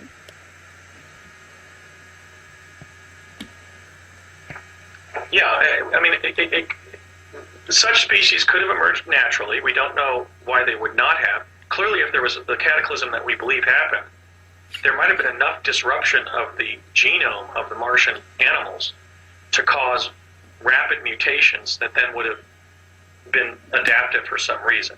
So the hybrid species up there may be a result of the catastrophe or of other events that have affected Mars in prehistory. That wasn't my question, though, but that's okay. I was just wondering if they are still genetically engineering animal humans. I have no evidence they are. I'm just saying that the species up there that are hybrids could have been hybrids that resulted from genetic engineering on Earth, either in this civilization or the previous one, the Atlantean one, that we know had colonized Mars, or at least had several bases up there. Because I found one of those bases there on the home plate plateau. Notice that NASA called it the home plate plateau. It's kind of curious. Yeah, very curious. Yes, and yet we know that there's other data establishing that the human civilization on Mars is 150 years more advanced than us. So these hybrid species could be recent experiments, or several hundred years or what have you, or even more recent from the Martian civilization.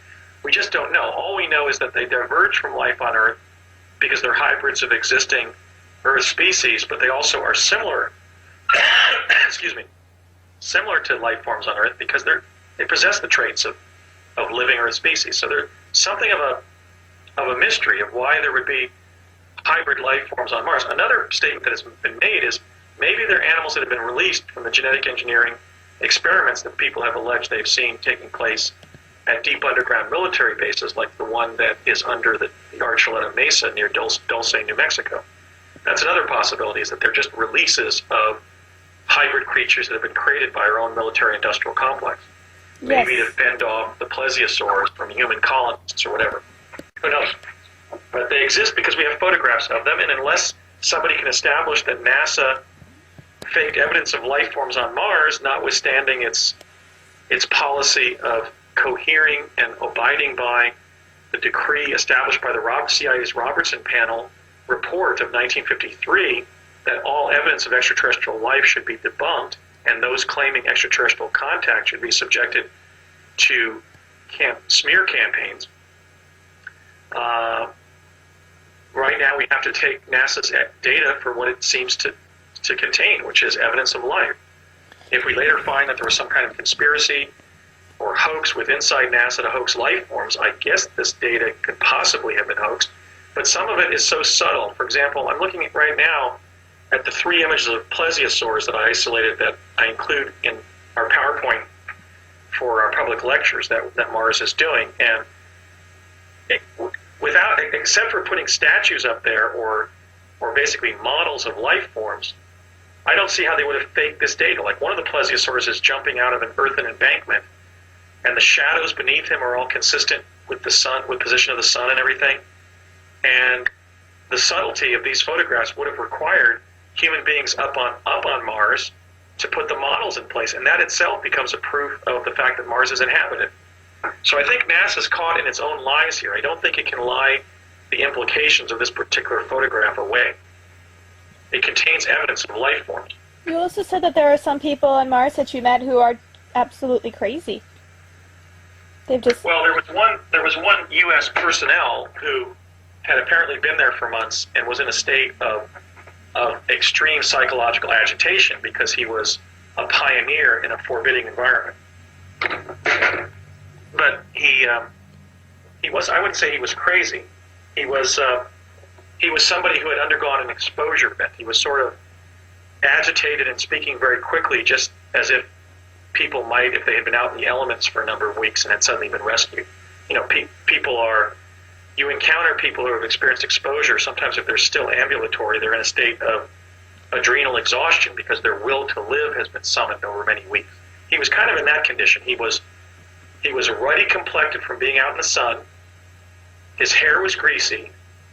His face had a stubbly beard, like a week or 2 weeks of beard growth, but not a full beard. His clothes were kind of sticking to his body like somebody would be if they were perspiring a lot. He was kind of stinky. You know, he was somebody who needed a bath.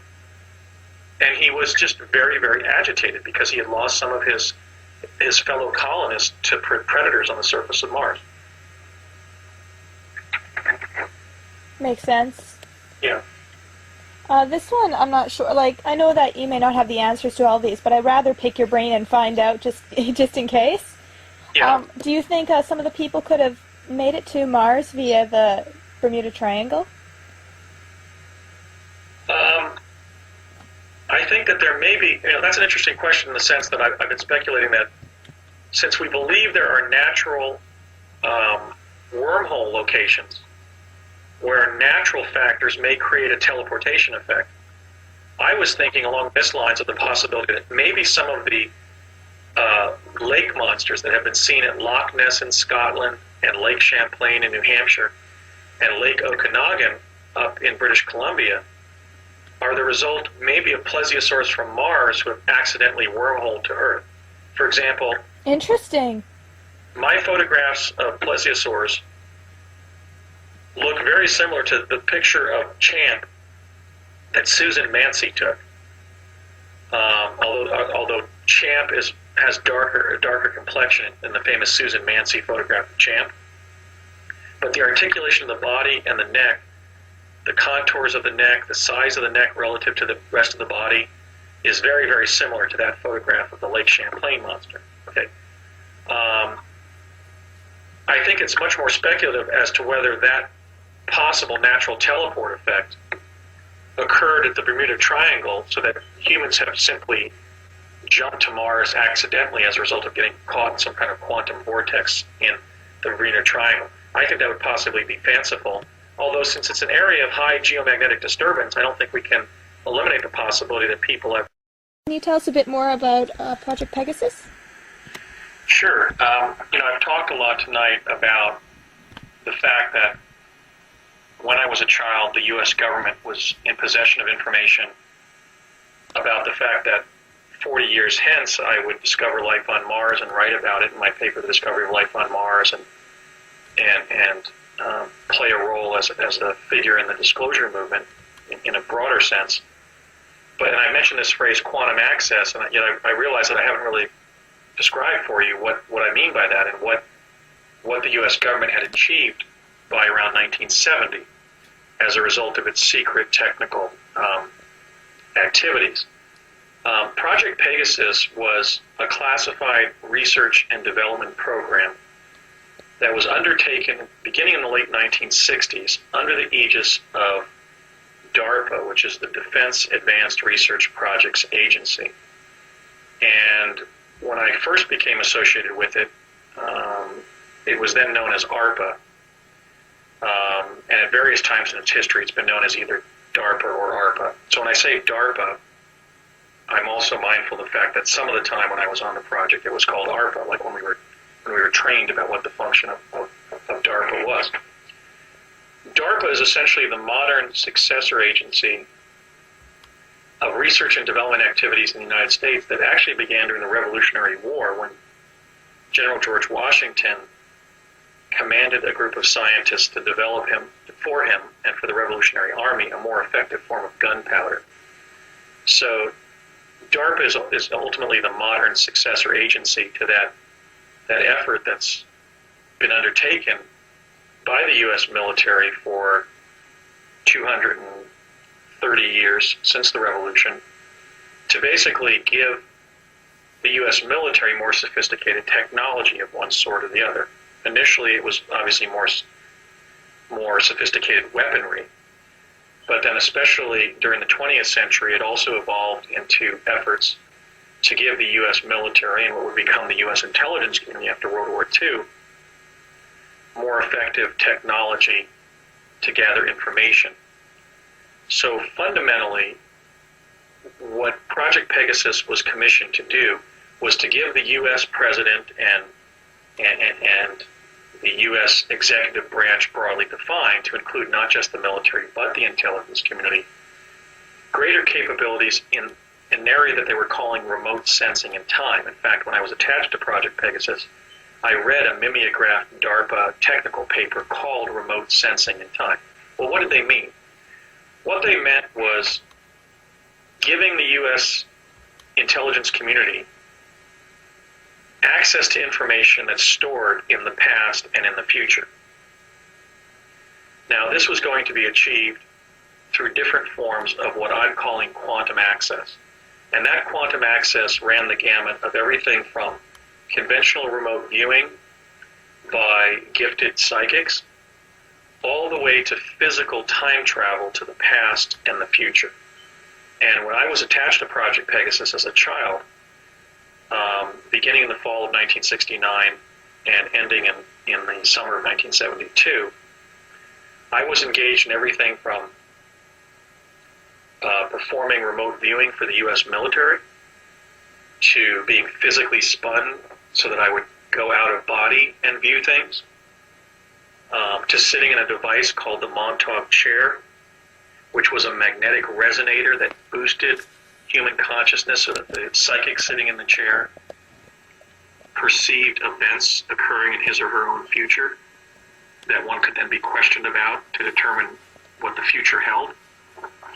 And also two very advanced technologies, including teleportation and chronovision.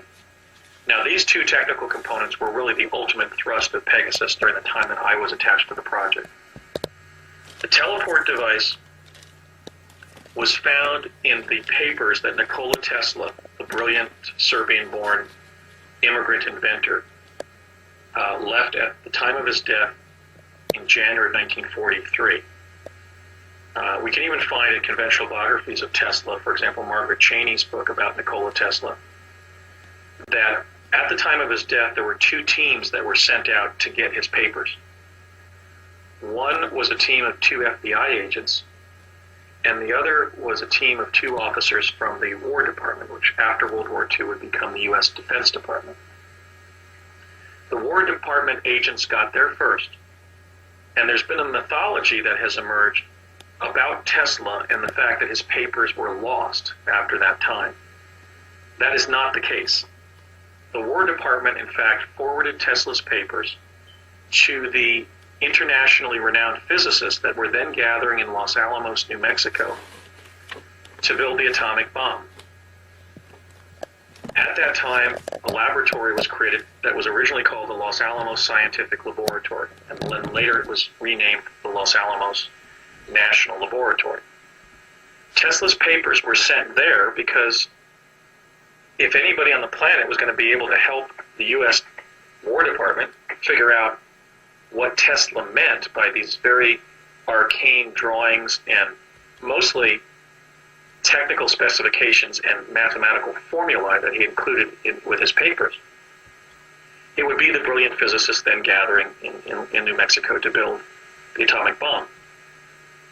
His papers were never lost, and in fact, they remain at Los Alamos. In fact, during my investigation over the last decade, I in fact found that they're still there and that you need a special security clearance just to be able to read them. Okay, so after World War II, there was an effort to figure out what all the different devices and schematics and drawings of technical devices and mathematical formulae and so forth that were found in Tesla's papers and that were being held at Los Alamos did. I mean, what were they intended by Tesla to create? Tesla had been alleged to just be sort of fallen apart during the last 15 years of his life and just supposedly was just consumed raising pigeons. In fact, he was in a feverish state of intellectual activity, and he essentially devised basically the shape of things to come, the technology of the 21st century. So there was an effort after World War II under DARPA to build prototypes of the devices that Tesla had left in his papers at the time of his death and figure out what they did. What was he inventing? One of these devices was an object that consisted of two parentheses-shaped armatures that when they were set up in a room in Building 68 at the old Curtiss-Wright Aeronautical Facility, because Curtiss-Wright had been a kind of a laboratory for development, for research and development activities during and after World War II. There were multiple numbered buildings there where all manner of different defense projects were underway. And so in one of these buildings, they set up one of the Tesla devices, and all they could understand is that when they turned the device on, an energy field was generated between the two armatures of the device. The armatures looked almost like large stereo speakers or the radar booms on a U.S. naval ship. They were parenthesis-shaped and painted gray in color, and they were about 8 feet high on a kind of a stand. And the stand was recessed into the base of the object so it could sit on the ground in a completely freestanding way, like a stereo speaker. And when the device was turned on, this energy field was propagated between the two booms of the device. Let me describe what it looked like. If you stood about 10 feet away from the device, the energy field looked like water gently falling in a public fountain, kind of like a water sculpture in a metropolitan park. But if you stood up about a foot away from the energy field, it looked like raster on a TV set, basically a black and white snow pattern. And you could see that at 3-inch intervals on the concave edge of the device were these little portals of blue-green light that were causing squiggles to emanate across the field of the raster, across the pattern. In fact, they were more like the green running lights on computers, and as this light was projected across the energy field that looked like raster on a black and white TV set, the squiggle of energy going back and forth at 3-inch intervals looked more like a whitish blue color. And the engineers working for DARPA had no clue what this device did. And one day when they had the energy field on, one of the projects walked through the energy field to retrieve a screwdriver on a bench across the shop floor. And I know that this is how the technology derived, or the understanding of what this device did, because this was part of our training when I became attached to Project Pegasus. We had practical field training at the different project locations that supplemented what we were getting on these speed learning machines called tachistoscopes that I've linked to the Office of Naval Research. And what we were told is that when he walked through the energy field to get the screwdriver, he found himself apparently tumbling forward and tumbling sort of directly at the same time. It felt like he was tumbling forward, but he found himself moving through a vortal tunnel in the fabric of time-space. And the only way I can describe this as having somebody who experienced it many times in childhood is it's kind of like the near-death experience. You find yourself moving at a great rate of speed through an illuminated tunnel, a tunnel that has sort of opened up in front of you, and you can kind of see this event horizon that moves towards a pinprick of light in the distance, but you're kind of in this tunnel of light, and you feel like you're moving forward, but you also feel like you're moving still. You feel like you're moving directly forward, but you also feel like you're falling forward on your face. It's a very strange environment. The closest thing I can describe it to would be dramatizations of people's near-death experiences in the so-called tunnel of light. It was a tunnel, and it was illuminated, but it was illuminated with weird patterns that, at least partially with weird patterns that kind of looked like those phosphine things you get in your eyes when you press your eyeball. You get these weird psychedelic patterns. there were these weird psychedelic patterns in this tunnel, but you still sensed that you were in a specific environment of light. And if you looked at the side of the tunnel, you saw all this stuff rushing past you. So it was kind of like being sped up in reality and having the whole universe sort of zip past your face. What was rushing past your What was rushing past your face on the walls of the tunnel? Like, what things do you remember seeing? Well, one time I remember as we were jumping from Woodridge, New Jersey, which is where Curtis Wright was located, to the state capitol complex in Santa Fe. I looked at the wall of the tunnel and I saw like a farmer in Kansas or something, like looking through the wall of the tunnel at us, like something had just zipped in front of his face. So I think sometimes the tunnel might have even been appearing on the surface. I know, based on one of my fact-finding trips to New Mexico, that people have captured anomalous photographs in the state capitol complex in Santa Fe that look like tunnels or linear light patterns that may have been an after effect from what was happening. It was kind of like going through the quantum hologram and seeing that it had multiple internested dimensions embedded in it. So it was basically these light patterns of random events just going past you. Various different timelines, too, and probabilities, right? Everything that could happen. I believe so. So, like, if you're moving forward, you felt like you were falling into a dark tunnel. But if you look to the side, you could see these wavy bands of, like, black and white light, like if you were looking at different TV sets. And it was all rushing by very quickly, and you would see different people, places, and events just zipping past the wall. You're moving forward, and you're seeing these illuminated dimensions of different little tableaus of events going on the side of the tunnel. Sometimes I could make it out. Sometimes it just looked like wavy light. And that's what happened when you jump through the device. Now, I first jumped through the device, we know, sometime between 1967 and 68. Because after we popped into view in Santa Fe, and my dad told me, I told you to stay in one place because I've just spent the last hour and a half trying to find you here. Because we ended up in different locations in Santa Fe when basically the tunnel would just sort of, you see the pinprick of light would suddenly get bigger and suddenly you popped into view in some other location. There was no device on the receiving end. And so the first time that I can remember, at least, I may have gone in as a 4-year-old, but I know I jumped through the device when I was a 6-year-old between September of 67 and September of 68 because my dad got a car there at the state capitol complex in Santa Fe, and we drove over for a meeting with Dr. Harold M. Agnew when he was director of the W Division, which is the weapons division at the Los Alamos National Labs. Well, why is this significant? Well, that's where Tesla's papers were sent. The true history of American time travel research is that when Tesla died in 1943, his time travel technologies, which allow the quantum access of which the 21st century will be built, were weaponized. And they've been kept as official state secrets in the bomb factory at the Los Alamos National Labs. Because when we met with Agnew in his office at Lano, I know from investigating his biography that he was not yet the director of the labs. He was the director of the weapons division. And we know this took place between September of 1967 and 68 because during that meeting he asked my father how old I was, and my father and I both said simultaneously 6. Okay, so we can date the meeting to that time frame. Another significant thing that was said during that meeting, my father was basically showing me teleportation, but that particular trip was to bring a prospectus to Dr. Agnew. Dr. Agnew, I would later find in my project experiences, was sort of playing the role of the federal science administrator over Project Pegasus. He was at the Los Alamos National Labs. The teleport that we were using to get back to New Jersey, however, was at the Sandia National Laboratory, adjacent to the Kirtland Air Force Base near Albuquerque, New Mexico. But Agnew was scrutinizing this prospectus that my dad had written, I believe to involve civilians, including children, in the teleportation experiments that were then underway, because there was a discussion about what the prospectus held.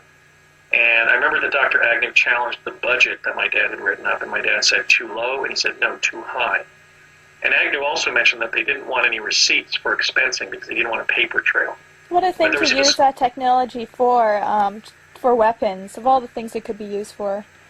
Right. See, this is one of the reasons I'm speaking out, is because Tesla's papers were never lost. In fact, Tesla's papers have been quarantined. They've been sequestered within the U.S. Defense Department as potential weapons, and they were never liberated to advantage human beings.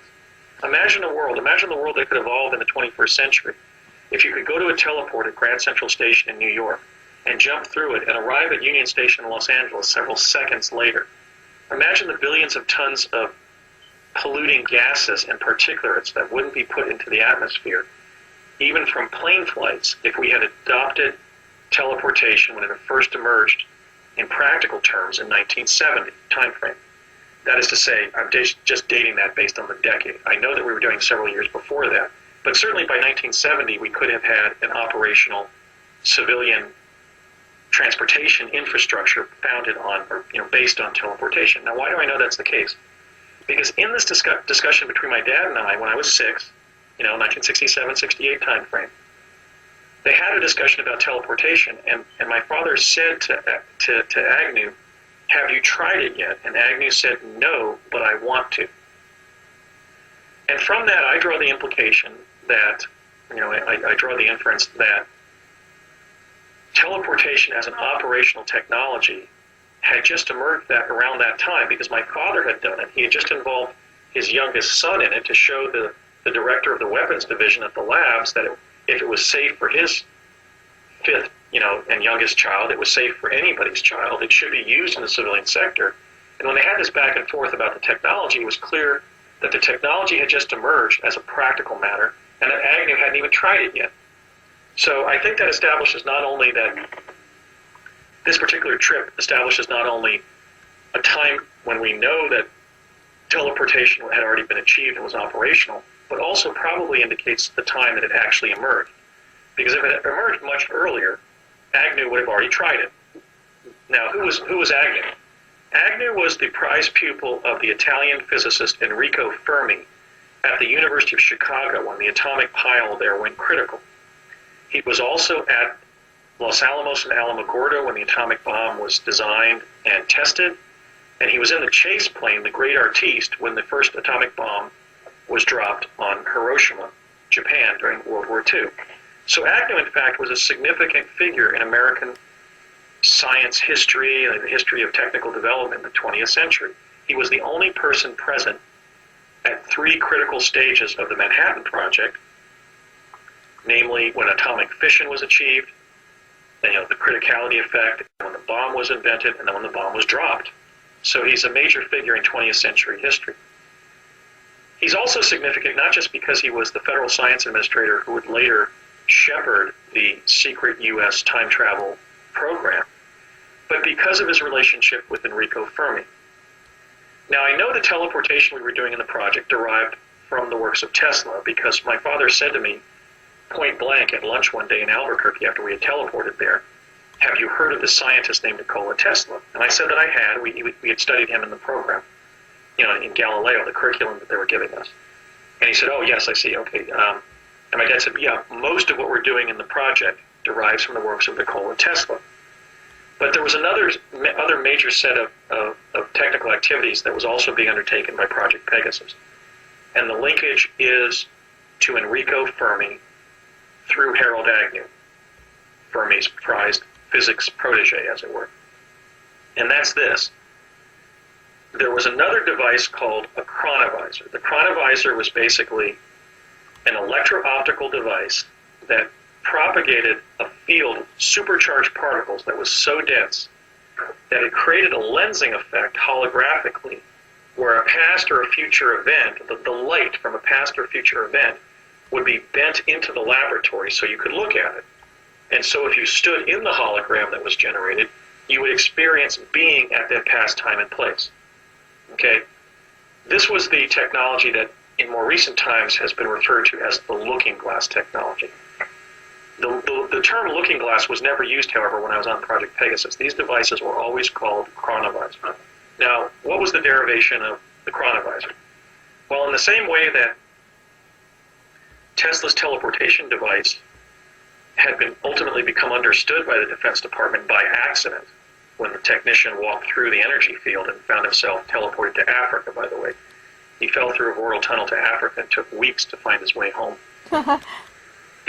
The chronovisors were also discovered accidentally. What happened was there were 2 Vatican musicologists named Ernetti and Gemelli, and they were really distinguished Vatican prelates and scientists, and they were studying the harmonic patterns in Gregorian chants, because Gregorian chants, often sung, of course, by monks, at least originally sung by Gregorian monks, have unusual properties where people not only experience spiritual positive experiences, spiritual grandeur and healing, but also physical healing.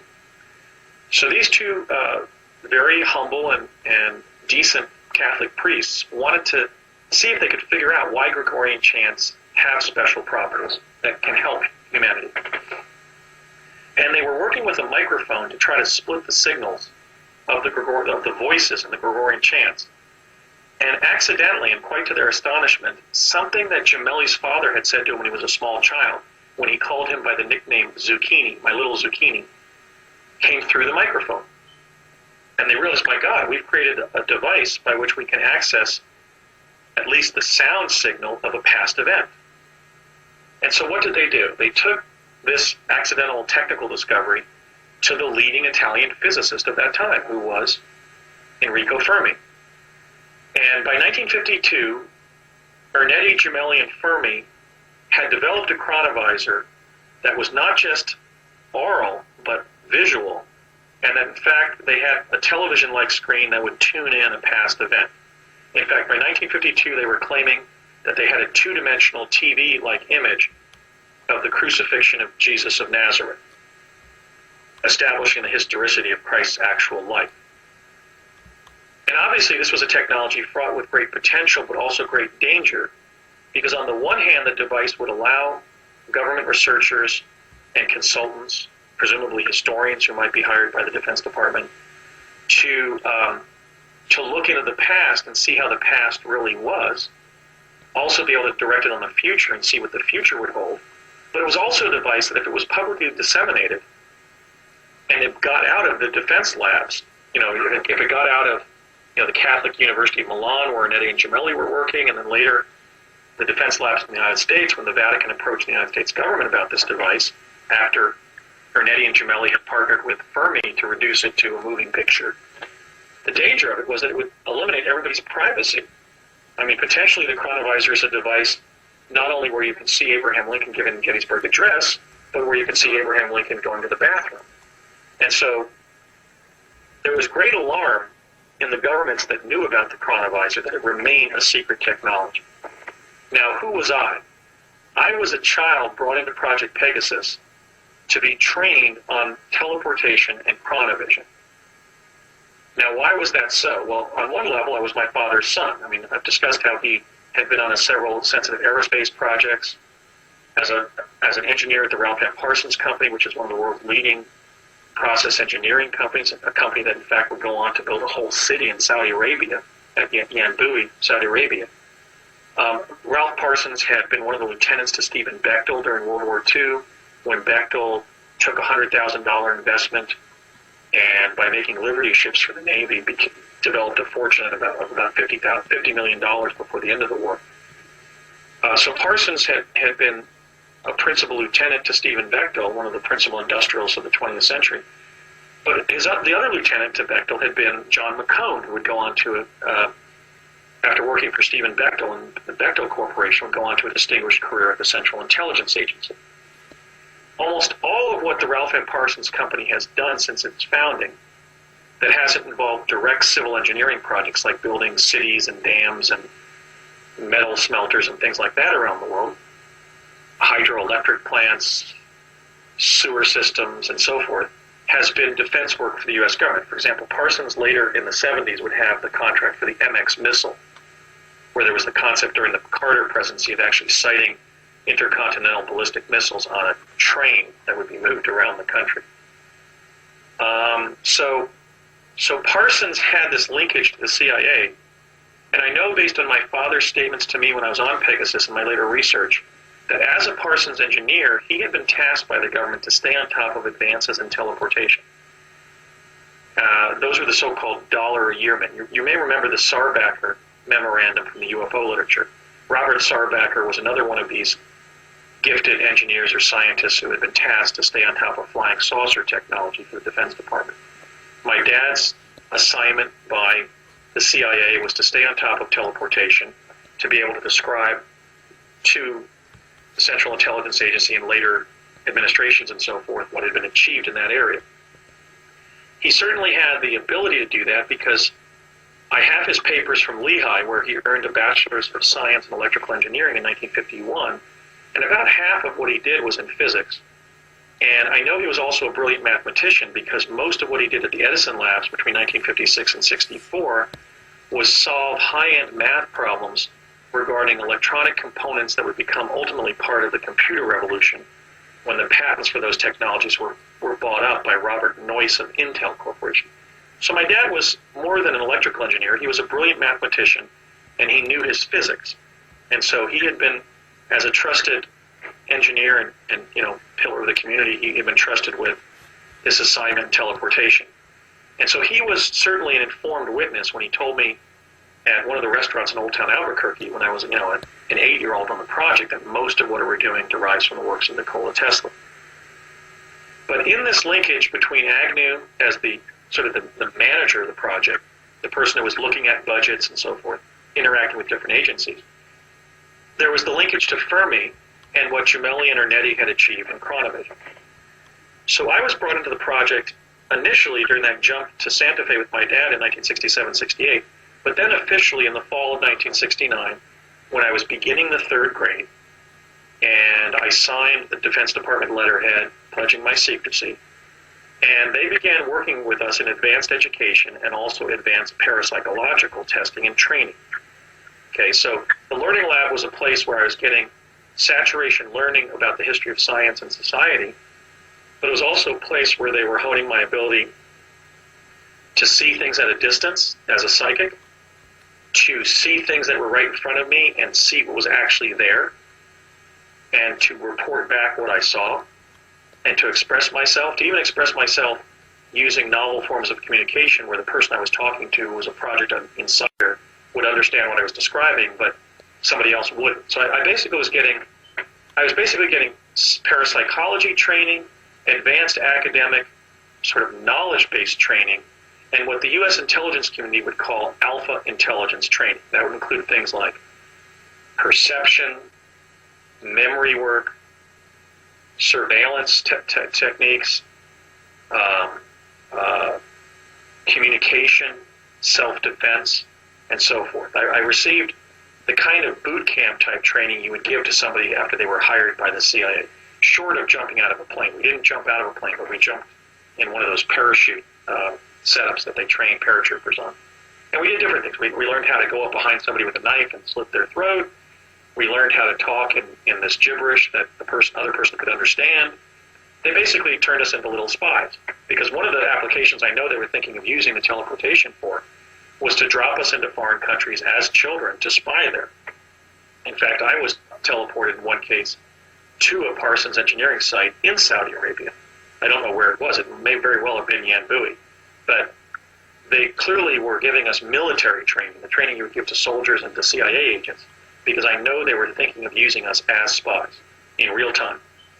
Okay, so we began jumping back and forth to New Mexico in the teleport device after we had received a year of this type of training in the Learning Lab, the parapsychological training, the advanced academic training, and the intelligence training, and also some physical training, martial art type stuff.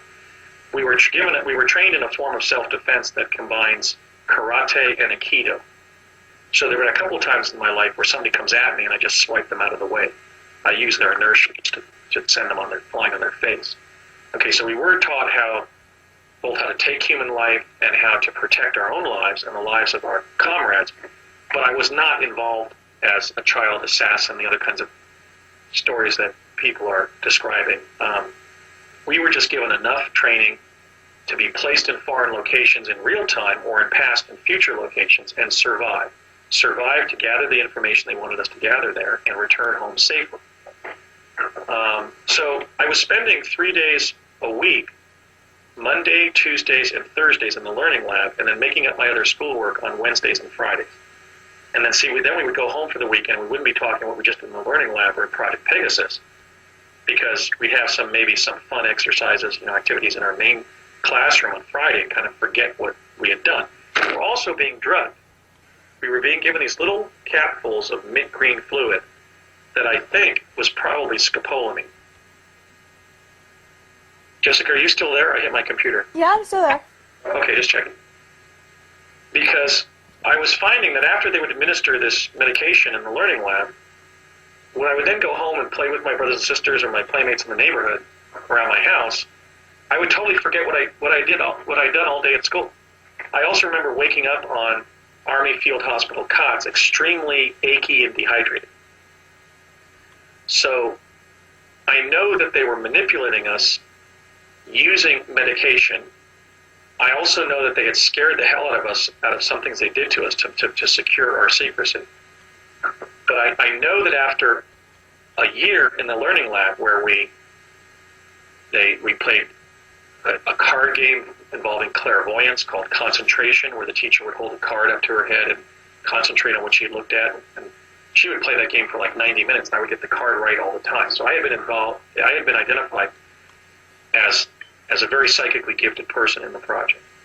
We also, began all the saturation learning on the speed learning machines. That was very exhausting, and we had sat in the Montauk chair and visited episodes in our own future. In fact, there was this funny anecdote in which we were walking back from a room where the Montauk chairs were and going back to the learning lab per se, and David, one of my friends in the program, turned to me and said, "So who were you this time?" And I told him I was a lawyer in Seattle. So we had this little colloquy, like a cartoon in the New Yorker, where these smart alecky little chrononauts being involved in a secret defense project. And we knew that every time they put us in the Montauk chair and sent us psychically to our own futures, we would get a slice of whatever the future was on that timeline we were sampling. Where That's all the choices cool. in our where all the choices in the intervening time between 1970 and that data point in the future had been made, all those choices. And yet I said I was a lawyer in Seattle.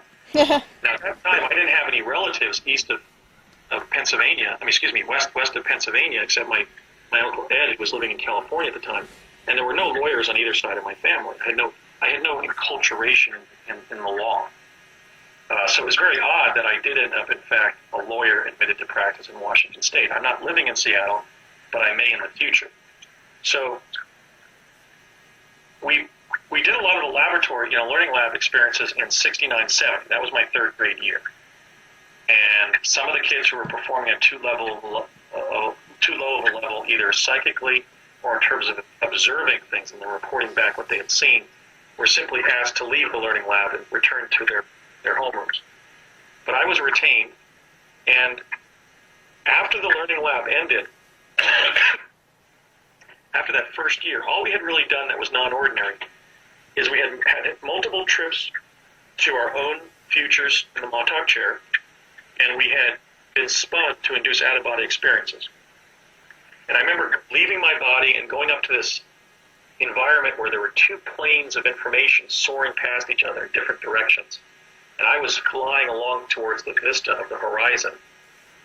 And I could perceive that there was some kind of non-linear fourth-dimensional framework around the three-dimensional reality I found myself in.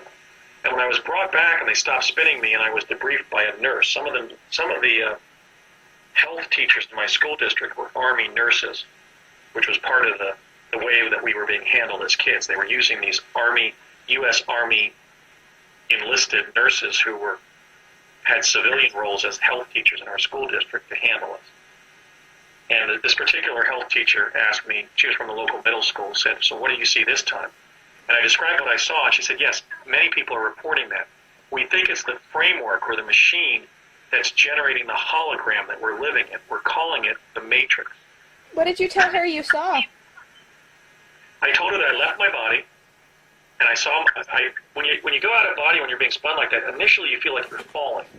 And then you dissociate, and you find yourself wafting out of your body, and you're actually looking at your body like you are during NDE.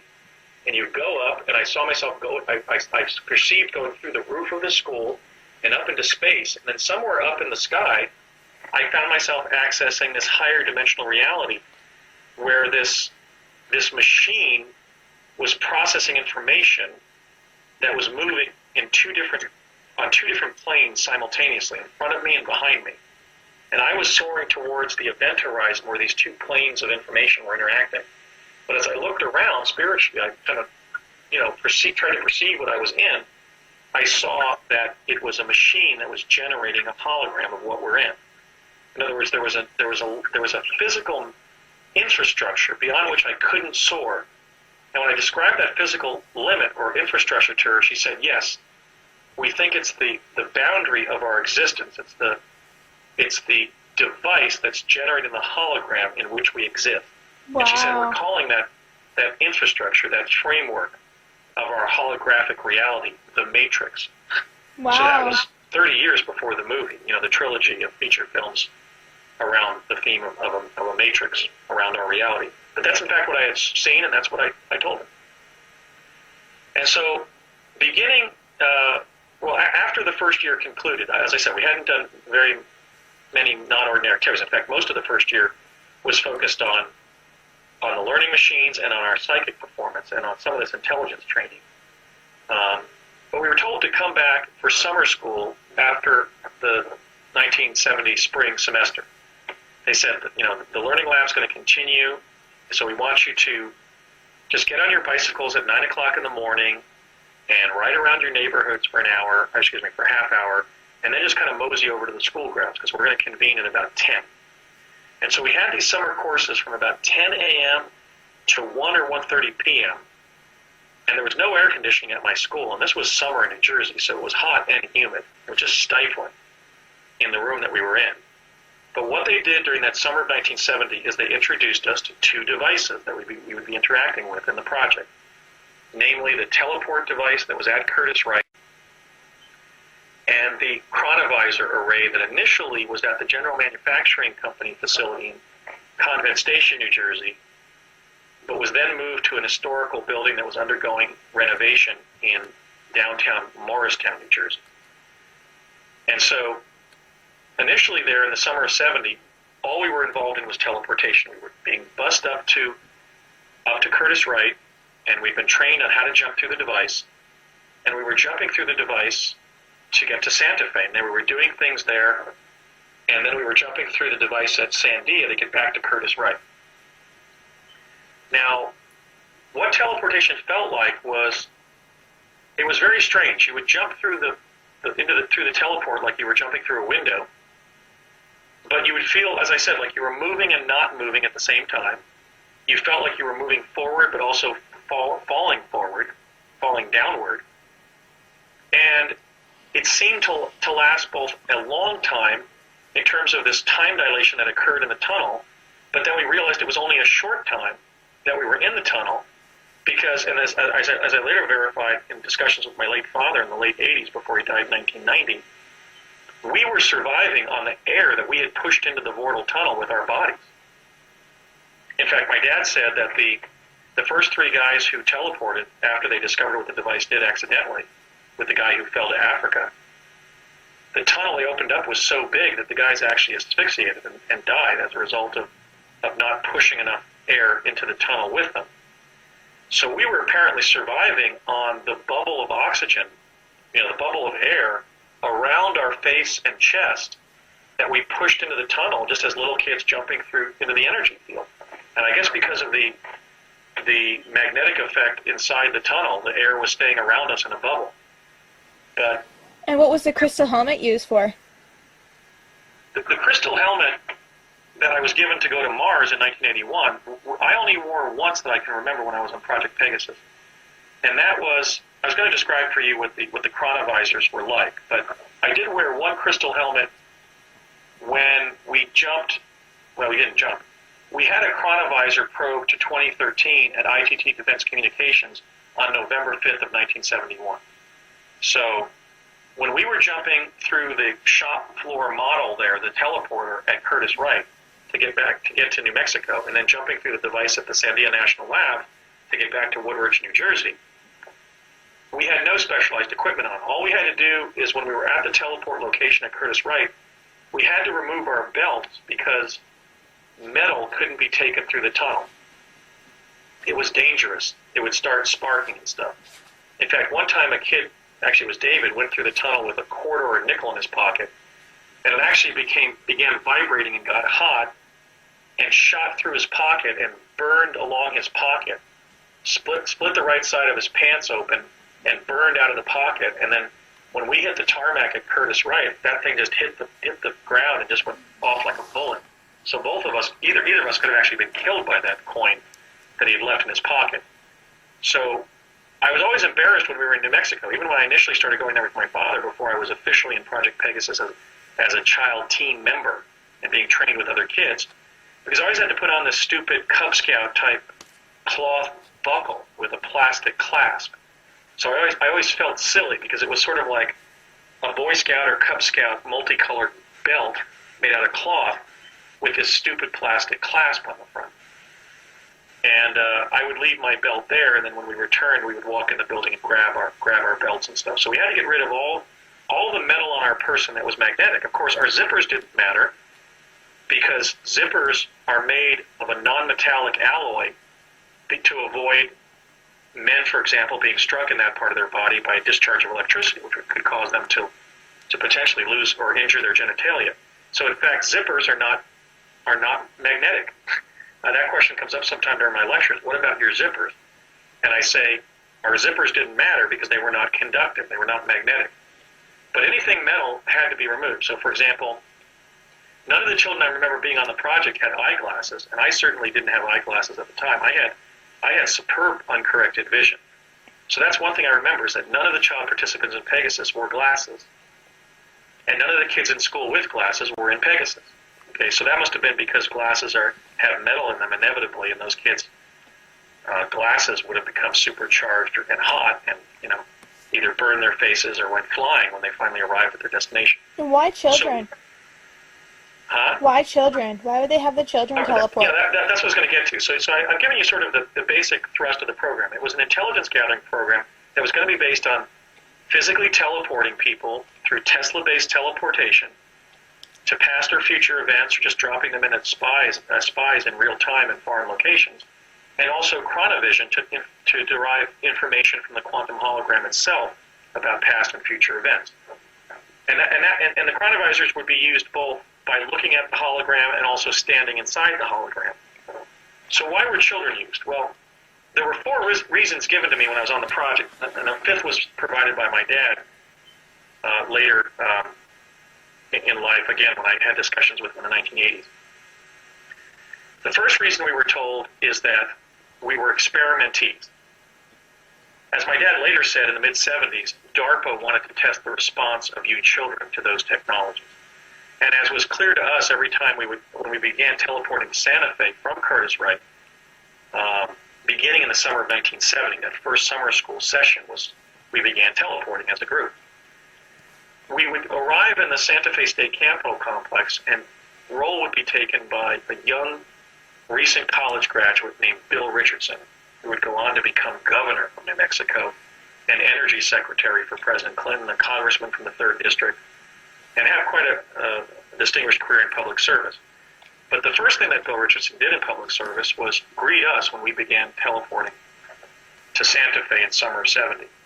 Jack Pruitt, who was one of the team leaders, would gather us together after we all arrived and march us into one of the buildings there in Santa Fe, in the Santa Fe State Capitol complex, and we would stand in line in front of a door and walk one at a time in a room and sit down on one of those little chairs with a desk thing on it, and a young Bill Richardson would ask us our name first and last and have us spell and pronounce our last name. And so that was the context in which I first met Bill Richardson. But in any case, when we first began teleporting there in summer of 70, we would then be gathered up, they would do the head count, Bill Richardson would individually confirm that we were all there, and we would then be bused to an old school site in Lamy, New Mexico, which is outside of Santa Fe. And there we would be medically examined by a nurse, blood pressure, heartbeat, respiration, temperature, and we would then sit down at these long tables and take about 2 hours of standardized testing, and then we would be fed a sack lunch.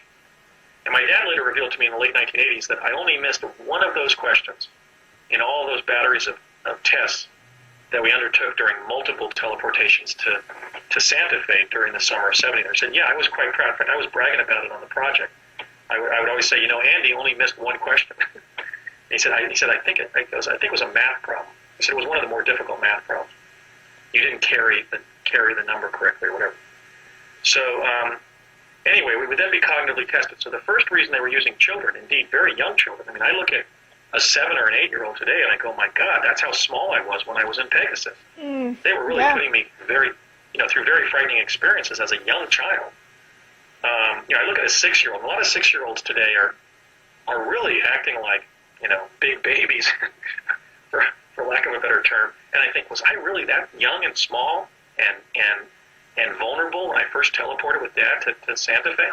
But I have to, look back, and that's in fact how old I was. So the first reason that they're working with children is because we were experimentees. They wanted to test the effects of these different quantum access devices on our anatomy, on our physical, medical functioning. They saw you as expendable then. Well, we weren't exactly expendable because they had tested the teleportation with Navy enlisted. They had lost 3 guys, and then they had figured out that the vortal tunnel that was propagated had to be short enough for people to respirate with the air that they pushed into the tunnel. Then my dad said that I wasn't the first human child to teleport. I was more like the first American child to teleport, because in the second wave of testing that involved civilians, the U.S. Defense Department, you may have read about this from other sources, was actually engaged in the nefarious activity of negotiating with governments in South and Central America and bringing orphans to the United States, street urchins off the streets of, Rio and Maracaibo and Santiago and Mexico City and other, Latin American capitals, and bringing the kids up here and involving them essentially as guinea pigs, as expendable people. But if they survived the defense research and development activities they were involved in, they would then be adopted into American households and receive everything they needed as children, namely a roof over their head and food and clothing and education and love and so forth. So part of the story of Pegasus is the fact that, and that the people of Latin America should know and in a way take pride in, is that the first child teleportees to experience teleportation and to contribute to the evolution of quantum access in the early 1970s were actually unfortunate children from Latin America who the U.S. government essentially contracted with Latin American governments to bring to the United States and use in experiments. And of course that went unnoticed in New Mexico because New Mexico has a very large Spanish American population. So if there was a child, for example, with black hair, they were just presumed to be a Spanish or Native American native of New Mexico. But in fact, many of those kids being taken on and off of defense labs and military bases in New Mexico were street urchins off poor, unfortunate kids who were homeless and living on the streets of metropolitan areas in Latin American cities. I was in the third group. My dad said I was the first American child to teleport because he took me on those early jumps from Curtis Wright before I was even officially in the project. And he said I was probably about the 20th or the 25th child to teleport. So I don't take any credit to being a time-space pioneer in that sense of literally being the first. Certainly I was the first American child to teleport, but I was, as he said, probably the 20th or 25th or so human child to teleport.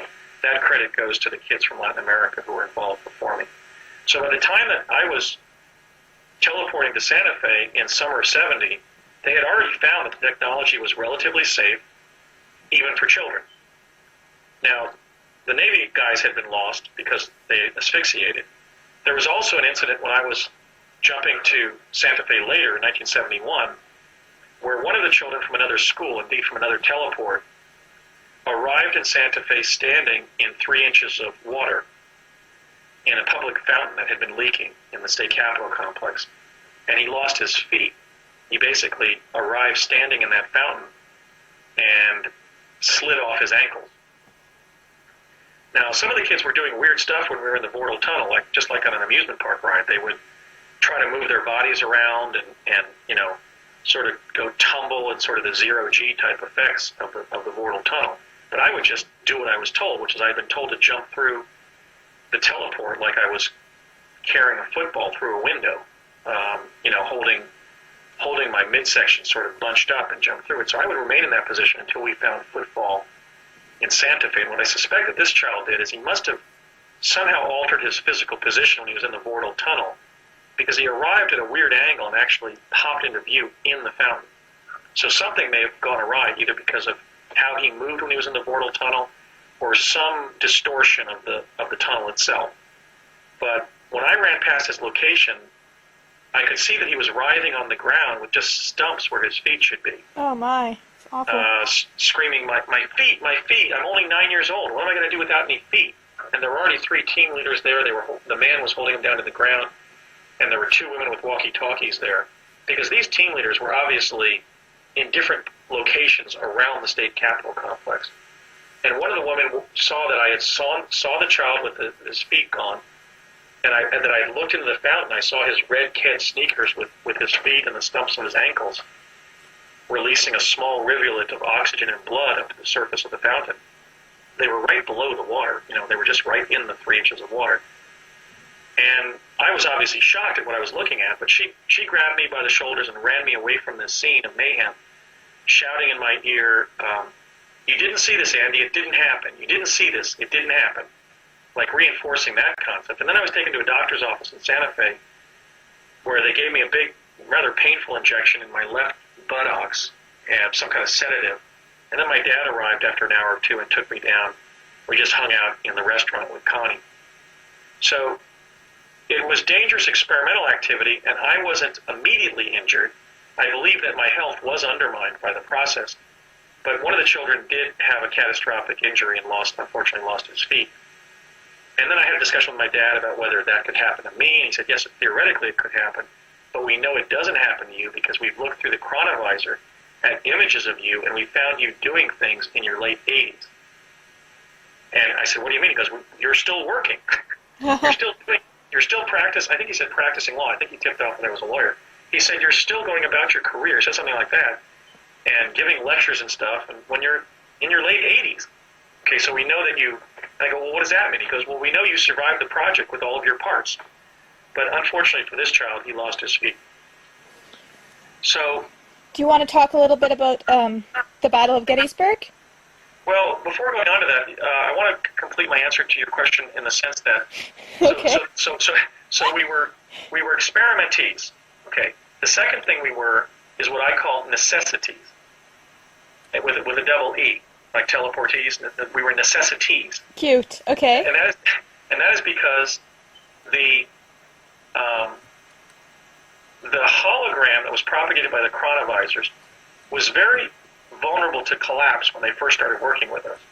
And so if we were told that when an adult would stand on the stage when the hologram had either been tuned in already or was then tuned in around the person, it would frequently collapse immediately because the size, the respiration, the blood pressure, the heartbeat of an adult would simply cause too much vibration and would collapse the hologram in the chronovisor.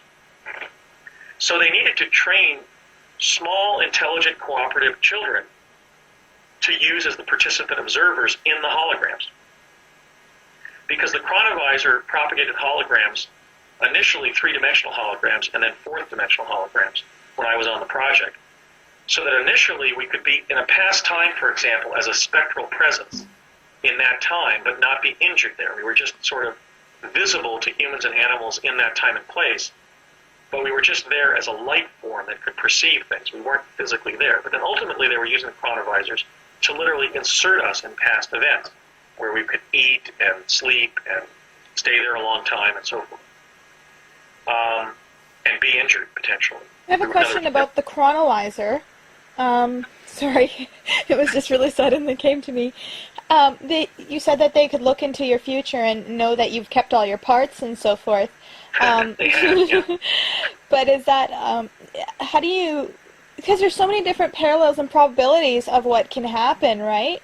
I mean, sometimes people can get a reading by a psychic, and the psychic can say, this is going to happen. That's one of the more profound questions of what was going on Pegasus. When I was on Pegasus, they determined that the multiverse exists because when they kept on sending me or another child, for example, to the Lincoln assassination site at Ford's Theater, which I visited at least 5 or 6 times when I was there one of the summers, we were teleporting there for summers and then doing secret defense project activities there, and then we were teleporting back to New Jersey, arriving on the afternoon of the day we had left. There's a summer So activity. in my research of what happened to me, I identified that there were 4 hidden summers in New Mexico that I accessed during the 3 years I was in Pegasus. We did 70 and then back, 71 and then back, and then in fall of 70 we jumped to the summer of 73 and lived that in New Mexico. And then when we were sent back to 71 and then reached 72 by normal means, we then jumped and experienced a summer of 72 in New Mexico, and then that time loop closed when we jumped back to the beginning of the summer of 72 again. So during those 4 summers in those 3 years, I was involved in both teleportation-based and chronovision-based journeys, mostly to past times. And one of them was to the Lincoln speech site, and I was reporting different things were happening to me each time they would send me to the same location. So accessing the past or future is kind of like Groundhog Day, the film with Bill Murray Yeah. of Canada. Yes. The Canadian comedic genius Bill Murray. Yes. Because it was the same context all the same time with the same people and the same limited set of probabilities, but each day that you lived over again changed a little bit. So like each time they sent me to the night that Lincoln was shot at Ford's Theater in 1865, what was that, April 12th? I would try to get behind his box to see who shot him, and only once did I even get into the box to see how Lincoln looked during his life. And he was really rail thin and very skeletonous, and his body was being illuminated by the light from the stage.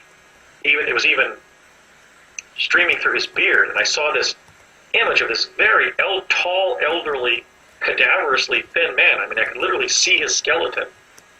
We now believe that Abraham Lincoln had cancer during the latter years of his life.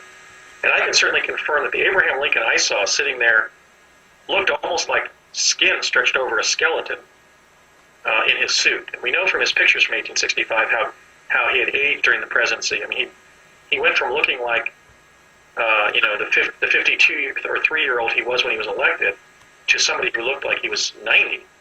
He was very aged and very cadaverously thin. But every time they sent me back there to knock on the door or just to enter the box and just try to see Lincoln and just sit there and see who would come in and shoot him, or whether Mrs. Lincoln would shoot him or Major Rathbone would stab him or whatever.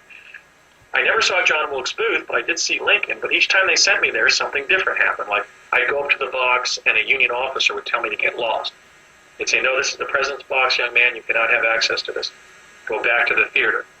Or then the one time I finally got up there, the door was open, and I walked behind the booth, and there was Mr. Lincoln and Mrs. Lincoln sitting there watching the play. So I was at the meeting there in summer of 71, what I call the first summer of 71. This was a summer of 71 that we experienced in New Mexico. We lived there in New Mexico before teleporting back to Curtis Wright, arriving on the day we had left at the beginning of our summer of 71 in New Jersey. And during this meeting, there were about 30 engineers and scientists like my father in the auditorium, the main auditorium at the Sandia campus. There's kind of like almost like a college lecture hall there that seats about 300 or so, but there are only about 30 people there. And he said, I regret to tell everybody that we've decided to cancel the time travel to the past involving the children, because for one thing, every time we send the same child or a different child to the same time-space coordinate in the past, we're always getting, something different happens. We're always getting discrepant data. So while we're gathering data, it's not data that we can use. And in light of the inherent dangers to the children involved, we've decided to cancel that part of the program. People were actually groaning in the room. My dad was angry, actually. When we walked out, we were with Connie Chavez. She was permitted to go to that meeting with my dad as his guest, just as I was. When we walked out to the car, my dad was actually, fulminating about how stupid it was to cancel the time travel to the past, because it was gathering data. I mean, it was data from some past, so it was still potentially valuable information. But they wanted actionable intelligence. They wanted to know the specific past or future that the timeline that we were on directly connected to. Now, the paradox here is that before his death in 1990, I had a number of discussions with my dad where he knew, and the project knew, specific elements of my destiny, just as they did had shown with the Mars findings. For example, he told me that I was going to graduate from law school. He told me that I was going to pass the Washington State bar exam. He told me that I was going to be invited to attend graduate school at Cambridge University in the United Kingdom. He told me that my mother was going to develop cancer and I was going to come back and take care of her at the house. He told me that I was going to move up to Seattle. Ultimately, my career was going to take off like a rocket ship. Okay, so he gave me this data, and some of it has come true, but none of it seems to have accidentally not come true. So it looks like certainly by the late 1980s, they were able to somehow identify the specific timeline that a specific person would access in the future. But I'm kind of digressing here because I wanted to finish the reasons why they were working with kids.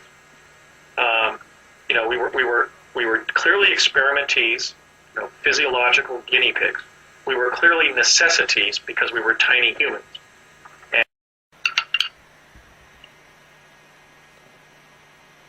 They're able to track the person through the hologram and all parallels and probabilities as well. In other words, the study of the hologram using remote sensing technology samples the hologram. But a person's life is ultimately the residue. As Ernetti had said, every person from birth to death leaves a trace in the quantum hologram of light and sound. So I think the way to look at it is, you could tune a camera on an amusement park, and you would see different people entering the amusement park and going on the different rides in different chaotic patterns. Some people might get on the roller coaster right away or whatever. Some person might buy some cotton candy or whatever. But when one person goes to the amusement park, their day at the amusement park is one light and sound signal through the whole realm of potentialities at the amusement park. So I think that explains the dichotomy that we confronted in the program. Good metaphor. In other words, my multiple trips to the Lincoln assassination site are a set of squiggles that were unique, discrete squiggles in the quantum hologram that I was making. But they were trying to gather intelligence from the quantum hologram, not trace our activities. So every time they sent the same or a different kid to the Lincoln speech site, they were getting a different squiggle. So I think that's it. I think certainly by the time my dad died in 1990, the CIA had a way, in fact, Courtney Hunt used to call this running a line on somebody. They had a way to discern your actual destiny.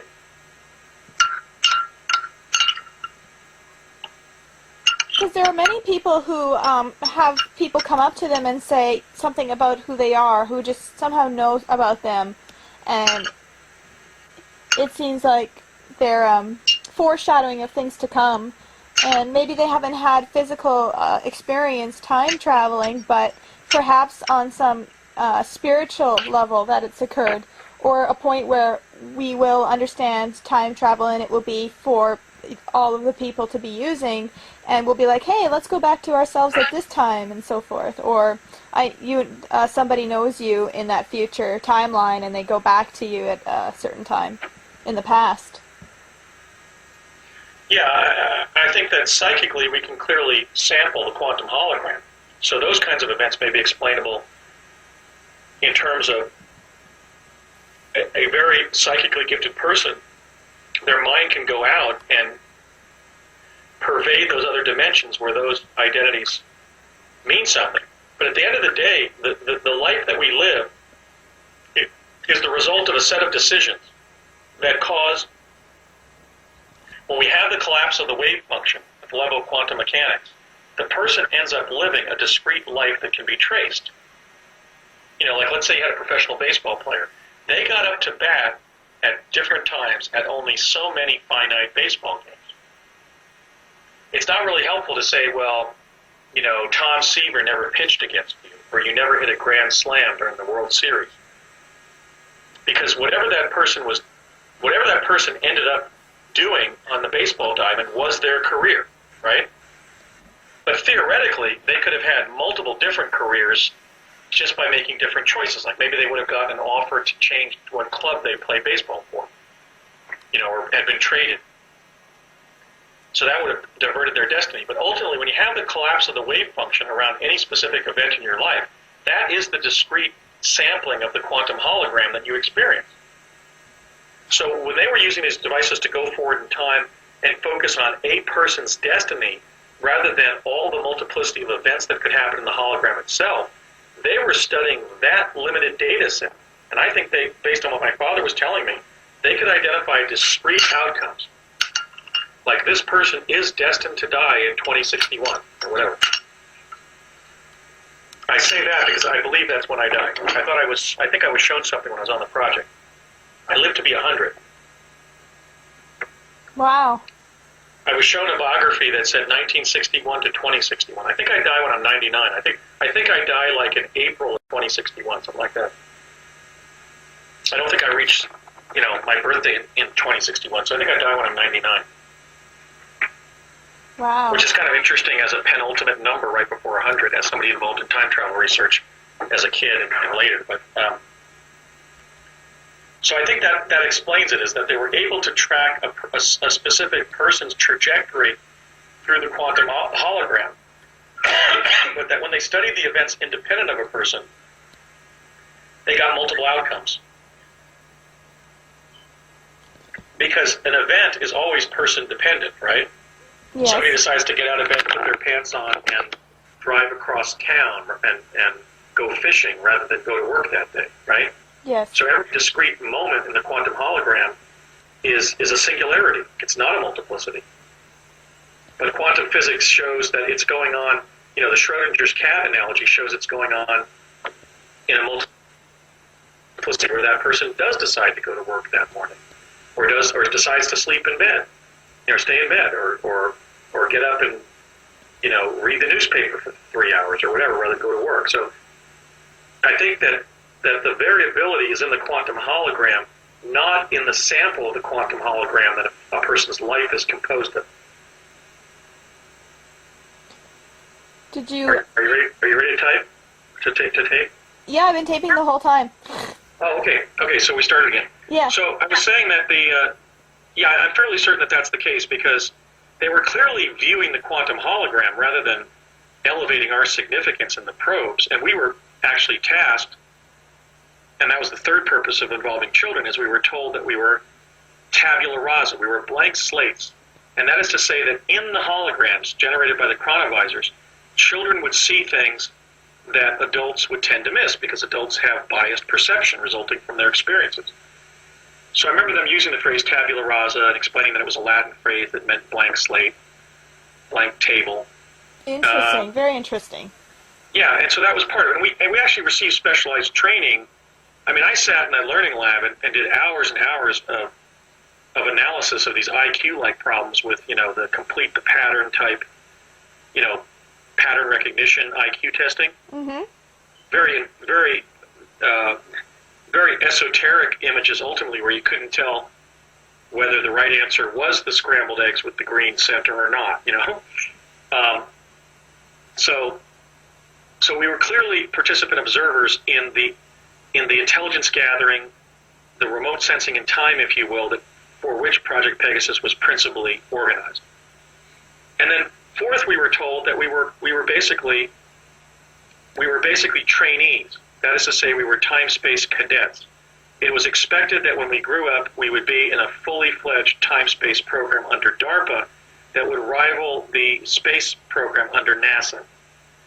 And that is verified, whatever, it's corroborated by the discussion that I was privy to between my father and Donald Rumsfeld that night in Albuquerque at the bar, where he said we plan to send the kids through the Naval Academy as a pretext for involving them in later project activities.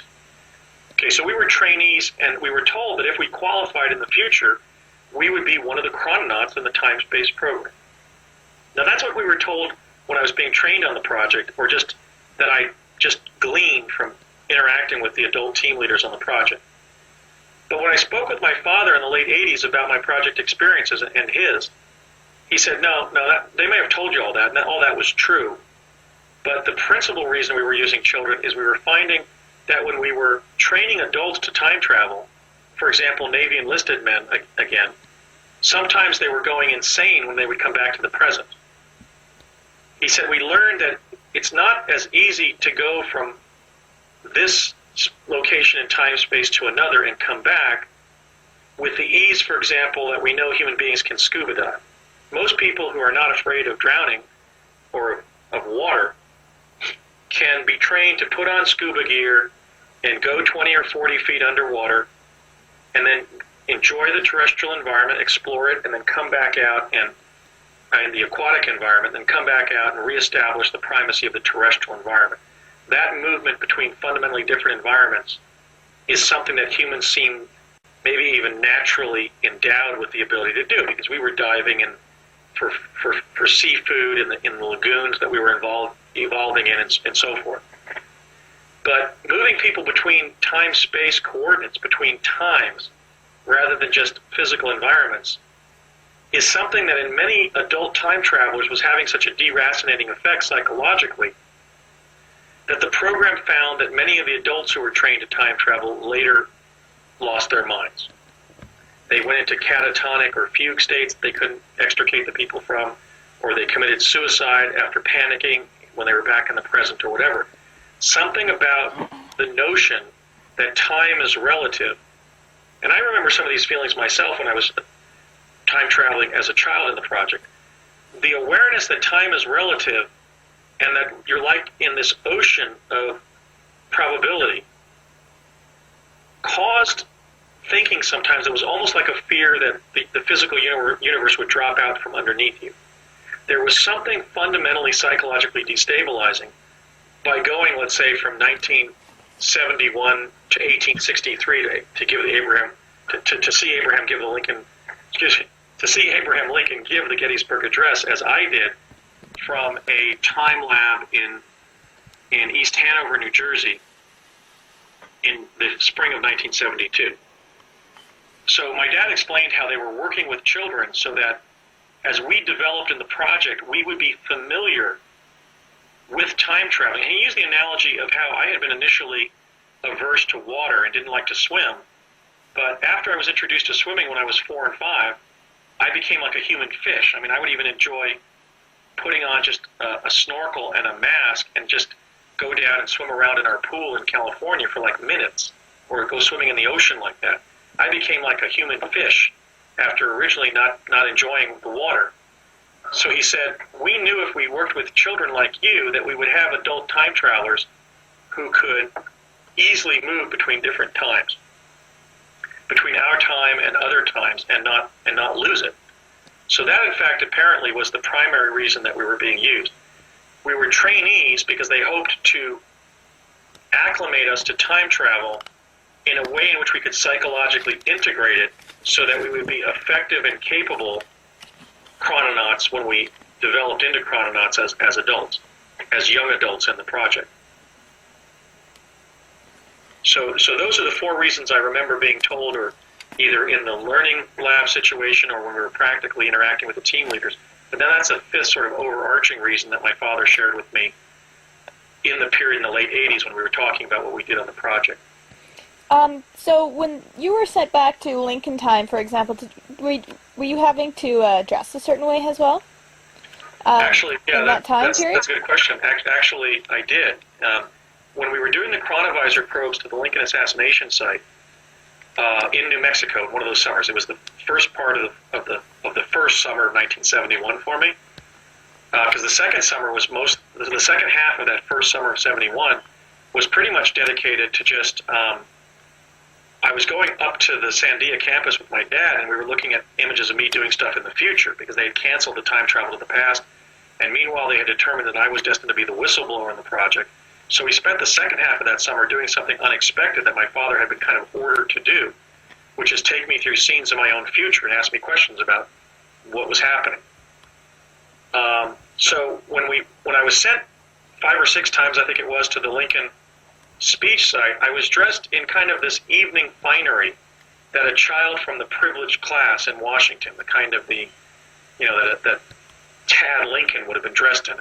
You may have seen photographs of Abraham Lincoln's youngest son, Tad, where he has kind of like this elegant jacket on. He has like pants, but then he has like this elegant waistcoat that's almost like a bullfighter's cape, sort of.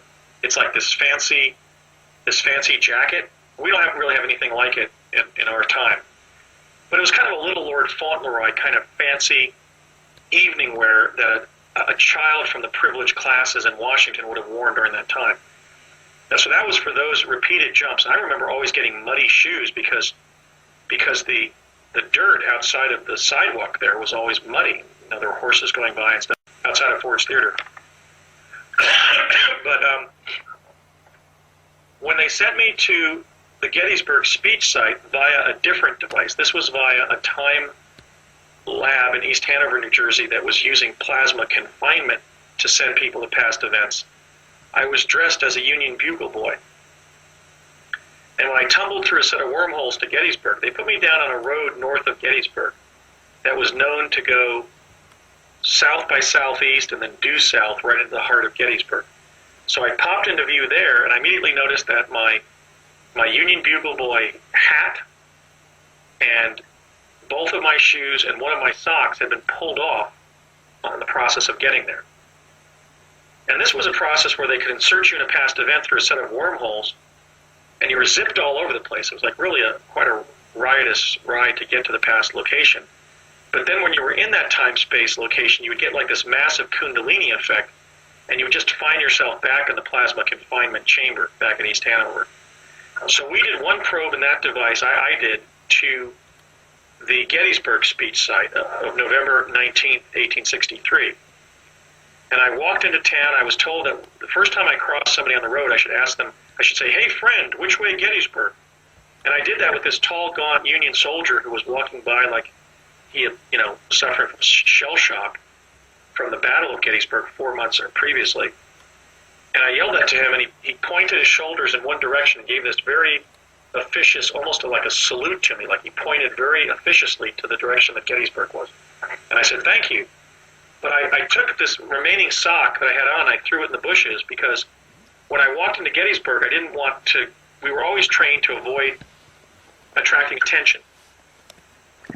So I got into Gettysburg, and I was essentially accosted by this man in downtown who I've identified as the Gettysburg cobbler, John Lawrence Burns.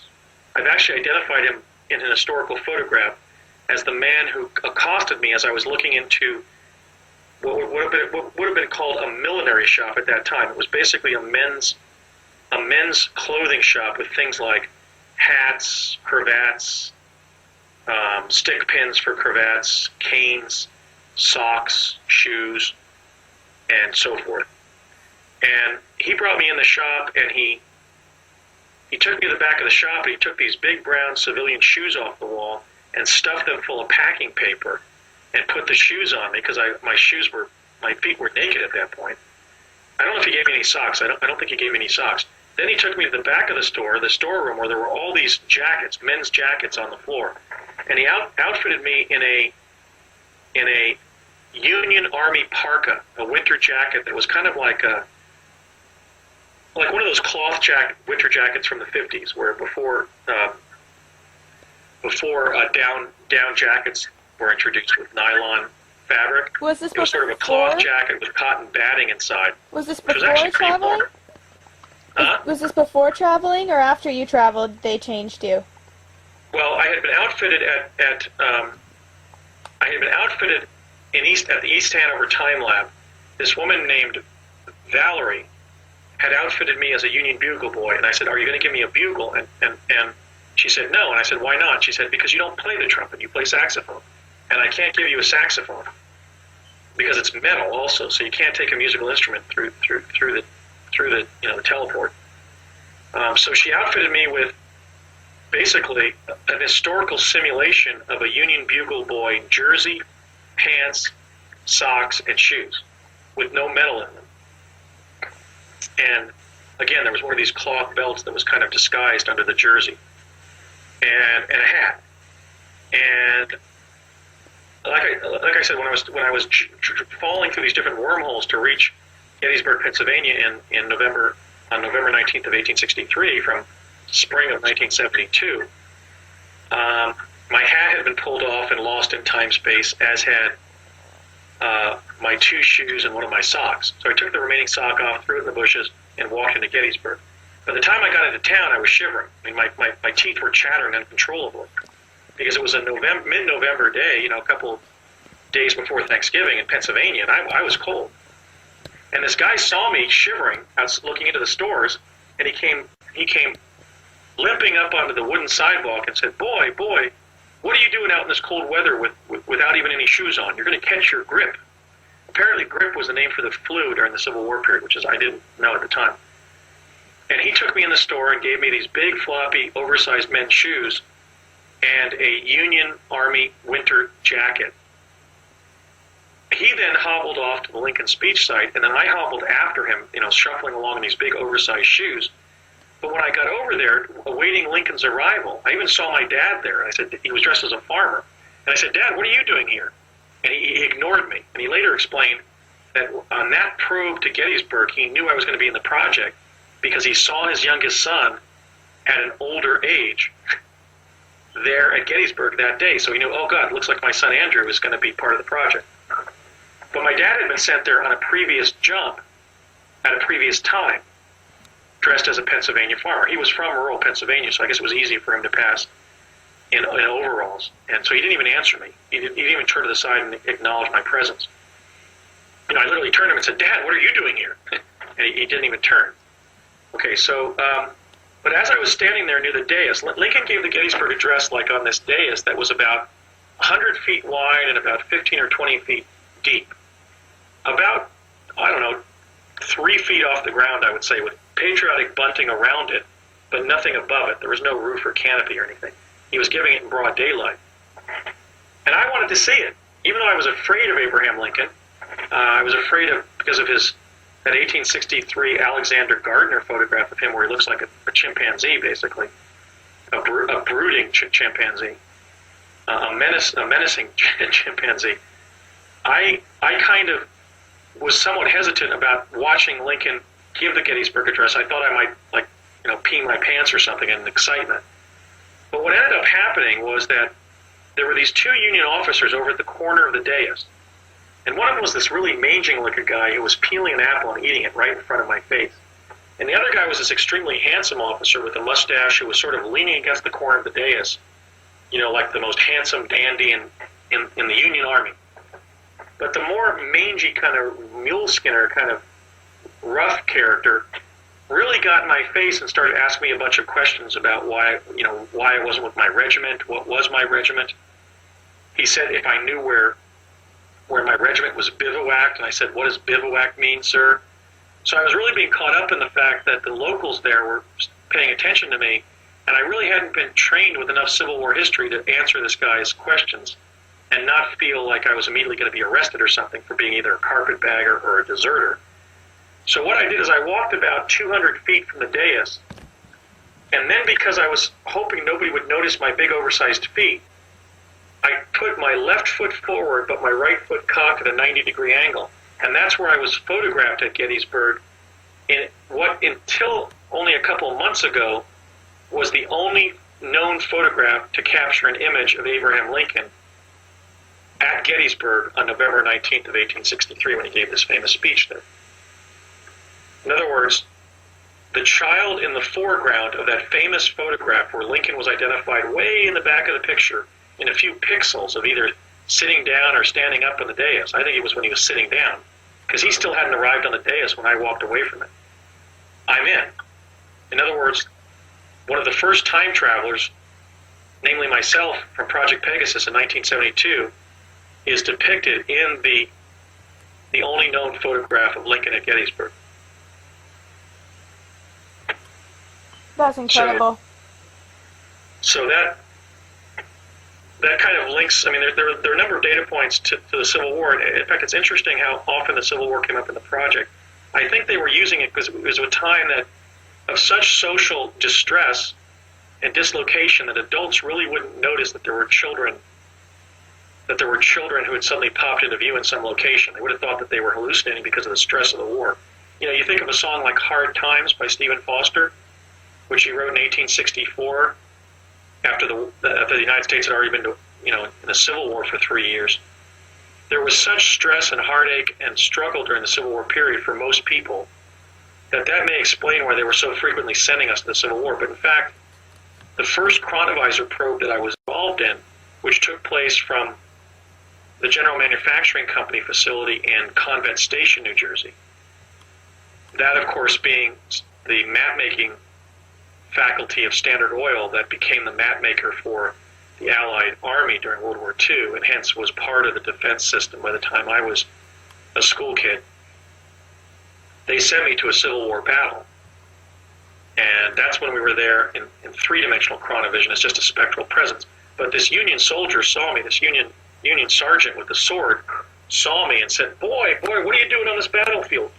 Get off this battlefield, son, you're going to get killed. He's really trying to save my life because he saw me stagger onto the battlefield. But when I first walked towards what was going on, I heard this noise, and I looked over to the left. I was walking towards what was going on, in chronovisor immersion in the hologram. And I looked to my left, and I saw these people sitting along the side of this grass field, like they were watching a football game. And then I thought I heard what was crowd yelling and cheering because of a football game. And then I heard shooting and cannons going off, and I looked to my right, and this Civil War battle was unfolding to my right. They were shooting at each other. It wasn't a football game, but people were farther down the field watching it. So the first chronovisor probe that I went on, and the only one that was done from that location in Convent Station, because they then moved it to Morristown because some kids had come in their bicycles when one of the holograms was on, and hence they had a threat to operational security. So they moved it to Morristown. And that's when I first heard the phrase OPSEC for operational security. So that first chronovisor probe was to the Civil War, and then I had the probes to the Lincoln assassination site, and then the probes to the Gettysburg Address, where I ended up being photographed. And the strange thing is, in November of 1972, when we drove across country as a family to relocate to Southern California after Parsons moved from New York City to Los Angeles, I was in the front seat of the station wagon with my father. My mother was asleep on my right. He was driving on my left.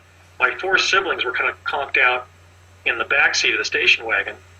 We drove along the Hammelburg-Purdy Road, which goes across the southern purchase of the Shiloh battlefield, and my dad and I saw a fully formed ghost of a Confederate soldier.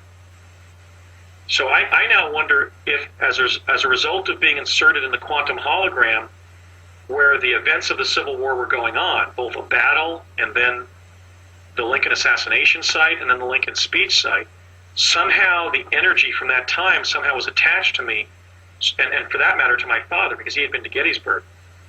So that when we were inserted in the Shiloh battlefield, where all that warfare and death and so forth had occurred, one of the Confederate soldiers appeared to us. He was walking along the Hammelburg-Purdy Road there, and he was walking so slowly that my dad actually went up behind him and honked the horn, and I could see that he was wearing what was left of a gray Confederate uniform, the shirt, the pants, some brown shoes. And then he slowly turned around, and we realized his color wasn't normal. He looked like a kinescope image of a Confederate soldier. In other words, he was not the right color for a living human being. He was an apparition. I also found out that there was a CIA agent named Nick Nucero who was investigating an event that happened to some teenagers who were hiking Mount Diablo in Northern California, when a transformer exploded on a foothill in front of them, and supercharged particles flew in a big umbrella around them like a fireworks display. And through the field underneath this umbrella of supercharged particles, they saw for several seconds, apparently I think about 15 or 20 seconds, a U.S. Civil War battle going on. Now, the first Civil War battle, the first Civil War location I accessed via chronovision was in New Jersey, and this event was in California. And there were no conventional battles, certainly, in either of those state territories.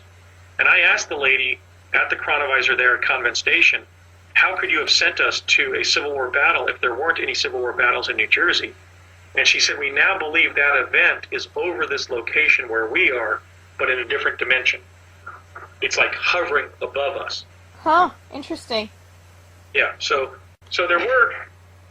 I've had a lifelong interest in the Civil War, and it evokes a certain recognition of a past life in the Civil War.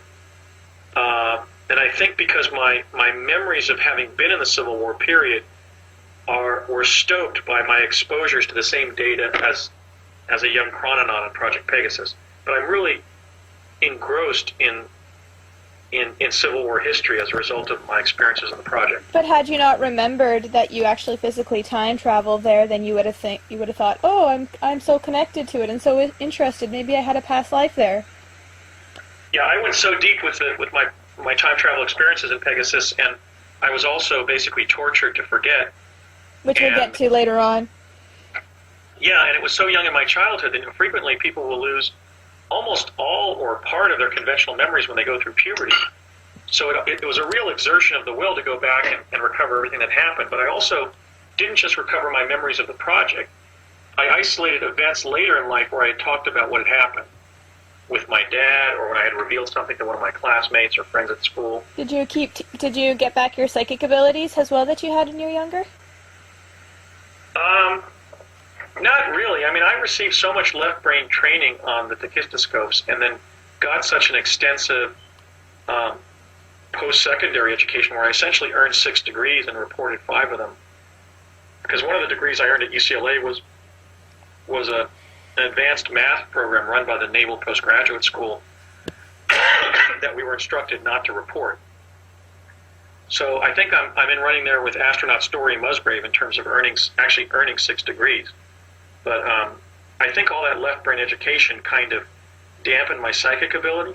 But in other words, I'm operating often, I'm ESTP, right? Or ESF, what is it? ESFJ? Or no, I'm ENTJ. So I'm doing more thinking than perceiving a lot. Oh, Myers-Briggs, you mean? Yeah, on Myers-Briggs, I'm ENTJ. I think I was a more intuitive, artistic person at birth, but I think that I ended up becoming more of a field marshal personality type, the ENTJ, and I'm doing more thinking than perceiving, or however that works, more thinking and judging than feeling and perceiving, because I got so much left brain training. So yeah, I still have psychic ability, but if you look at my photograph, like the one that I use on my Facebook website, the dynamic part of my face is the right side of my face, which is being governed by my left brain, which is the logical, verbal side, and the right side of the brain, which is controlling the left side of my face. The left side of my face is just sort of watching. So I think that psychic ability is still there, but I don't access it with the ease that I did when I was a child. And they worked with us extensively with parapsychology in the learning lab, but they were also cramming a college liberal arts degree program in the modern history of Western civilization and of the history of science into our minds. And so I had different times that information has come out. Like I participate when I was an undergraduate at UCLA. I participated in the college quiz bowl, and the question that the questioner was starting was, centuries before Nicholas Copernicus, this Greek philosopher framed the heliocentric theory of the solar system. And right after the questioner said, centuries before Nia, I leaned forward and pressed the button and said, Aristarchus of Samos. Actually, I said, who is Aristarchus of Samos? And my friend Steve Faber, who became a comedy writer, said, Andy, this isn't a Jeopardy, man. This is the college quiz bowl. You don't have to say who is or what is. So I said, oh, I'm sorry. I said, okay. My answer is Aristarchus of Samos. So stuff that I put in my mind on the speed learning machines is still up there, but I can't really access it very easily. How did they know what exactly place to send you to? For example, they could have sent you right in the middle of war, and you could have just been a casualty caught in the crossfire. Well, I was sent to a Civil War battle. But in that instance, it was only when we were participating in three-dimensional chronovision. So I was there. I wasn't physically there. I was there as a spectral phenomenon. I was actually physically, biologically still on the stage in Morristown.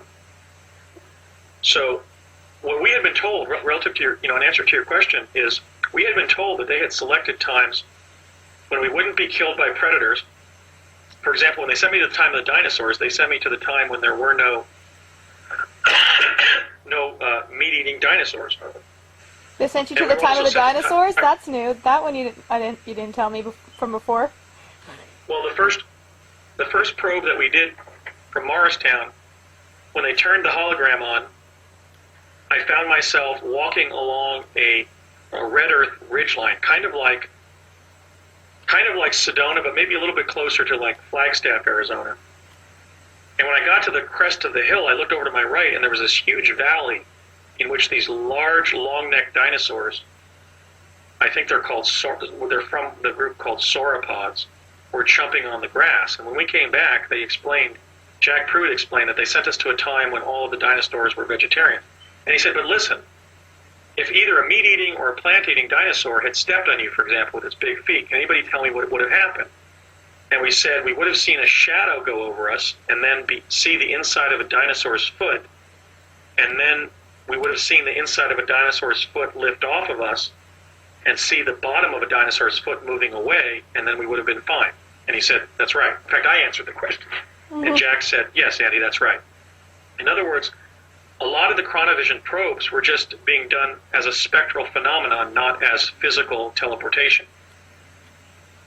Okay. But then when the chronovisor was synthesized with the teleporter, by the time I was, for example, sent to Gettysburg in 1863, I was physically sent there. So by 1972, they had synthesized the teleporter with the chronovisor, and we were physically being inserted in past events, and we were physically jumping as well to future events. But that was through that one jump I took to the future that was physical, that I can remember, there may have been several, was done from the Stargate device that they built at the Cerritos Cultural Center by summer of 72. I understand that you didn't fully, you walked out into the field, so you didn't complete what they wanted you to do, your mission, let's just call it. Well, you mean in Gettysburg? Yes. Well, I was supposed to go. It was basically what had happened was my father and I were interacting with Dr. Sterling Colgate, who went on to a distinguished career in astrophysics at the Los Alamos National Labs. But in those days, he was doing stuff at the laboratory level in both New Mexico and New Jersey. He was actually taking the teleporter to relocate at Curtis Wright to relocate to New Jersey to work at the time lab there in East Hanover.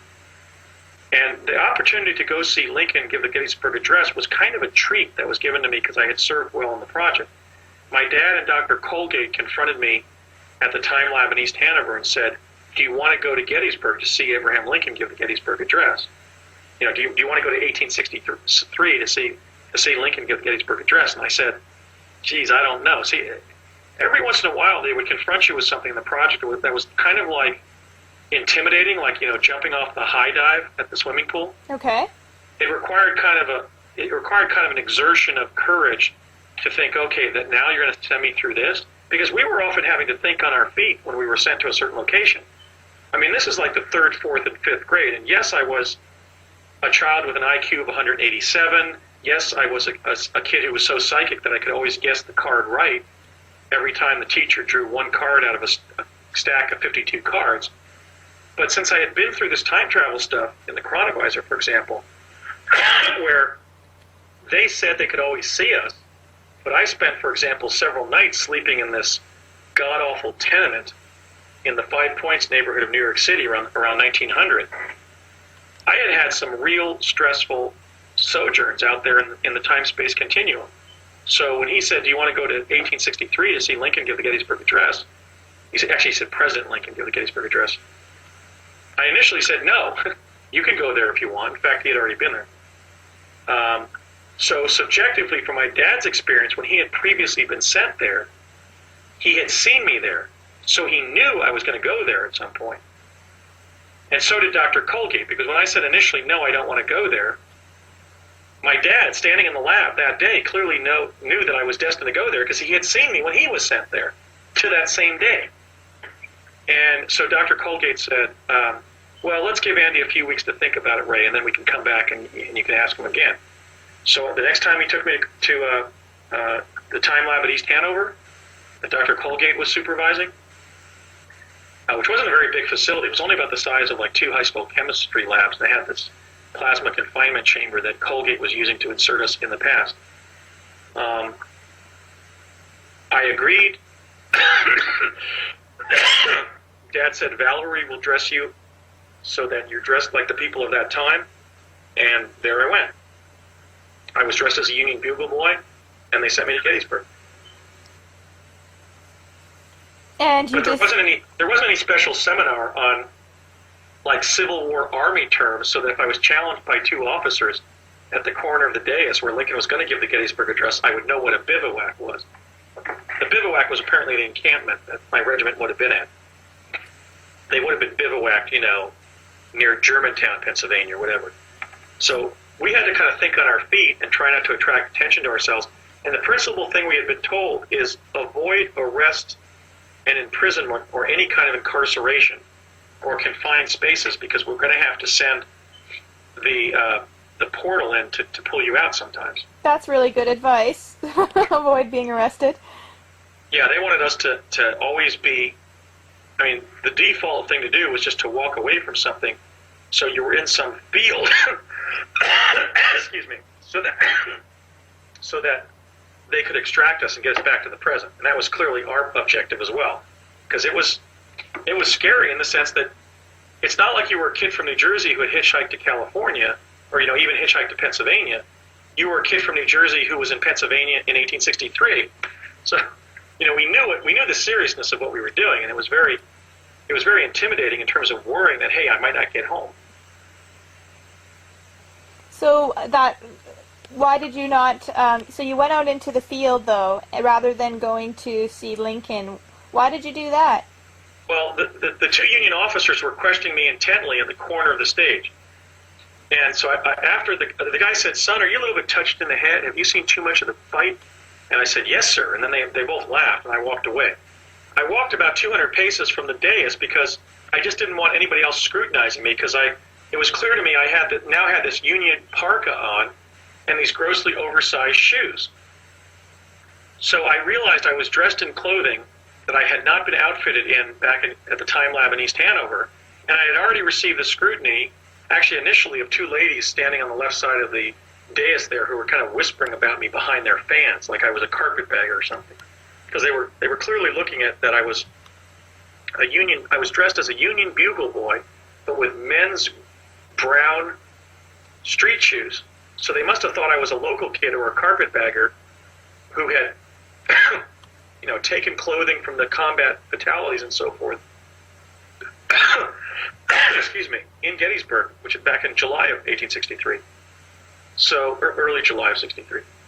So, I had initially received that unwelcome attention from the ladies who were gossiping about me, and then I was actually directly accosted by those 2 Union officers who must have been part of Lincoln's security detail or just the military battalion that was protecting the stage site there, just maintaining public order, or just wanted to see Lincoln give his speech there that day. So I intentionally walked away and just stood there waiting to get back to East Hanover. And then when I popped into view back I had like this Kundalini effect, and the immersion in the device kind of wore off, and I found myself back in the plasma confinement chamber back in East Hanover. When I walked out of the chamber, my dad said, "What the hell do you think you were doing?" I said, "What do you mean?" And he said, "We sent you to Gettysburg to see Abraham Lincoln give the Gettysburg Address, and you just stood there like a goddamn statue." And I said, "Dad, I was doing an evasion procedure because the Union officers were questioning me over at the corner of the stage." And he said, like hell you had to leave or whatever, like hell they were. Ultimately, you broke off and you could have come back to the stage, but you didn't. Then later, I started questioning about what he had experienced there that day at Gettysburg, and he said, "Yeah, I went in there too. I was there. I was dressed as a farmer, and I looked over to my right, and there was my number 3 son, but he was a couple years older than when they had sent me to Gettysburg, and that's when I realized you were going to be in the project." So my dad first learned that I was going to be in Pegasus when he had been sent to Gettysburg and he had seen me there, which again is one of the weird sort of paradoxes of the whole set of experiences we had. So then I asked him about Lincoln. I said, will you send me back again so I can see Lincoln? He said, no. And I said, why not? And he goes, we're afraid that there'll be 2 images of you there. That's so wrong. that was because I was being physically sent there to the actual event. See, that also is instructive. And that was from the plasma confinement chamber in East Hanover. But that wasn't a concern when we were visiting the Lincoln assassination site via 3-dimensional chronovision back in summer of 71. You see? When they were physically sending me there via plasma confinement, and I was actually time traveling. They didn't want to send me there again to the same event because there would be 2 versions of me there. That's what your father told you, right? When they were sending me via chronovision to sample, repeatedly to the Lincoln speech site, that didn't occur. That's what your father told you, right? When you asked if you could go back. Yeah, I was crestfallen because actually I had played Abraham Lincoln in a school play around that time. And I said, oh, Dad, won't you send me back so I can see Abraham Lincoln? Give the Gettysburg Address, because I was really guilty. I had seen the side of his face and body at the chronovision probes from New Mexico, but I hadn't stood in front of the stage and seen Abraham Lincoln give the Gettysburg Address. And I was really crestfallen and I wanted to, and he said, nope. And I said, why not? And he goes, because that's actual time travel, and there'll be 2 versions of you there. And then when I saw the image of myself in a news magazine, I took it to him. I said, Dad, look, they got an image of me. I think it was in Life or Look magazine. They published that picture that had been discovered of the Lincoln speech site in 1951, and it had been analyzed to show that Lincoln was in the picture. And I took it to my father and said, look, Dad, they photographed me when he was there. And he said, yep, just don't tell anybody. And then after I got back home, a couple of weeks after basically the fiasco where I missed seeing Lincoln give the Gettysburg Address, I had like this cosmic, massive Bart Simpson moment where I was crestfallen. They had sent me to Gettysburg and I'd failed to see the speech that Lincoln gave there. I asked my dad about Lincoln, and what he said was that Lincoln just looked like a man with a beard on the stage, but what he couldn't get out of his mind is how high-pitched his voice was. He said he had this stringy, high-pitched voice, and my dad imitated him. He went, 77 years ago. So Lincoln had a really high-pitched voice, which is something interesting that my father observed from standing in front of him when he was giving the speech. Now we know that Lincoln had a disease called Marfan syndrome, which stretches the connective tissue and sometimes stretches the vocal cords. And it's such a tall, thin person as Lincoln, apparently his vocal cords were stretched. So interesting. That's a fascinating corroboration, because I remember my dad saying that, just like that. He said, yeah, he had this really high-pitched, stringy voice, and then he imitated it like I just did. And so then we later found out that Lincoln had Marfan syndrome. So that was one of the many internal proofs that I've developed about my experiences. Certainly not the only one. Certainly the photograph is demonstrative of the fact that it's me, because if you examine that photograph, you see that boy is in the pantaloons of a Union Bugle Boy outfit, but he has a Union parka on and grossly oversized men's shoes. I'm talking about like size 14 men's shoes. Yeah, touched in the head for sure. Yeah. So you also traveled into the future, correct?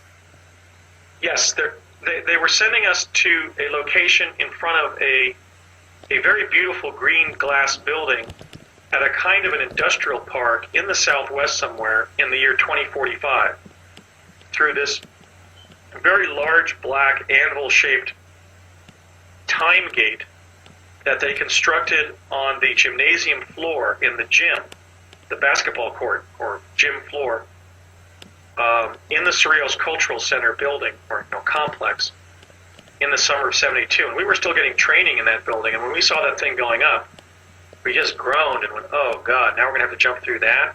But this was this big gate-shaped, kind of anvil-shaped thing, it looked like a big printing press with different electromagnetic components and lights and stuff on it that they built on the floor of the gym there in Cerrillos. And there was a notch of blue light at the bottom, kind of a dense blue light. And we ran up a ramp with some of that black no-skid rubber mat on it, and ran through the portal, which was the dense neon blue light. And again, teleported very quickly and popped out in 2045. Now, the explanation there is that this was a teleport that generated a much denser energy field and hence a much more effective vortal tunnel. In other words, now we were literally jumping to 2045 in a couple seconds. What is 2045 like? What is the future like there? It was sort of a garden suburb, sort of industrial park, like an R&D center, like Research Triangle Park in North Carolina, kind of like that. It was a very opulent green glass building. There were no cars. There was no pollution. There were large grassy areas with very beautifully landscaped trees and shrubs. And on the large sidewalks, which were sort of like some of those large walkways that you find on university campuses, people were going by on those sedgeways that Dean Kamen invented. You mean I remember seeing those. Segways? I remember saying to my dad, Dad, these people are going by on these things that look like lawn fertilizers that they stand on top of and lean forward. Okay. And he says, yeah, we saw those. That's some kind of invention that somebody comes along with. Segways. The segways, the. Yeah. So in this big college campus-like setting, sort of a Research Triangle Park with very opulent glass buildings and these big, wide walkways, so there were a few people went. I saw one time a guy went by past the building pretty rapidly on a Sedgeway, like at 20 miles per hour or so. So it was a steady state society that had survived whatever environmental vicissitudes or population pressures or whatever the world had been subjected to in the intervening years. It clearly was a sustainable society. More of a garden paradise. When I went inside, I noticed that the people working there looked kind of young and tall. And as I walked in the second or third time, I realized that I did multiple trips to that building. Did they dress you for that time, too? Did they dress you for that time? Otherwise, you would have stood out. No, I was just dressed in my ordinary clothing that I was wearing in New Mexico. And, in fact, people's clothing was a little bit more Star Trek-y, but it really wasn't that much different than our time. It was a little bit more... So you didn't stand kind of out. like these office pantsuits, but I think one of the guys I was actually interacting with was even in a suit and tie, so he may have been an engineer from my dad's side of the project who was stationed there. Interesting. Okay. But I was just thinking, I was sent there numerous times because I entered the building different times to get the data scrolls. And one time when I did, these two kind of office gals, they were like tall, attractive young women who were clearly working there as researchers or whatever, walked past me, and one was a Caucasian woman, and another was a kind of a light-skinned black lady. They were both very pretty, I remember. And the African-American woman turned to the Caucasian woman and then pointed to me, and under her breath, all excited, said, "Oh, that's Andy. That one must be Andy. Look, that's Andy right there." Because I had been known to them in their time as a result of my book and my public lectures about my experiences in Pegasus in this time, and presumably the movie that's going to be made about my experiences. So you're famous, and they recognize you time traveling into their time. Well, I was in their project location, so they may have been briefed on the history of the project. So their knowledge of me as people who were probably born around 2020, because they were around 25 years old, it was 2045. Maybe 25 or 30 years old. I'd say maybe mid to late 20s. I'll be about 60 in that time. They knew I don't know how they knew who I was, but they did know who I was. So it could have been from their own project training, because my involvement in the project they would have been briefed on, because I was going to be one of the kids who was going to show up. But I think it was more of the fact that, at least during their training, if not in general cultural terms, they knew that I was the teller of the tale. They either knew from having the project training, they would have been briefed on the project, that one of the children they were going to be interacting with was destined to grow up and tell the story of what happened to me in the project. But for all I know, that book may be a book that they are familiar with in their time, if it's that celebrated as a book. I don't know whether it is, but they certainly knew who I was. So somehow they knew who I was. Did you have a desire to want to stay there? It seemed to be very peaceful and serene. Not really. several of us who were in the projects kind of doubled back like I did and lived with our mom for a period of time as young adults. I frequently just wanted to go home to New Jersey in the 1970s. That was certainly one of the more pleasant environments to visit, and I was always treated very nicely there. In fact, the teleport was actually the wall of a conference room in that building. You just jumped through the wall, and we would pop into view at the microwave tower array, the microwave tower at the Lobo Overlook site in Continental Divide, north of Pagosa Springs, Colorado, near Wolf Creek Pass. By the time I was a fifth grader, I had time traveled so much and then doubled back to my ordinary time-space reference that time travel became kind of like a lucid dream that I could participate in. In other words, I relaxed and I enjoyed the experience. And I'm kind of proud of that because I was pretty much intimidated when we began. So there was a lot of growth there. Understandable. During those years. I've described how sometimes I felt like a yo-yo on the end of a string. Like somebody was doing a yo-yo trick, and I was at the full extension of the possible. You know, I knew that I was doing something very special, and I felt like the most privileged character on the planet. That you are.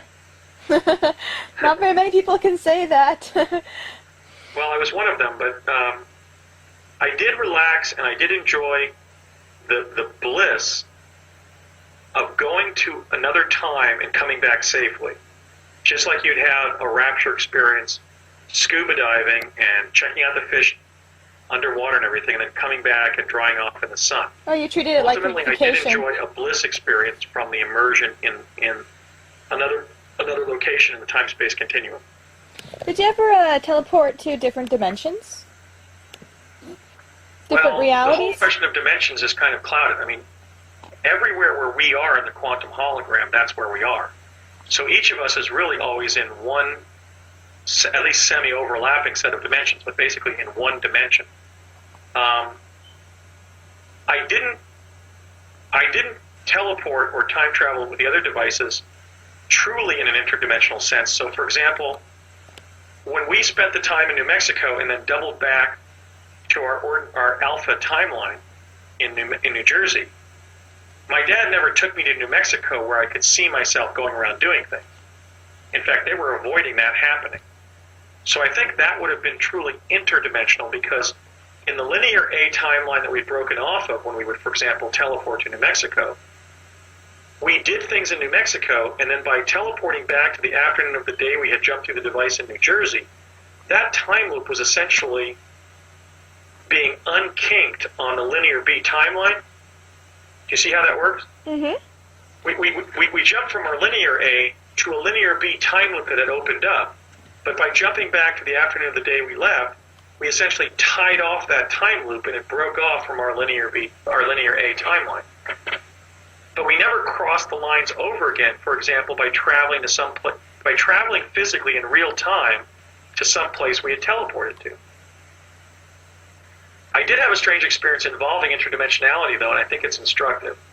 Okay. And that is when we jumped from mid-November 71 to the beginning of the summer of 1973. My dad actually took some sensitive military, these mailing tubes with sensitive military secrets in them. There were schematics of some of the U.S.'s most sensitive missile systems.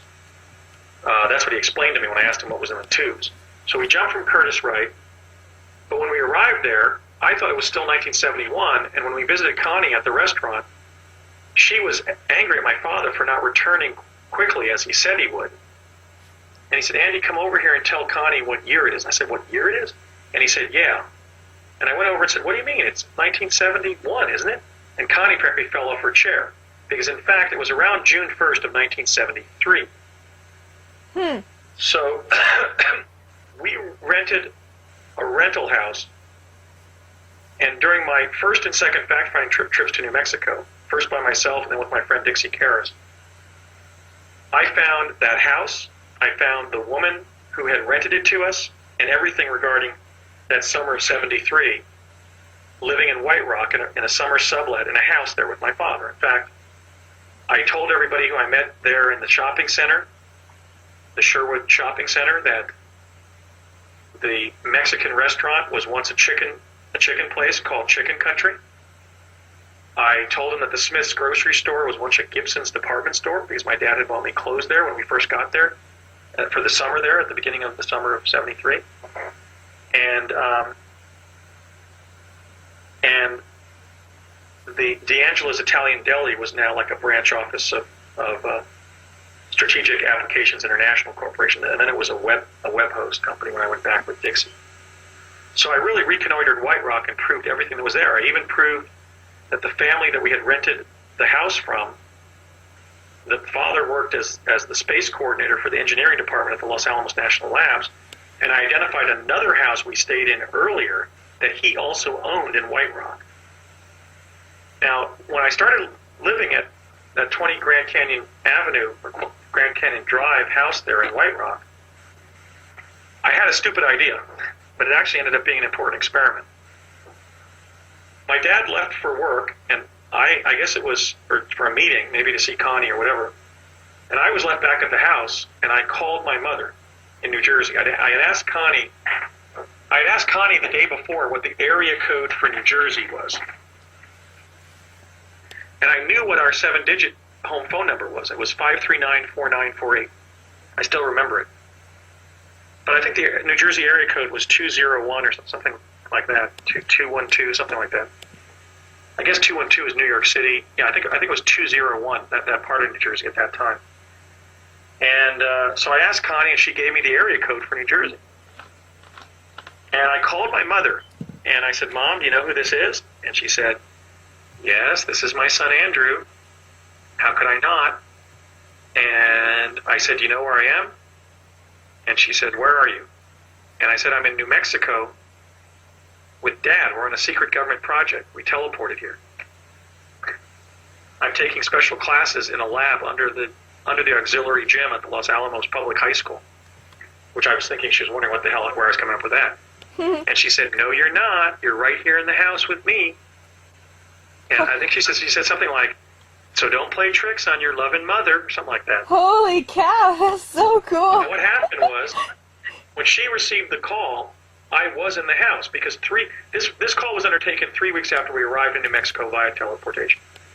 We then spent the summer of '73 there, and then when we jumped back to New Jersey at the end of the summer of 1973, having pre-lived in the future, we returned back an hour later after we had left, around November 15th of 1971. Because I remember asking my dad when we were sleeping at the Albuquerque Holiday Inn, every night before we would go up to Sandia and teleport back home at the end of the summer, we were staying for one night because we had dropped our rental at the Holiday Inn. I remember I used to get up when it was all hot and I couldn't breathe. My dad was snoring, and I used to go into the bathroom, and rather turn the light on, I would turn the faucet on with cold water and cup my hands and drink from the spigot in the bathroom. And that's how I learned to kind of drink without making any noise where I'd wake my dad up when we were on the project together and sharing the same hotel room. So 3 weeks after we got back to the fall of 1971, my mother received that call, and I was in the house. So then when my dad came home from work, now when he came back from work in New Mexico, when the call was placed, he said, "Did you place a call from this house?" And I said, "Yeah, Dad, I did." And he goes, "I know, because Connie told me that you asked her what the area code was where we live." And he said, "You can't do that." And the funny thing is, he then tried to turn on the... So my mother had clearly received a phone call from me at the house, and I was in the house. So she was somewhat consternated about what had actually happened. And she looked down at the rec room from the kitchen where I was playing, and gave me a kind of a look she would give, like "What are you up to?" And then when my dad came home from work, she said, "Ray, something strange happened in the house today." And my dad said, "What?" And I said, "Well, I received a phone call from Andy." And he said, "So?" And she said, "But he was in the house." And my dad said, "Well, so what?" And then she said, "Ray, we only have one phone." And my dad kind of thought a minute and said, because he was always actively deceiving my mother about our the fact that we were literally spending time loops in New Mexico in which that were branches of our ordinary timeline. Your mother had no idea. She was actively being deceived constantly by my father. In fact, one time we came back from Curtis Wright an hour before we had left, and my dad checked his watch and realized it and had me go out and play hide and seek. He just asked me to skedaddle. And then when I doubled back about an hour later, my mother was looking around for us. She had been confused about where we had suddenly disappeared to. But my dad had been down in the basement in his carpentry shop, and she had seen me down there. And we had gone to Curtis Wright, but we had arrived back at our home in Morris Plains like an hour before we had left. So, yeah, we weren't there, so go figure. There was some kind of screw-up with timelines, I remember. Why was he being dishonest to her? I mean, isn't she his wife? Yeah, she should have known. She certainly knew I was in some kind of specialized learning environment at the elementary school. But they were trying to protect the families by upholding the need-to-know-only basis doctrine vis-a-vis people's wives and other children. I had actually been coached on how to lie to my mother when I was in the project. So interesting. Did she ever? So he said to her regarding how she could have taken a phone call from me when I was physically in the house. Well, maybe he ran over to the neighbors and called from there. And she said, no, Ray, that couldn't be it, because right after I hung up, I went to the kitchen and looked down the rec room, and he was down in the rec room. So my dad said something like, well, maybe it was some kind of psychic event or something. Okay. So, yeah, so... Did she ever find out? My mother... I questioned my mother literally on her deathbed in 2003 about whether she knew about the project, and she said yes. Now, I don't know if she was understood at that point that I meant that the project had involved basically non-ordinary experience involving time travel technology. But she certainly knew that she had signed the parental permission slip to put me in the learning lab, that it would involve the administration of medication, and that it was Harvard-directed. I think they had deceived her as to what was actually going on. Well, at least so I don't think she knew the full gamut. But my sister reminded me that during one of those summers in the early 70s, they had just a knockdown type of argument where my mother actually damaged their bedroom door, slamming it shut. So I think what had happened was that my dad had told her everything. She was outraged that I'd been involved in something like this. Did your siblings know? My siblings certainly had a basis to know, because in my memory work that I did, I recovered the eight anecdotes in which I told them something about the project. Like, for example, when we moved across country in November of 1972, we were driving through southern New Mexico, and my dad turned to my mother in the car and said, "Hon, where should we stop for lunch?" And we were like in Las Cruces or Roswell or someplace way in the southern part of the state. And I leaned forward. Now I was sitting in the back of the station wagon during this part of the trip, because my brother Greg had moved to the jump seat in the far back. And I leaned forward and said, "Dad, why don't we drive up to Albuquerque? Maybe we can have lunch at the La Placida. Maybe Connie will be there." That was his old friend who essentially was his mistress that he was carrying on with when we were on the project in New Mexico. And my sister Cindy turned to me in the car and said, "When were you ever in Albuquerque with Dad, and what's La Placida, and who's Connie?" And I just gave her some stupid answer like, "Well, oh no, I was in New Mexico with Dad in the learning lab." And I think my mother heard that. But if I told her the truth, I would have said, I was in New Mexico with Dad frequently between 1969 and the present, because we were teleporting there. I spent 4 hidden summers there in the last 3 years. La Placida is where his long-term friend Connie Chavez works, and Connie is his mistress. They've known each other since 1953. If I told the truth to my sister. But I was still just a little kid. I mean, I was just entering the 6th grade when we moved to California. So I had a very deep and rich experience in the project and with my father, but there was still, some tension in our relationship, because he was not giving me any credit for anything. In fact, that's going to be one of the scenes in the movie where I get angry at him and I'm kicking the dirt walking in front of him and Connie, and I say to Connie, he never gives me credit for anything. And we're going to script the fact, even time traveling, even though I'm a little kid, we're going to basically show that, like a lot of parents, my dad really wasn't cutting me any slack. And so we didn't have the most ideal relationship. He didn't fully know how to relate to children. Did he keep his memories? They never wiped his memory, did they? No, because when I would ask him things about the project, when my mind would return to our project activities in the 70s and 80s, at different times at the house, he would have a ready answer. So no, he was never brainwashed. Okay, before we get into more of those kind of questions, did you travel into other places in the future? Other times? Well, there was the set of jumps via the Stargate at the Surrealist Cultural Center to 2045 to recover the data there and bring it back to the present via the teleport in that building. What kind of data? These were the summaries of intervening events. This was the history of the future, so to speak. The history of the future. Interesting. Yeah. Okay. But before then, when the chronovisor technology was still emerging, we had been trained at Curtiss Wright for a time probe that took place on November 5th of 71. This was about 10 days before my dad and I jumped to 1973. And we wore a crystal helmet and a titanium-coated jumpsuit, like a metal-coated pajamas and boots. And they took us up to a chronovisor array that they had set up in this big research area at the ITT Defense Communications Building in Nutley, New Jersey. And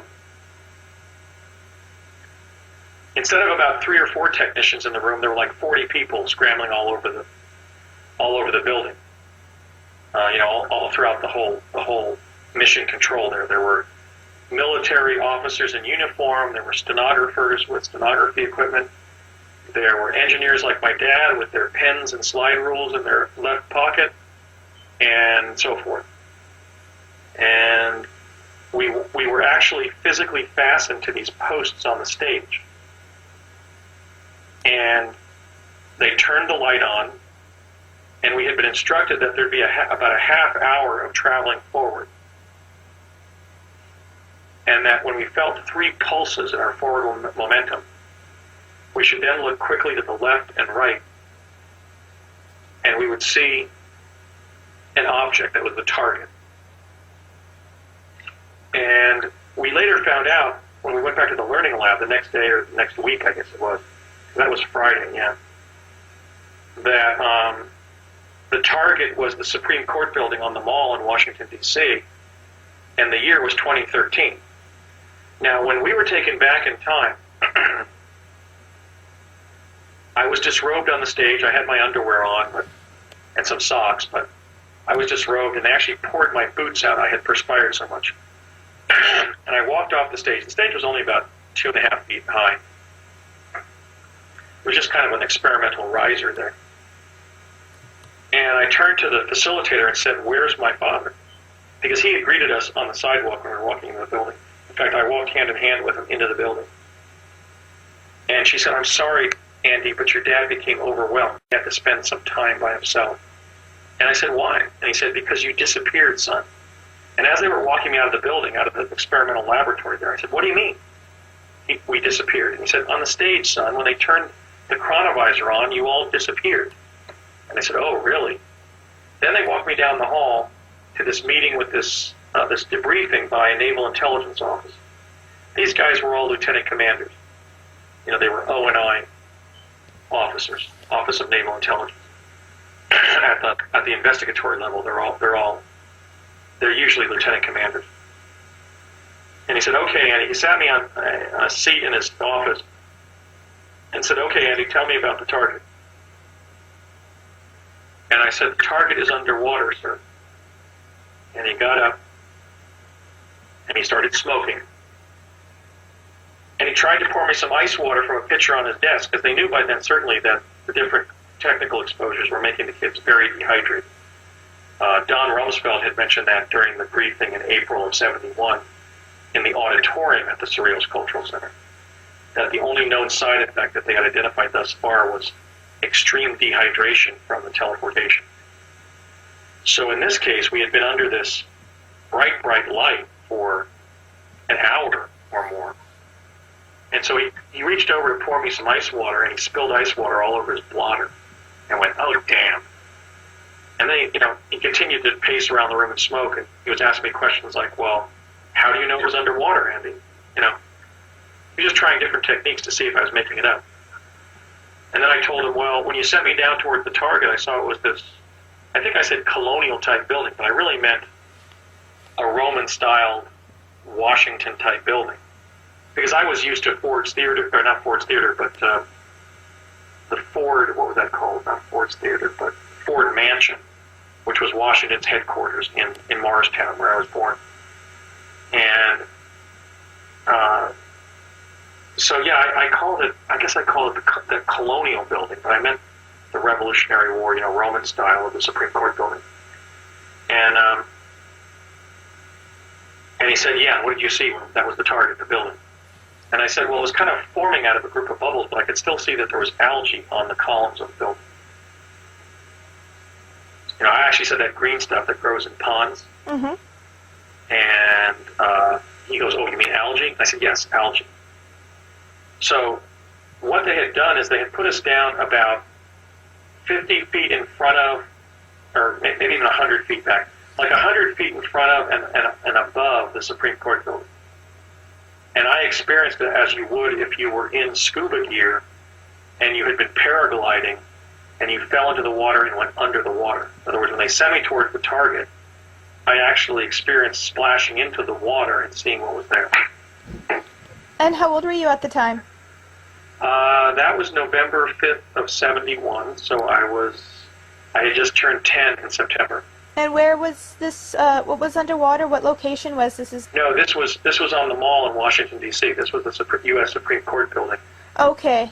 On the Mall in Washington, D.C. So this indicated that at least on that timeline that they were sampling, the U.S. Supreme Court building was underwater. And could it be because the people who were, involved in this project were, of military and a fear-based kind of mentality, that kind of probability is what they would have manifested? Well, they were clearly sending us there to that location to see what condition the nation's capital was in, that Washington, D.C. was in, following some cataclysmic event, presumably the events of 2012. But yes, I would say yes to your question in the sense that they were looking to see whether a catastrophic event had affected Washington, D.C. by 2013. So we may very well have been finding what they were looking for. And what do you think about 2012? I think that because Project Pegasus proved the multiverse, and while all of us have a discrete destiny that will ultimately manifest, to the extent that the future is a realm of pure potentiality, as Deepak Chopra has called it, and a set of critical proximity events occurring in pure principle, as Buckminster Fuller described it, I think that we should imagine a 2012 that involves a global renaissance and a spreading of social equity and love and harmony between people and wellness and healing and environmental restoration. That's already occurring. There's a lot of people that are starting to remember not just past lives, but future lives, multidimensional lives, interdimensional lives, lives in between lives. Right, like when I met you between this last life. That's right. Yes. So yeah, I think we should just simply toss the fear-based paradigm over our shoulder and say, okay, let's experience a 2012 that is the beginning of the great future we're going to be living in. Yeah. So no, I don't believe that disastrous event has to happen. But on the other hand, when you have a government that's not just fear-based, but that is deriving contingency planning from intelligence findings, yeah, based on a linear, no-threshold model of reality rather than a non-linear, unlimited threshold, non-existent threshold of reality. I mean, Courtney Hunt, the CIA officer they put in my life, I mentioned him earlier in the interview, he told me one time that he encouraged people not to think about their past lives or different times in history with too much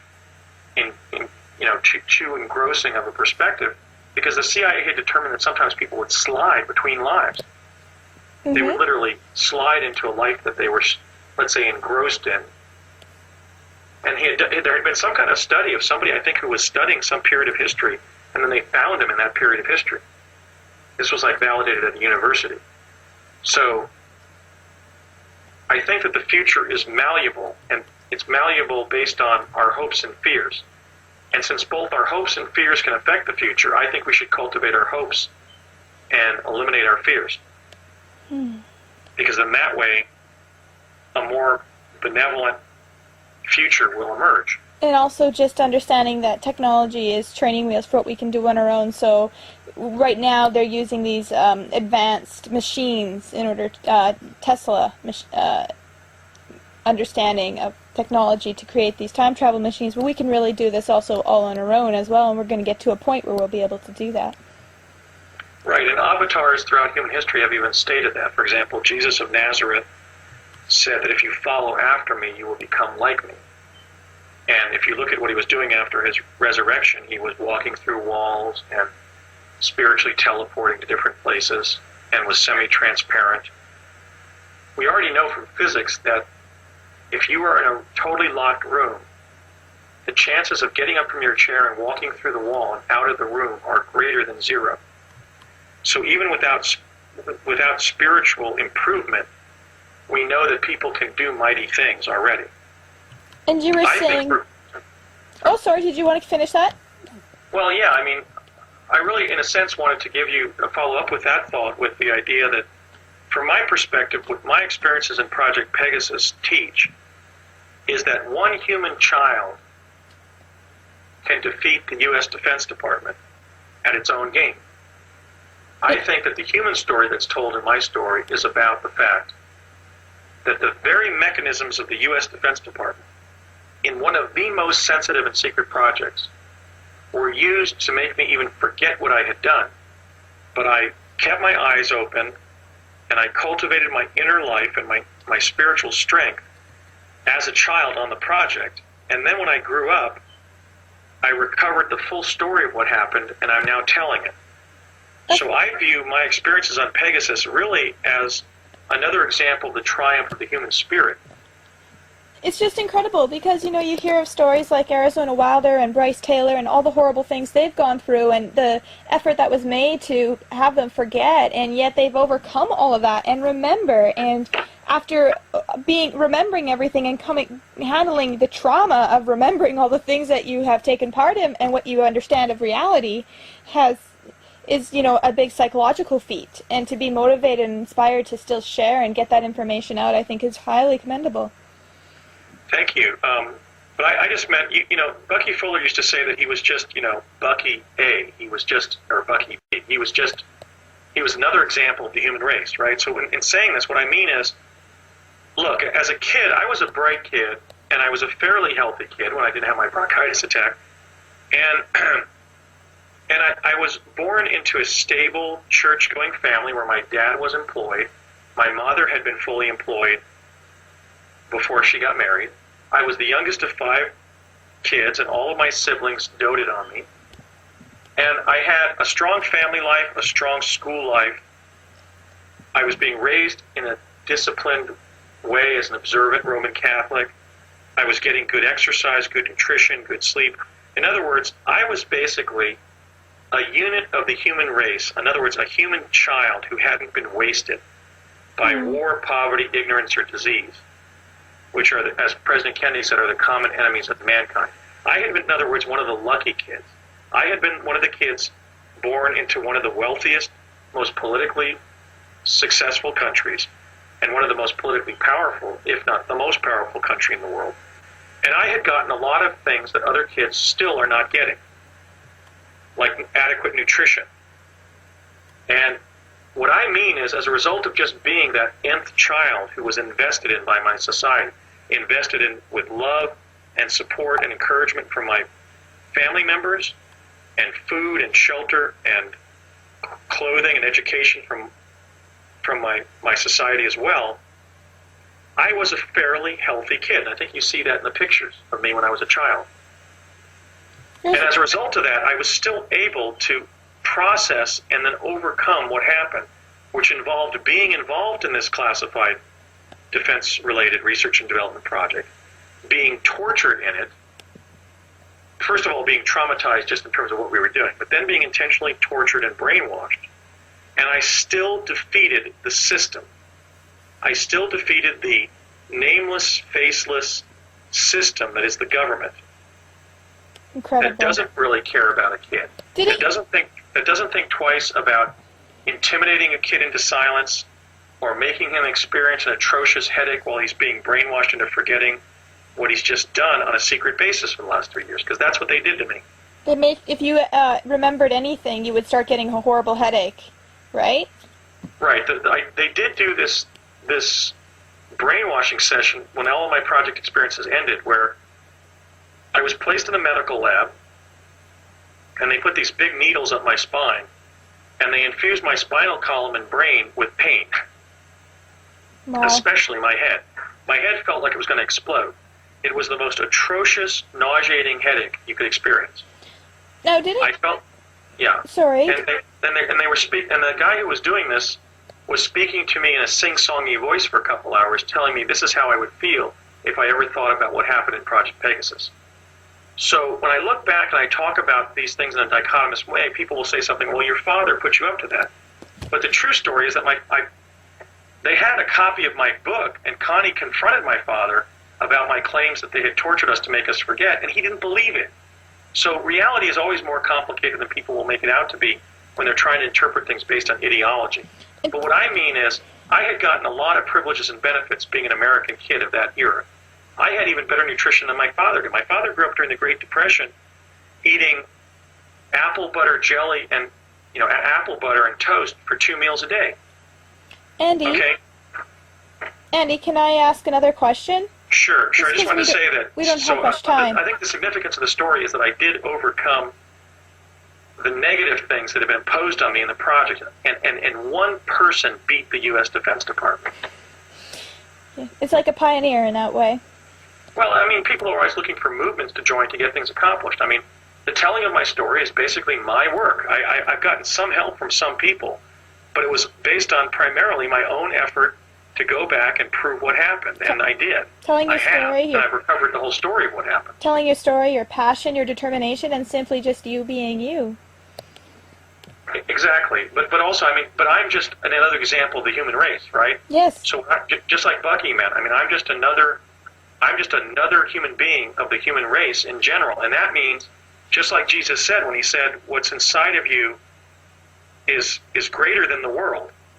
Greater is inside of you than exists in the world, right? Mm-hmm. That's what he meant, and that's what this shows. This shows that one human child could beat the U.S. Defense Department in terms of holding back this critical information that can be used to benefit society, like teleportation. And it all crumbles. Now, is it true that they have, they're going to reveal to the public that they have a time travel device they know how to build, basically? They know how to build one. And they're going to ask people to donate. They need millions of dollars in order to do this. Is this correct? I don't have any information about current... We were talking about this. Do you remember? You don't remember? Okay. Perhaps if you could put it in context. Where we were speaking about how they have, they're going to share with the masses that they know how to create a time travel machine, and they need a lot of money in order to make it happen, but lying to the people that, they already have one. Oh yes. Well, what I was talking about was, if you look at the conventional, contemporary science reporting, they're talking about people's efforts to perform quantum teleportation, which involves breaking something down and reassembling it somewhere else. Now, that's not effective for physical time travel of human beings or teleportation of human beings, because disintegrating a biological organism arrests cellular metabolism and also central nervous system function and everything else, and basically kills the person. The person is killed being disintegrated, and they can't be brought back to life after their cells are reintegrated, or their atoms that make them up are reintegrated. We were not doing that. We weren't doing quantum teleportation. We were doing Tesla-based teleportation via vortal tunnels that the device was opening up in time-space. In other words, we were doing the opposite of what was then being depicted on Star Trek to confuse the public. What I meant is, over the next several generations, if this information is not liberated in the way that I'm trying to liberate it to help humanity, human civilization, led by essentially the English-speaking countries in the echelon group and the European Union, will pioneer teleportation and spend billions of, re-pioneer it and spend billions of dollars doing it. And those are dollars that could be spent on nutrition and disease alleviation and education and the upliftment of people from the common enemies of humanity: war, poverty, ignorance, and disease. And so there's a moral dimension to this. We cannot tolerate the spending of public dollars to redevelop technologies that were developed 40 and 50 years ago just to keep them secret, because that's why those billions of dollars would be wasted in redeveloping teleportation. Of all the things, the money that could go to? It could go to having hospital ships that would go around the world and cure children, correct their cleft palates and cure them from guinea worm, and give them medication to prevent malaria and cholera. It could be done. I mean, I was just thinking of the. I was trying to think of what event it was that could have been used to pay for 100 hospital ships. It was some big recent waste of taxpayer money. But there's a moral dimension to this, and that is that clearly the government is allowing the same things to be reinvented so that the science journals and so forth can be filled in the public sense, in the public realm, with data that suggests that certain technology hasn't been developed yet secretly. And I consider that really immoral, because those dollars need to be allocated for present problems. We still have too many children who are hungry. We have something like, 3 out of 10 children in North America even are living in poverty? Yes. Okay, so as long as there are impoverished and hungry children in the world and impoverished, hungry people, it is immoral to be spending these dollars to develop arcane technical applications that were developed secretly 40 years ago. So in that sense, the disclosure movement is a moral movement as significant and as weighty as the abolition movement. And I've been saying this in my public lectures. The abolition movement was about freeing people from physical bondage. The disclosure movement is about freeing them from metaphysical bondage. Metaphysical not bondage. Knowing the true extent of the development of science and technology in their civilization, not knowing the true history who they really of their are, solar what system. they're capable of, that one child can take out the whole government. Right, what one or a small group of committed individuals is capable of achieving against the mighty forces of government and corporation and public inertia and everything else. Look at the phobic reaction I've gotten to my Mars date. It's basically me against 1,000 cynics and character assassins. But what I mean by the world being in metaphysical bondage is, as long as teleportation exists and people aren't doing it to get to work or to travel across the country, we are in metaphysical bondage to archaic technologies. And the contemporary technologies that we should be using to pattern our civilization are being sequestered as state secrets. And that metaphysical bondage is perpetuating physical bondage. Because as long as we continue to spend dollars on these psyops in which technologies that have already been developed but that are kept secret are reinvented by other researchers, often going way out on limbs that will prove utterly fruitless and very expensive, we are wasting the money that we need for other solutions that we need to explore. And that is keeping the people in physical bondage, just like slavery did. It's keeping too many children in poverty, too many children in starvation. And so we have to realize that the disclosure movement can't just be about whether or not little green men from other planets have come here. They have. It has to be about liberating people from metaphysical bondage so we don't waste resources and end up protracting the time in which human beings on Earth have to languish in physical bondage. Bondage to homelessness, bondage to hunger, bondage to to ignorance, to disease, to poverty. Do you believe that Tesla was a time traveler, or was inspired by other beings, or? Well, we know that Tesla was a brilliant individual who had a series of paranormal experiences when he was a youth. We know he in all likelihood, was an extraterrestrial contactee of some sort. He claimed to have been in communication with extraterrestrials throughout his life. We know he established binary communication with the indigenous humanoid population on Mars in 1902. We also know that he was essentially an extremely brilliant person who may have been, for example, on the highly functional range of the autism spectrum. He may have been somebody, for example, with Asperger's syndrome linked to a very, very high IQ, because he was apparently able to see into the nature of reality in a way that most people can't, and that is to see into the energetic effects, for example, that go on in the universe. The energy, for example, that he discovered that the teleporter actually derives from the natural universe, is a natural energy form that's latent in the physical universe, and that has among its properties the capacity to bend the fabric of time-space. So I think that it's clear that Tesla was a very unusual person. He was definitely a genius. He may have been an idiot savant in some way relative to his prodigious nature of his intellect, but he seems to have been a brilliant writer and lecturer too, so that his lack of communication deficits would seem to indicate that he wasn't autistic. But he also seems to have been a contactee, as I mentioned. We also don't know something that's implied by everything I've talked about tonight, and I'm sure your listeners will have thought of this as well, and that is, we don't know to what extent project personnel from the U.S. Defense Department, beginning around 1970, when these quantum access technologies were reduced to practice, we don't know to what extent they were used to brief people in the past. I mean, there's something called dependent but relative causation. In fact, I developed that terminology. What if this happened? What if, based on Tesla's papers, as I've described, and I'm alleging that this is what I was told happened, this is how the teleport developed. The War Department, later to become the Defense Department, got hold of his paperwork, built what was in them, namely the teleport, and then used them to go back in time to directly consult with Tesla, even give him the information.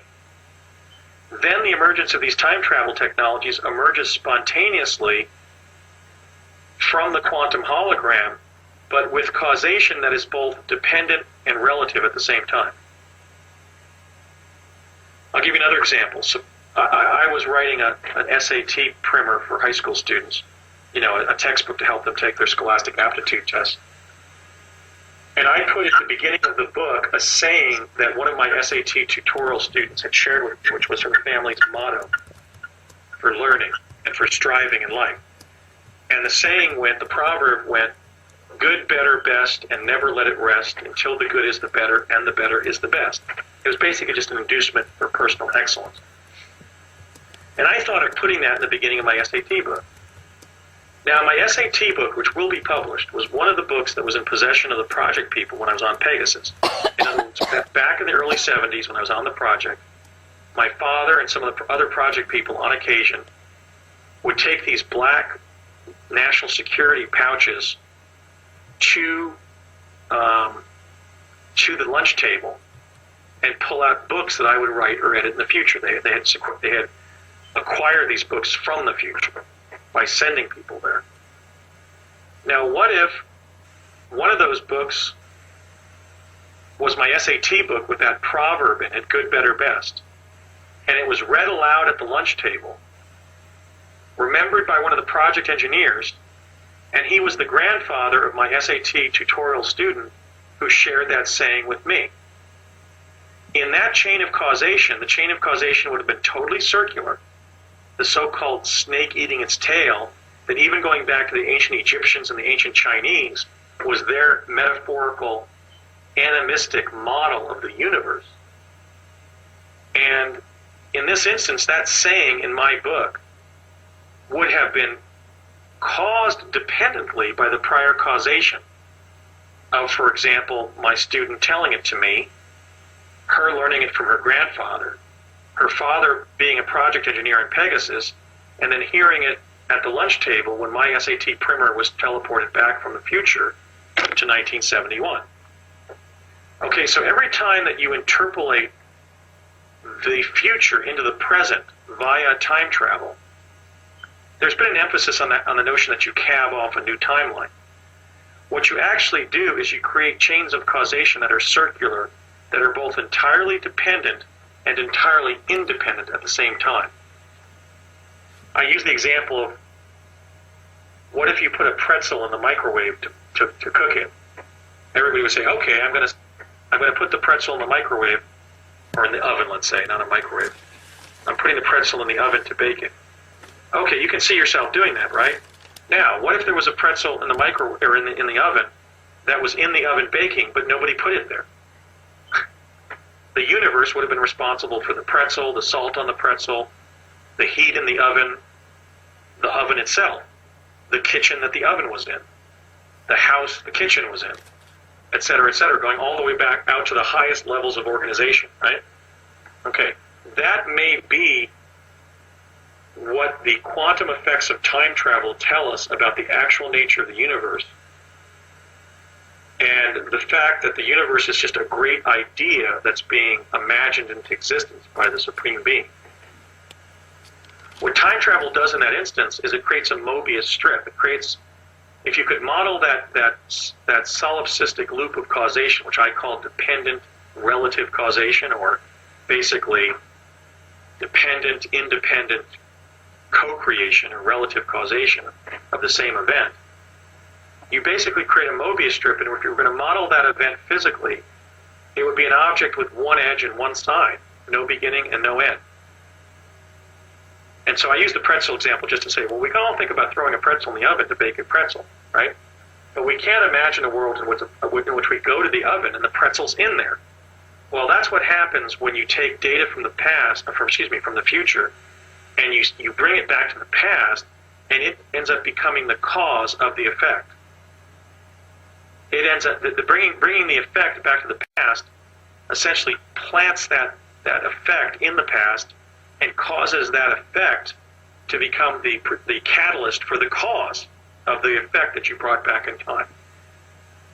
So just to spin this analogy one more time, if after identifying future U.S. presidents, the CIA has been approaching them and apprising them of their destinies as president, and training them, and even putting the teams in place to get them elected after they have trained them, and even manipulating the electoral process like they did in 2000 when they made George W. Bush president, even though he hadn't won the election.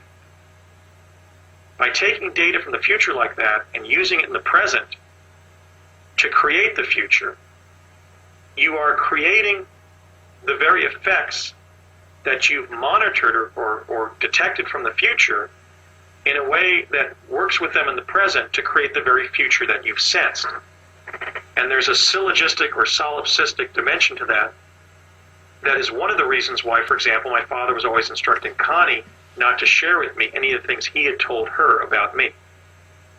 Because you don't want to alter the present by giving somebody prior knowledge of a future event or contingency unless you're damn sure they need to know it.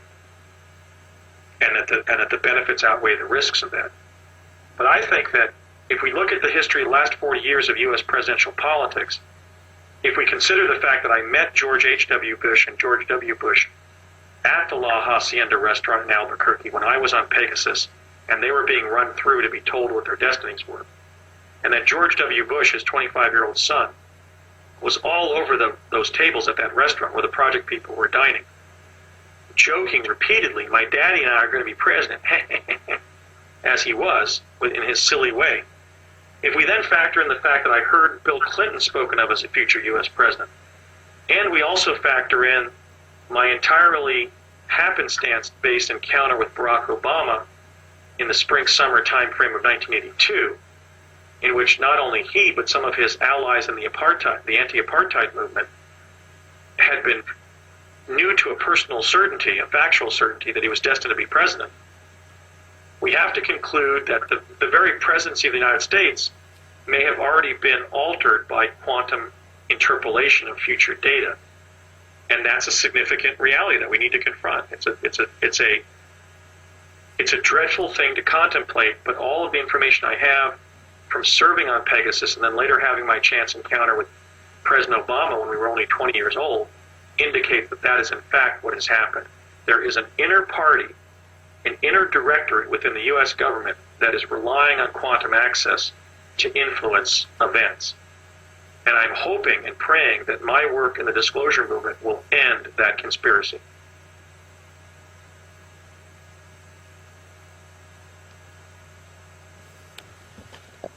Are you there? Yeah? Oh, okay. So Wonderful. Well said. that's the political dimension. We know that quantum access, that what Project Pegasus achieved in teleportation-based time travel and in chronovision with the Arnetti and Gemelli devices, that became part of the intelligence function. In other words, a major dimension to my experiences is that, in the intelligence community, people speak of sources and methods. What the people, the world, and certainly the United States and the rest of the world were never told, when they were spinning the Philadelphia experiment cover story, which was a cover story scripted by the Office of Naval Intelligence, to de-link via disinformation the critical linkage between Tesla, teleportation, and the Los Alamos physicists. They didn't reveal to the people the very intelligence sources and methods that were then emerging, which wasn't just about torturing somebody at Gitmo or parking a helicopter over somebody's house with thermographic imaging in it, but in fact involved using quantum access to achieve remote sensing of past and future events. That's what Pegasus achieved. That's why after Pegasus concluded, or at least that phase of development under Pegasus concluded in 1972, Ralph M. Parsons made such a profit that year that Ralph M. Parsons bought Adnan Khashoggi's yacht, the most expensive and largest private yacht in the world at that time, and named it Pegasus 2 for Project Pegasus, even though Ralph M. Parsons had never owned anything called Pegasus 1. And the ship itself had not been Pegasus 1 under the flag of Adnan Khashoggi. So there is a deep political implication to my story, and that is that at least one faction in the permanent secret government of the United States, what we might describe as that power elite that includes people like Donald Rumsfeld, people who have worked in elective office and the intelligence community and secret military projects, been in the military, and then worked at cabinet level and also for very powerful private corporations. People like Don Rumsfeld have been in a world for the last 40 years in which they have been reading intelligence reports about the future gathered by the quantum access technologies that Project Pegasus developed. I find that so serious in its implications, in its deep political implications, that I've been willing to step forward and possibly be assassinated, that is, lose my life as a result of bringing this information to the attention of the world. But it needs to be brought to the attention of the world because major events are being planned on the basis of the expectation of future events. For example, the invasion of Iraq in 2003. I'm confident that on at least one timeline, the U.S. intelligence community had concluded that Saddam Hussein acquired weapons of mass destruction and used them in some way, maybe to bomb London or Paris or New York City or God knows where, maybe Miami, maybe Rome, and to end the Vatican. And I believe we invaded Iraq in 2003 to prevent him from getting those weapons of mass destruction, which was certainly a worthwhile initiative. But in the confusion after that, we saw the Secretary of State of the United States, Colin Powell, embarrassed by having made false claims before the United Nations that the U.S. government had determined, in fact, that Saddam Hussein of Iraq was in possession of weapons of mass destruction, not that he might get them. And I think that confusion resulted from the fact that they had used quantum access to determine that at least one or several major timelines Saddam Hussein was going to acquire weapons of mass destruction and either use them or use them to blackmail the West. But then by invading Iraq in early 2003, we prevented him from getting weapons of mass destruction. So we had the egg on the face of the United States leadership was the outcome that results from detecting a future event and preventing it by intervening in the present before it happens to prevent it occurring. Now, when I was on Pegasus, the project engineers and scientists and administrators were fairly unanimous in their belief that that should not be done, that quantum engineering should not be done based on quantum access. They wanted to just use quantum access to gather information about the past and future and use it for Defense Department contingency planning. And I think in among that, with that we can include the deep underground military construction in the Southwest, for example, the construction of the Denver International Airport as a continuity of government hub for the U.S. federal bureaucracy in the event that Washington, D.C. is destroyed.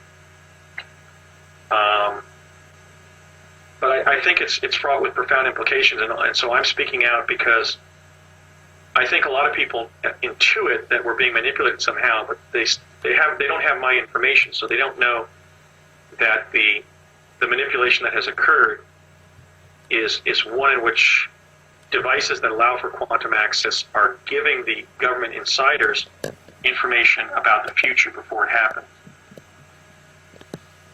I also don't believe that, Groucho Marx once said something characteristically brilliant of him, and he said, "I don't want to be a member of any club that would have me as a member." I remember that.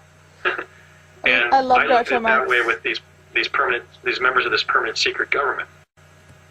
I wonder if sometimes the Donald Rumsfelds of the Washington power elite look at themselves in the mirror and say, I never should have been allowed to be a member of this power elite because nobody should be a member of a power elite, much less myself. And so because I know what my limitations are, and I know what the limitations of other members of the educated professional class are in the United States, I think there's a great potential for abuse of power by a small coterie of insiders who are career government officials and corporate executives to be in possession of the history of the future. I don't see them using it to eliminate warfare. I see them using it to engage in warfare, to determine what wars need to be waged. And what we've seen since the end of World War II, which was supposed to create a regime of peace and of international human rights protection that was going to end warfare and end totalitarian governments waging war on innocent populations, is one war after another in which innocent people are being slaughtered. I believe that warfare is being used in contemporary life to depopulate the planet, and that the thrust has been on wars of aggression that take advantage of innocent populations that power elites believe should be genocided. I think that's what the true history of post-war warfare shows, in whatever country it's been waged. Many of the wars have been propagated into existence through propaganda and the creation of artificial opposition between tribal factions like the Hutus and the Tutsis and the Rwandan genocide. And because I'm convinced that quantum access is being used to determine what wars to wage, I think the emphasis is off. The emphasis should be on using quantum access, for example, to expedite technology transfer from the future to the present, so that we create a better future right around ourselves. That we take information from a successful future and use it to engineer a sustainable present. And there has been very little work in that area. Because these time travel technologies were essentially sequestered by the War Department at the time of Tesla's death and forwarded to Los Alamos, they remain weaponized. And as long as quantum access remains weaponized, we're going to be living in a world that is being weaponized. That'll change. I think that they've split off into various different probabilities of a weaponized kind of a war fear-based reality has been split out there, and I think now it's kind of looping back into our timeline where we have to deal with all these different fragmented aspects of ourselves and heal them and transcend them. Right. And I think that's occurring too, and I think that's why I'm getting such a positive response when I lecture and I meet people personally. Like that recent event up at James Gilliland Sanctuary in Trout Lake, Washington. It was really a peak experience for me because for 3 days people were coming over and talking to me and asking great questions and thanking me and everything and for my work, and I really got positive feedback, and I'm convinced that people are hungry for positive change, and they know they've been lied to by the U.S. government, and they just want the U.S. government to come clean and tell them what they've developed. And I think they know intuitively that I'm telling the truth because they knew things like time travel had already been developed. And they knew that people had already been on Mars, for example. I mean, I remember people who were listening to you who were total skeptics at first. You totally turned them around. And you were speaking for so long, you lost your voice. I do lose my voice occasionally. I'm pretty vociferous. But yeah, I lost my voice there up at James's place. But it was such a great experience. So people were coming over and they were asking me great questions, and you were interviewing me on your camera phone, on your camera. And I realized that we're all on the internet now because even somebody can film you on their camera, on their digital camera, and then download the interview on the internet. Mm-hmm. So we're all living now in a common culture, an electronic village, where the messages that we send out have to be the critical, life-sustaining ones, because those are the messages we're spreading around and with everybody and sharing with the whole planet now.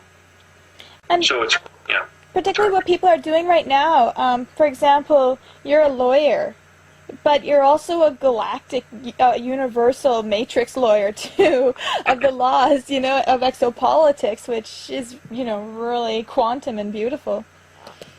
Yeah, thanks. That's actually been pursued by several of us. Of course, Peter Gersten of the New York and Arizona bars was involved with working on the subject of UFO secrecy. And, of course, my friend Alfred Lambermont Weber is another attorney who is a major figure in exopolitics and the disclosure movement. So I think this is a new paradigm that I'm pursuing that a few other people have been pathfinders on, but that will become more commonplace for lawyers, because lawyers are basically, they're either social architects of some kind or they're social problem solvers. And we have to do both in this area. We have to resolve some lingering problems in our political culture that have resulted from secrecy, but then we also have to go about architecting the future. And that's something I think that lawyers should be involved in, because lawyers know how to craft the social patterns into protocols. Well, I just actually used a lawyer as an example for everybody who has their 9-to-5 jobs.